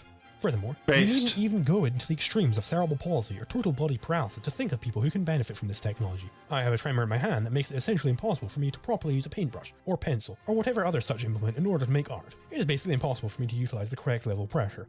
Now, my tremor is certainly nothing crazy. There are people who have far worse impairments than me, but even something as mild as this can be overcome with the advent of AI art. There is an even more fundamental point to be addressed here, which is seemingly completely outside the anti-AI artist's scope of awareness, namely, the cost involved in choosing to do art. Basically, spending my time learning how to draw deprives me of the attainment of those goals that I could have pursued within the time that was spent learning to draw. This is called opportunity cost by economists. Every single choice you make involves such a cost, the cost of everything that you forego in favor of whatever you choose. Yeah, this is something that people do all the time. Like every decision you choose, and choosing to not make a decision is fundamentally met with an opportunity cost. Choosing to not decide means that you choose, means that you forego the opportunities of any given choice that you chose not to make, right? So any choice that you choose is also, again, comes at the cost of any other decision you could have made at that time. So no. AI image generation is able to drastically lower the opportunity cost of making art. So if you're in a situation where you simply cannot spare the time to do art, you're now far more likely to be able to do so. In response to Shadiversity's love of AI, Fenna tells him to just learn the fucking skill. Elaborating with respect to Shad's use of AI as a colouring tool, you could have learned to draw all those things yourself. What Fenna ignores here is opportunity cost. He addresses only the scene, that Shad could have learned to become a great artist, while ignoring the unseen, that Shad would have to give something up in order to achieve this. The question is, then, what exactly are we advocating that Shad gives up to learn this skill? Should he spend less time with the family? Should he spend less time perfecting his YouTube channel? Should he spend less time learning about medieval history? He has only limited time in the day, and at some point in the future, he will die forever. Is it really Fenna's place to claim that Shad has been misplacing his time? Surely this decision is Shad's to make. We do not know his situation, and we should not engage in such wild speculation over it. yeah, Shad at this time was also suffering from a breathing disorder that no one really knew about. So a lot of those videos where he was being physically active were actually genuinely exhausting because he could not breathe properly. Yeah, no, there is only so much time in the day, and sometimes physical limitations mean that shit happens, right? Toho music in the background. Oh, shit, I didn't know that's where that came from. I've actually never played Toho. Imagine for me that you are a concept artist working on Star Wars Episode 14, and you have just perfected the new design for the Super Ultra Omega Stormtrooper. You show your design to robot George Lucas, and he wants to see this new Stormtrooper in every new environment that is being designed for the new movie. Tell me, which sounds like the more enjoyable workflow? To tediously redraw the Stormtrooper in dozens or hundreds of different environments, or to give an AI your reference sheet, all of the environment drawings, and tell it to do the rest? It seems to me that the clear choice is the second one. By leveraging the power of AI, the tedium of iterating upon an idea over and over and over and over and over again can be completely eliminated. Maybe after you bring Robot George Lucas the hundreds of in-context images he wanted, he then asks you to give all of them jetpacks, which was not part of the original design. If you use AI, no problem. Simply relay these instructions to Stable Diffusion version 12, and they can do all of the work for you. Pascal Blanchet explains that experimenting with image-to-image AIs has allowed him to open new horizons with his art, and he redoubles this exact notion of iteration that I'm describing here. And Stan Prokopenko concurs. You can take the Proko logo, you can give it a bunch of different colors, different variations, and then you can create a prompt template that's like this style with this subject matter. So you just say this is an ocean of fish or some koi, a koi pond. And then you give it a style. It's like Picasso-ish or whatever, or it's like Rockwell. And you create these thousands of combinations, and then you just batch it all, and then you get these beautiful images of like the Proko logo. Again, these are all wildly different, and yet they're still built under that same, like, beginning structure. Concept artist Trent Kaniuga is in the same boat, seeing AI and human art as a symbiotic relationship. That fucking base, that's how you're supposed to see them. This ability to quickly iterate upon an idea opens up entirely new avenues of creativity that would simply be locked behind time constraints before. An artist can describe the sort of asset that they're looking for, have an AI generate thousands of iterations, and then they can look through it and see if there are any good ideas. Perhaps ideas that the artist never would have come up with sans the AI. AI art is a brilliant tool for opening up new horizons of creativity, even for those who are already able-bodied artists. I mean, just think about it. This is for the artist. Do you really want to be spending 15 hours a day making slight variations to some glass texture to cover up its tiling? Do you want to spend half your time on drafts work that could be done by a computer? Or, instead of that stuff, do you want to focus your time on whichever aspects are most artistically fulfilling? I think the invention of the Paint Fill tool is a sufficient answer to these questions. Yeah. This is not even a pure hypothetical either. Benjamin von Wong, a sculptor, explains how he uses DALL-E to improve his creative process. DALL-E is a wonderful tool for someone like me who cannot draw. Rather than needing to sketch out concepts, I can simply generate them through different prompt phrases. So, instead of spending his time learning and utilizing an entirely different artistic technique, he's able to specialize into the sculpture work that he clearly prefers. This means, all else being equal, he'll be able to produce more sculptures than otherwise, surely a boon to his career. Aaron Blaze, veteran animator for Disney, mirrors this idea, pondering whether AI image generation could be used to fill in the shadows and highlights, thus freeing the artist to spend their time elsewhere. Again, and possibly increasing productivity for, again, the production of things, for the production of your actual product, right? None of this is that hard to understand. It's like you already have a human being who already has these skills, and now they're learning this new particular prompting skill, which is why I keep trying to convince people to learn how to prompt to, increase their workflow so that they can potentially produce more and get more money out of it, right?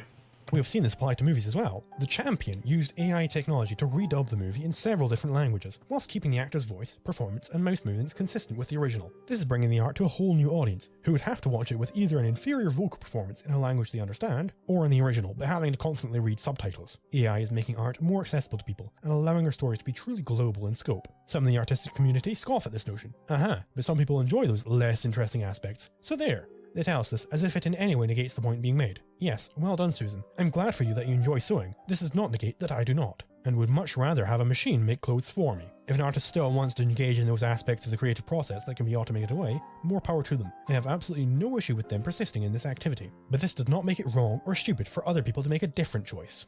The level of that AI artists have received for daring to pursue and engage with a new artistic medium is frankly disgusting. Nash or Kim gave permission for people to train an image model on his work, and received immediate backlash in the quote tweets. This is fucking ludicrous. I thought the whole point was that AI stole people's work. What exactly is the issue when someone gives permission? Another artist... The issue is, again, it's supporting the anti-Gramscian project, right? It's not just that they themselves will lose out, but also that, again, their control of the cultural production is being lost. And that means that their ideological project is dying, and it should die. His own volition used AI tools in the creation of some art for a D&D sourcebook.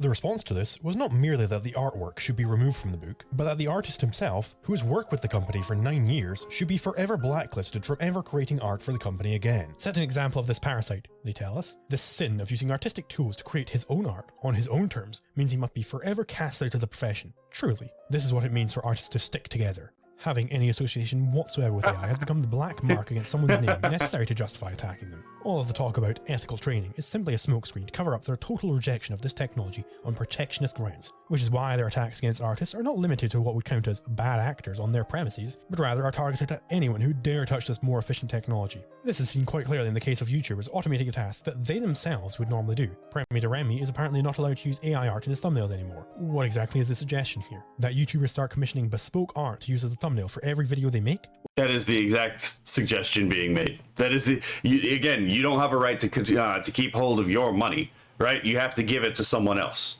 They have a greater possession over, or claim to possession over yours than you do.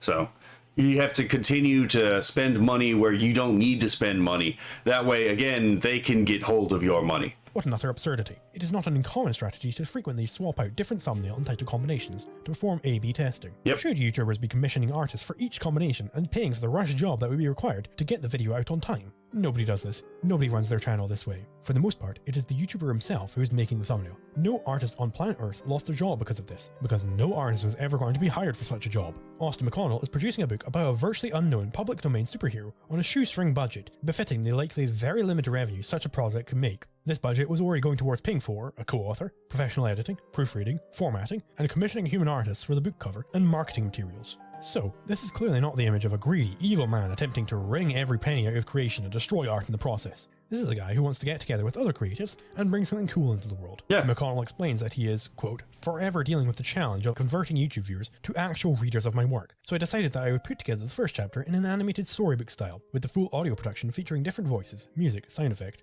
the whole 9 yards, and then release it totally for free for people who are either on the fence about picking up a copy and checking out the whole story, or just looking for something entertaining to spend about an hour watching. The creation of this totally free animation took Austin about 5 months of painstaking work to promote a book that he was not even expecting to make all that much money. This is clearly clearly a good thing. He's found a way to get the story in front of more people at no extra cost to them. But in the process, he committed the mortal sin of using the labour-saving technology that is generative AI, thus drawing the ire of the art protectionist egregore. This animation simply would not have been produced without the advent of AI. And it is also far from being on the level of the wine and mega feed slop which Zapata fears.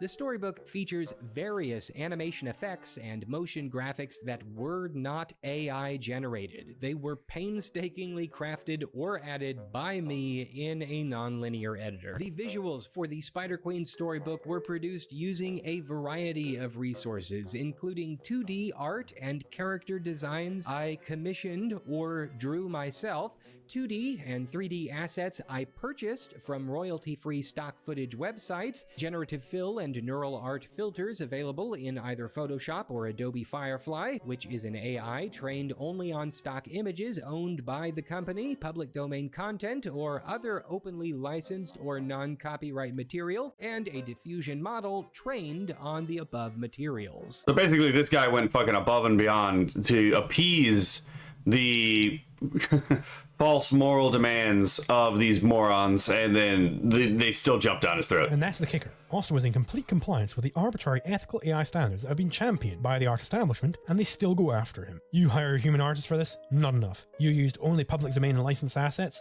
Not enough. You put real blood, sweat, and tears into it? Not enough. You see why I call their ethical training concerns a smokescreen. They demonstrate by how they place their ire that they don't give a crap about any of that. They only care if it will impact their wallets or sully the sanctity of their craft. The plain Jane Plum line truth of the matter is that this AI image generation allowed Austin to push this particular piece of art, this story about a completely forgotten superhero, far beyond what would ever be possible without its use. This is a clear example of AI improving rather than detracting from art and creativity. Artists sticking together is whenever you bully artists for making art, and the more you bully them, the more artists are sticking together. But using AI like this is just lazy. Yes, the classic cry against efficiency. He who transports grain by horse must simply lack legs to walk on. It is as if we are to accept that capital goods simply push man towards a state of lazing about on the beach, just barely surviving and spending the vast majority of his time doing no productive efforts, and only a tiny fraction collecting the resources he needs to live. We can, of course, see the obvious absurdity of such an example. As man gains more capital goods, it is indeed true that this allows him more leisure time, but it also allows that time he spends labouring to be vastly more productive than if he was stuck using only his bare hands. That Austin is able to save this time by using digital rather than film, and AI instead of pencil and paper means that he was able to make this animation in the first place, and the making of it was anything but lazy. Now, can people use AI generators to make lazy art? Sure, absolutely. But the video that I produced could not have been replicated, as some have suggested, in a couple hours by a computer. It required a heavy and overwhelming human involvement, at the very least to write the actual book, but certainly to create this entire production. This shot here is a great example. We've got a generative fill background that was produced using a royalty-free 3D environment combined with 3D and 2D royalty-free assets using commissioned art with alterations I hand drew, all of it composited together and animated by me in Adobe After Effects, where I added camera movement, color correction, focus effects, timed it to royalty-free music that I have licensed and curated, featuring sound effects from a stock library with reverb and mixing that I did, integrating a vocal performance that I meticulously constructed. If you believe that this method of video production is lazy content, all I can do is just share these screenshots of the final project timeline with you and tell you that this video took way longer to put together than I ever would have anticipated, and if you think that this is something that anybody with an AI program can do, I welcome you to try and replicate it yourself in a couple of hours. Yeah, again, you're assuming that these people are saying this because they actually believe it. No, they're saying this because they want to minimize what it is that you've actually accomplished, right?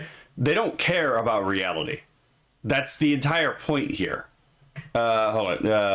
Yannicka says, I'm back. It was too much for me before because I just woke up. But now I'm ready. That's fair. People making such arguments and decrying efficiency are simply anti-human. If they were truly consistent in their credo, they would advocate an apocalypse, a total breakdown in the capital structure which makes man's current flourishing on this earth possible in the first place, returning man to the cold, damp mud from which he has lifted himself out of.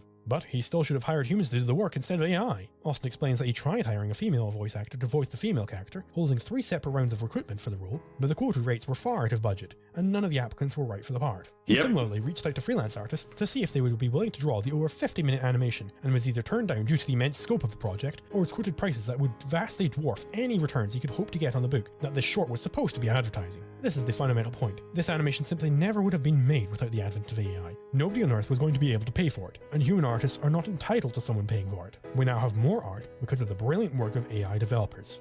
Shadiversity has been perhaps the most prominent defender of AI thus far, so it is not particularly surprising that the mob have turned their attention to him also. He recently posted a challenge to prove that AI image generation is not just type prompt, get final image, and he was proven entirely correct. For both of these images, the character looks nothing like Shad's character. The poses are completely different, the swords are completely different, the grip is completely different, and the swords are held flat on the camera, which is not the case for Shad's image. Again, it seems that the uncanny eye that the art protectionist has for spotting every minor flaw in an AI image is completely absent whenever it's useful for it to be.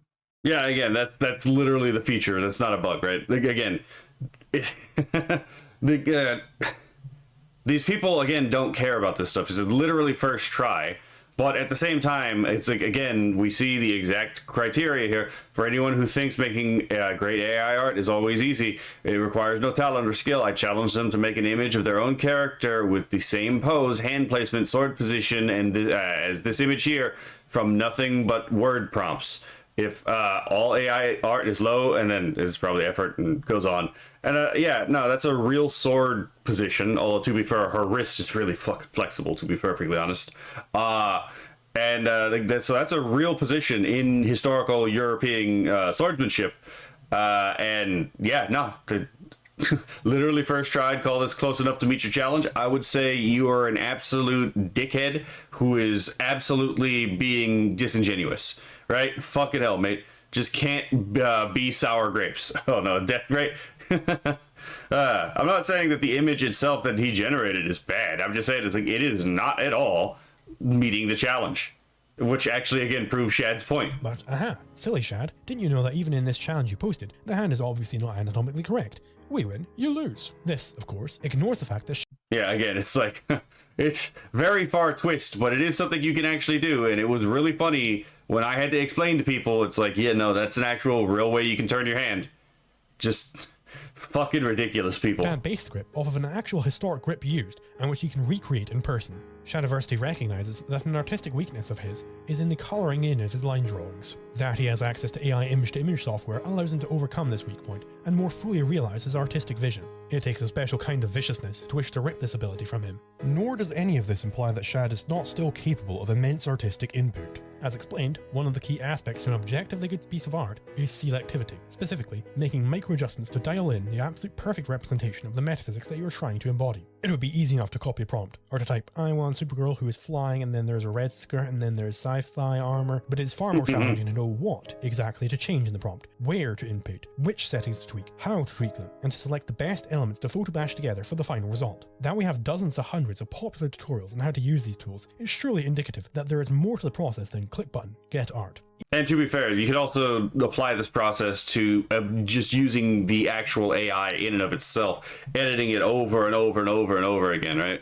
Or modifying the prompting, your prompts to get closer and closer and closer to what you're actually looking for the first time, and then with minimal adjustments after that, right? Even before Shad does any inpainting or photo brushing or illustration on the top of the AI art, his prompts are fucking gigantic. Clearly, he is trying to get a superior level of specificity than is possible with a shorter prompt. Carl. Yes, right. Those prompts are gigantic, right? Until he sees Keen's prompts. Holy fuck. Ortiz recognizes this, saying that the more intricate and the more detailed the prompt, the better the image the AI can give you. Reed Southern counters that this is just Shad not understanding how prompting works, which Shad disputes. There are parts to the AI generation that we don't understand how it's working. And so the reason why there's so many duplications in the negative prompt is because it affects the results. I've tried differences. And by this repetition, like the results are actually quite extreme. The artists against AI love to nitpick every last detail in every image that they even suspect of having been touched by the hair on an AI's head. And they have also shifted to, I would say, engaging in some less than good faith critiques of Shadiversity's non-AI work. The idea being that he was too lazy to get good and is self-conscious about this, so he used AI to cheat.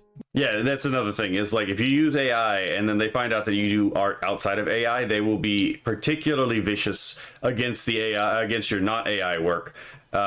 Because again, it turns out artistic integrity and like what actually the qualities of art, authentically good art never actually mattered to these people, right? It's when you step out of line, when you actually instead become one of the petty bourgeois and you actually support the AI art, that everything you've ever made becomes subject to criticism they wouldn't dare give to someone else that had never touched AI. What they rest their attacks on is this idea that if they can point out every little thing in an AI image that doesn't match up to reality, then AI art is completely worthless and worthy of attack. What this amounts to is a sort of naive aesthetic realism. Oh, that lighting is not as it would be in real life, therefore it's bad. That anatomy is not as it would be in real life, therefore it's bad. They of course ignore that art is not a process of capturing every detail in reality in some sort of slice of life. Rather, its purpose is to distill and represent only those aspects of reality that are important. On that note, this... By the way, that's also why hyperrealism is fucking stupid. The exact same nitpicking prompt enough, right? Procedure, which the anti-AI crowd have so gleefully taken part in since the technology's release, can trivially be used against the art that they produce as well. Pablo, that's not very accurate anatomy. Why does the baby Jesus look like a tiny bit fully grown man? That's not what things are really like. Does Steven Spata not know how many eyes people have? Weird head much? Of course, I kid with these nitpicks, but I am capable of producing far less nitpicky and far stronger criticism of the type of anti-human art coming out of people like Zapata and Picasso. Yes, I fucking hate Picasso, to be perfectly honest. Like, I cannot stand Picasso's art. And at the same time, Zapata, it's like, yeah, I'm not going to listen to any kind of moral fagging this guy does, considering the shit he has produced. And it's like, this tells me a lot about you, actually. For Picasso, this anti-perceptual mess is his vision of reality. On such a philosophy, man has no power to know anything, and whenever he tries, he will fall woefully short, perhaps ending up like the guitarist from before. This is an evil view of man, but it is encapsulated with a high degree of aesthetic rigor. Picasso is selective in his choice of a woman. Generally, women are chosen to depict their beauty, but Picasso's job here is to deconstruct, so he deconstructs beauty itself. Picasso is clear in what he's doing. He has not blurred the figure, he's rather slashed great lines across it, disintegrating the concept in front of our eyes. Where the piece suffers is on the level of integration. These precise, distinct shapes are indicative of separate concepts, but the entire pursuit is to destroy concepts and reality. We have a fundamental disintegration between the technique and the reality being depicted by it. We can do the same to Zapata's work. The view of man depicted here is truly gruesome. Looking over his portfolio, rarely are we met with any vision of man as an individual, or man as a conqueror, or man as triumphant.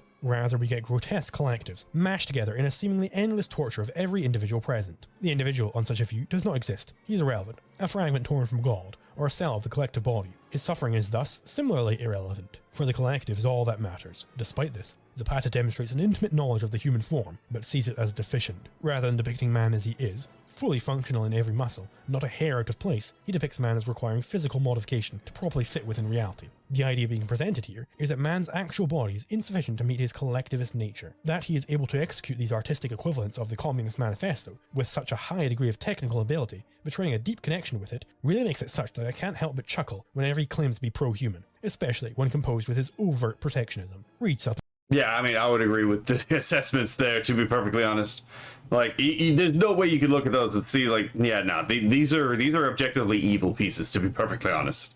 Like, oh my god. He's been very outspoken in his opinions on this issue, fighting against the AI slop that threatens him. So, let's take a look at the selected work on the front of his website. We have The Matrix Resurrections, Jupiter Ascending, Transformers The Last Night, The Woman King, The Hunger Games, and Independence Day Resurgence. This is the guy who wants to tell us that AI art is not art. Fucking what? Well, thank goodness that Reed is the stalwart defender of humanity against the potential slop factory that is AI. I just don't know what on earth we would do without the high art that is The Woman King, or the innumerable rehashes of old movies that seem to make up the bulk of his career. Remember guys, AI art is bad because it just rehashes what has already happened. Pay no attention to the man behind the criticism. One distinction one might wish to draw between the sort of nitpicking I am doing and that done against AIs is that for the most part, the things I point out were intentionally put there by the artist in question. For the case of Picasso and Zapata, that what they are doing is intentional makes it an even greater damnation, and further, that a decision was intentional does not seem to present any sort of barrier for the anti-AI side. That abstract painting had wacky donkey teeth. Yeah. Yeah, it really did. Shadiversity makes it clear that he enjoyed the look of the sun behind Supergirl and wanted to get a good look at her front. So much like how movies will light up every inch of the screen, he wanted to use some unrealistic lighting. You might disagree with his intention here, but then we're back to me strongly disagreeing with the type of metaphysics embodied in a work by Zapata or Picasso. Now, is it fair for me to go on such tirades against people's work due to a disagreement over the benefits of AI technology? If not, then the same rule should be applied to the AI nitpickers. Either we all get to nitpick, and actual arguments sink to the background, or none of us do, and we actually discuss the technology without lying about what our eyes see. Everyone knows that both AI and non-AI methods can make for highly appealing images. All pointing out flaws does is demonstrate Shadiversity to be correct when he says that having an artistic eye implies that one can make better AI art. And again, Shad is absolutely correct in that assessment. Corridor Digital, a prominent VFX channel, decided to experiment with the new creative possibilities which AI affords. The response... Oh yeah, the fucking rock, paper, scissors anime. From artists? Ceaseless hate and flame.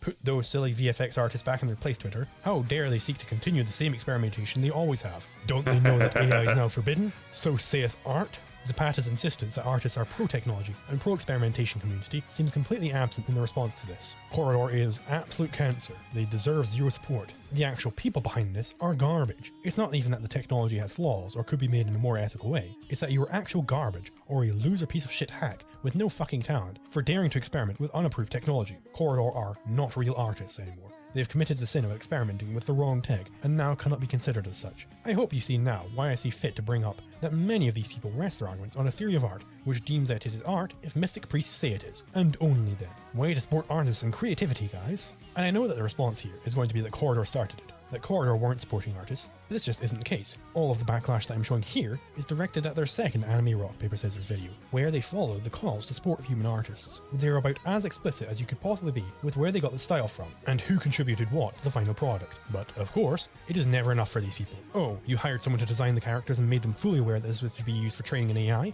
Not enough. Oh, you reached out to the community to get help on editing with bounties on completing scenes? Not enough. Oh, you highlighted and praised the musician who did the theme song? Not enough. There is no rational basis for these attacks. This isn't in response to some evil committed by Corridor. The mere fact that they are using technology that the art sages have deemed bad is the beginning and end of the entire thought process. These people are still outraged at Corridor for hiring a human artist to design a shirt for them, because Corridor is now irreparably tainted in their eyes. If the problem truly is with not getting artists' consent and not supporting artists, then people should be praising Corridor for finding a way to do both. What Corridor have done with this video strikes me as being essentially identical to what has been done by people like Joel Haver, or even in movies like A Scanner Darkly. Joel doesn't animate every single frame. He draws a few keyframes and has a computer fill in the rest. Whereas the hashtag cancel Joel Haver movement, where all of the people dunking on him with, actually Joel, this is rotoscoping, not animation. I certainly can't see it. Aaron Blaze has quite a different take on the Corridor video than the Luddite hordes, stating that it's not too different than what we did on Beauty and the Beast. It's the same idea. He tells us that the much bemoaned flickering present in the first short, quote, adds life to the final image. He explains that AI-generated art is no different from what has been done before, and gives kudos to Corridor for their experimentation. A great deal.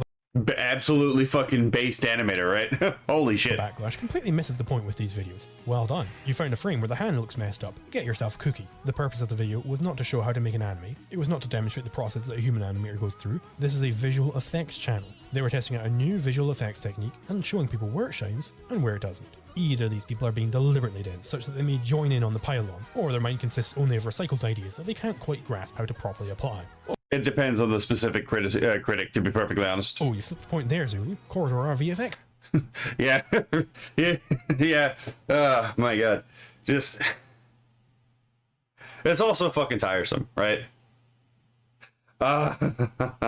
Studio. They only don't care about this because it's not threatening their jobs. Just you watch, the second AI starts making VFX, they will change their opinion on a dime. Now, I might accept this accusation, if not for the fact that Corridor has a 20-minute long video on their channel geeking out and getting super excited over a new AI technology that can replace the job of an AI artist in making a CG character. Like, a very significant portion of the Corridor channel is dedicated to showing off experimental labor-saving techniques that, by the logic of the anti-AI crowd, will put them at risk of losing their jobs. This is the difference between Corridor and the protectionists. The people at Corridor need to constantly innovate. They aren't able to rest on the artistic laurels of everything is art, everything is subjective, that were established in the wake of Kant. Corridor are on the bleeding edge of an industry industry that rarely receives any sort of respect. They cannot fall back on pompous "you wouldn't get it's." The work of the VFX artist must be impeccable if he is to sustain himself. No government grants are available for his gallery of work. The backlash against Corridor here does not lie within a few isolated examples either. This is the expected result whenever anyone is met with the raging eye of art Twitter for committing whichever sin they've decided upon this month.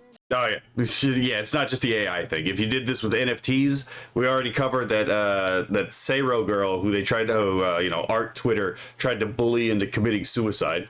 That was a hell of a story.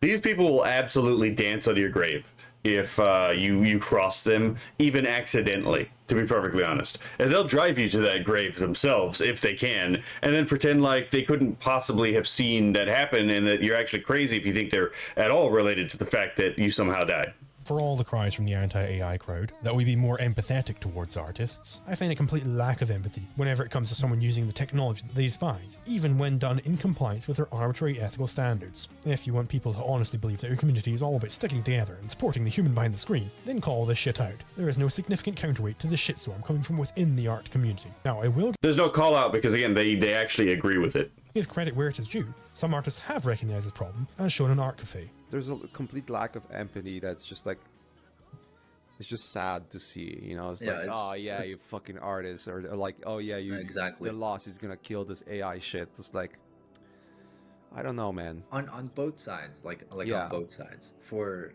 the people who use AI, on their side, it's like, oh, well, you guys are just whiny, you're just crying about it, suck it up and just deal with it. So you don't understand, like, this has been people's livelihoods and their careers for so many years. This has been their passion. This is something that they care about. And then on the artist side, they can actually just unironically look to Nianus, because Nianus actually did lose their job to AI. Just pointing that out, right? And guess what? Nianus is not bitter. She doesn't hate AI. She actually quite likes a lot of AI technology coming out right now. And she gives good advice as to how to deal with it if you do lose your job from AI, right? So it's like, again, it's not like there aren't resources out there. Artists are like, oh, this is like, we need to snuff this thing out. We need to kill this AI thing. This shouldn't even exist. It's like, okay, well, you're not looking at the benefits that it could bring to millions of people in the future.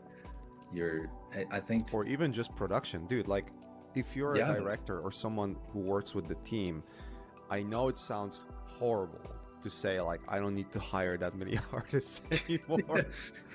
But on the other side, though, it's just like, it's so expensive, especially if you're not like a big studio or a big director where you don't have like millions of dollars of budget. You just want to, like, I want to make my short film. I don't want to pay. I don't have like even like few thousand, let alone few thousand dollars. I don't have like $20, $30, $50,000 to pay an artist to make like a bunch of backgrounds for my film. That's not gonna even make money because I'm not popular enough, Now, I am not an AI artist or a regular artist, and quite frankly, I don't give much of a damn if people are mean to others online. What I do care about is intellectual consistency. If artists want to be mean and throw shit at people for doing things they don't like, then they can't claim some moral high ground in advocating that people stick together and have empathy for one another, and they also need to back up said shit throwing with some decent arguments. It is clear that for the vast majority of fair position, the use of such technology makes one persona non grata, not out of any actual immoral deed, but rather because the high priests of art deem it to be so. The anti-AI crowd have a few examples up their sleeves of the AI artists engaging in unethical practices, which I would be remiss if I did not cover here. Perhaps the most prominent example is that of a person training an AI to make art similar to Kim Jong-gi shortly after his death. Now, the argument was seemingly that this was in some form spitting on his grave. Now, I can't imagine why it is that his death is at all relevant to the ethical calculus. Is spitting on a grave worse than spitting on the living man? Only if death is more sacred than life. If we are to accept death worship and life hatred, then yes, this is a sound argument. Kim Jong-gi has escaped the clutches of life. We should not use... That's actually a good point. It's just only if death is actually more sacred than life would that be the case. Yeah, that's actually a good point. Use his work to better the living. He should die with honor. This is the basic argument being made here. Now, these types of hyper-specific AIs do perhaps have a slightly different ethical calculus involved. If I'm training an AI specifically to attempt to mimic a particular artist, I would call that second-hand. Man cannot live consistently on second-handedness, and it is certainly aesthetically poor to have such borrowed art. However, if one uses the Kim Young-e AI, or any other similar AI, to incorporate different aspects of the style into new works, this is fine. For instance, if you just wanted to know how comic book style in general is done, such that it can be replicated through image to image, because the art you're doing should be in comic book style, then this is not inherently second-hand. Now, there is a living example, namely the various lores made to imitate the style of Sam Yang, so at least here we don't necessarily have any sort of death worship on the part of the anti-AI crowd. But do you want to know why it is that the AI community, seemingly out of nowhere, decided to start targeting Sam with all of these lures? The reason is, and this is something that goes almost completely unsaid, Sam is the one who drew first blood. That's right, Sam wasn't just going... Of fucking course. And of course, they pick a fight and then they end up losing, and then like they never put. Of course, they never point out that like they are the ones who started the fight. God damn it. About his day when all of a sudden the Stable Diffusion subreddit decided that they all wanted lores of his style. Rather, what happened is that one guy decided to integrate Sam's style into his generations and released a lore for others to do the same. In response, Sam called the user out to his 2 million Instagram followers, who then proceeded to bully the person off of the internet. Then, as a retaliation, others banded together in a protest of these moves by making more lores of Sam's work. This very much strikes me as a sort of Streisand effect. Oh, You don't want this to happen, and are going to harass people into submission for using their own property how they wish? Fuck you, I won't take it. Here are several dozen more lures with way more popularity. We are told that AI... I mean, honestly, yeah, it's like, you're gonna harass people for doing this? Yeah, I could totally see. Yeah, no, we're gonna double down. Fuck you, in particular. Right? Yeah, they literally just created their own fucking problem. Kind of base, not gonna lie. AI-generated images lack that human touch, that they can be spotted a mile away as mere computer imitations, that even a drawing of a child destroys anything that an AI could make. NOAI real artis VTT. Unfiltered childlike soul. Dismogs all the trash posted in this thread. The joke's gonna be that that's actually AI, isn't it? But this is genuinely full of soul. What more rat? Psych! That's the wrong number! Absolutely fucking Art Sister X Gotham. The more honest artists against AI will freely concede the point that images generated by AI. That's fucking cool, by the way. I love these like uses of negative space to create these like continuous geometries. But oh my god. Can indeed look very impressive. AI is capable of executing techniques that either did not exist previously, or were certainly not widely known. The image-to-image technique allows artists to superimpose patterns that can be naturally filled in, creating a very unique effect. Can you honestly tell me that you saw such things as working QR codes integrated into a piece of art prior to the invention of these image-to-image systems? I mean, this is pretty fucking cool, I'm not gonna lie. It is certainly possible for a human to do this on his lonesome, and perhaps it was done here and there, but the pure speed and ease with which everyone is capable of experimenting with such techniques now dwarfs anything that came before. Insofar as AI image generation is capable of producing works of a higher quality than the human alternative, it is not only anti-human, but also anti-art to oppose this. I do not doubt that just as photography inspired the Impressionist movement, human artists will learn from and build upon these new aesthetic tools. When you have people being silenced for making art that is too similar for something that an AI might make. Yeah, I remember this. This was actually made by a like Vietnamese artist, if I remember correctly, for a novel. Like it was a book cover, and then he's like, "Oh yeah, this is human-made art, but it's too close to what an AI could generate, so you're gonna get banned from the subreddit anyway."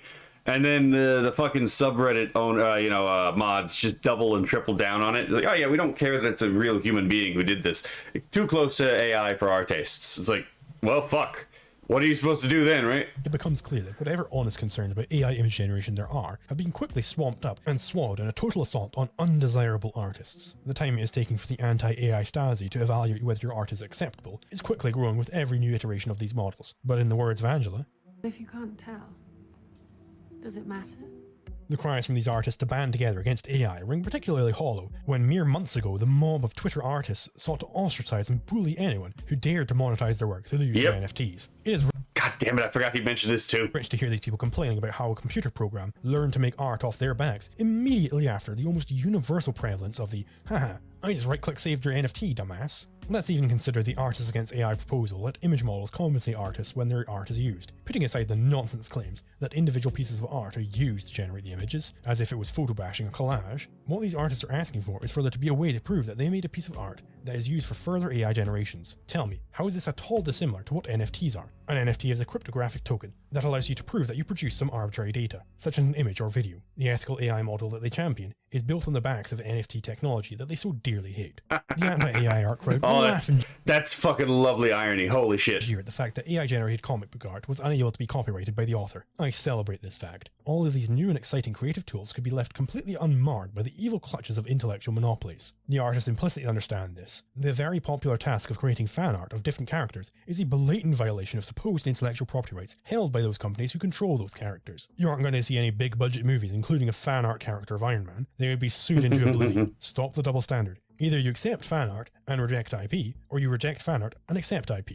I choose reject IP and embrace fan art. If you want to make the legalistic arguments against AI that it infringes copyright, then I expect to see you in the trenches fighting against the massive copyright infringement coming from the fan art community. Rebecca Blake of the Graphic Artists Guild tells us that Da Vinci's heirs shouldn't be compensated for productions of the Mona Lisa because he died more than 70 years ago. This is so blatantly an arbitrary standard. The beginning and end of our ethical argument on any topic is government said good, or government said bad, so bad. I would expect a more sophisticated moral philosophy from a 3-year-old. At least they can implicitly recognize that other kids snatching their toys is wrong, no matter what the grown-ups say about sharing. Just as the open source software community is able to create wonderful applications that a user is free to change to suit its purposes, we may be entering a golden age of free and open source artworks, where budding creatives can build upon the prior body of knowledge without fear that Disney or Nintendo will strike them down with the hammer of Uncle Sam.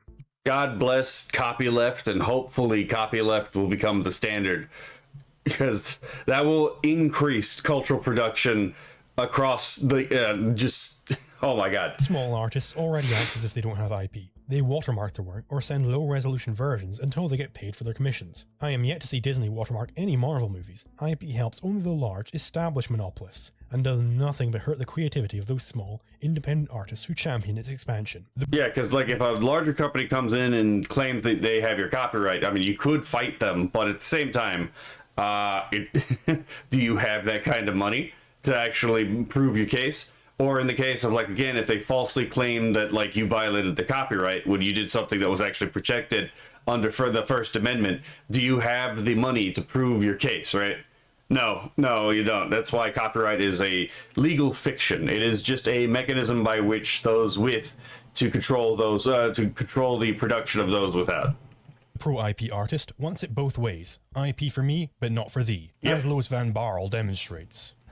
You know, like how Olivia Rodrigo had that song, and then she had to like credit Paramore as songwriter because it vaguely resembled a song by Paramore. And I remember listening to it and being like, it's not the same song. Yeah. It's like the song. Yeah. If I could, as an artist, like sue people whose work vaguely resembles mine, girl, you would have like field day. That would be like not only like a lot of people, but that would be cruel because that would limit people's creativity enormously, and also my own, because a lot of my work is deeply inspired by the work of other artists. So it's really interesting how that works. Like in art, it's quite broad.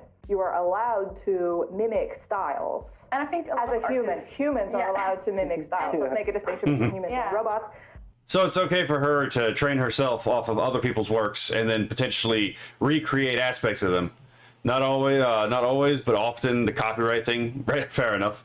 Yeah, I mean, obviously there are times where it works as intended, but or as allegedly intended. But oftentimes, larger companies can sometimes just decide to crush people because they could just extend the too often. Okay, yeah. Because, large corporations can use copyright to just crush their enemies, and it's just ridiculous.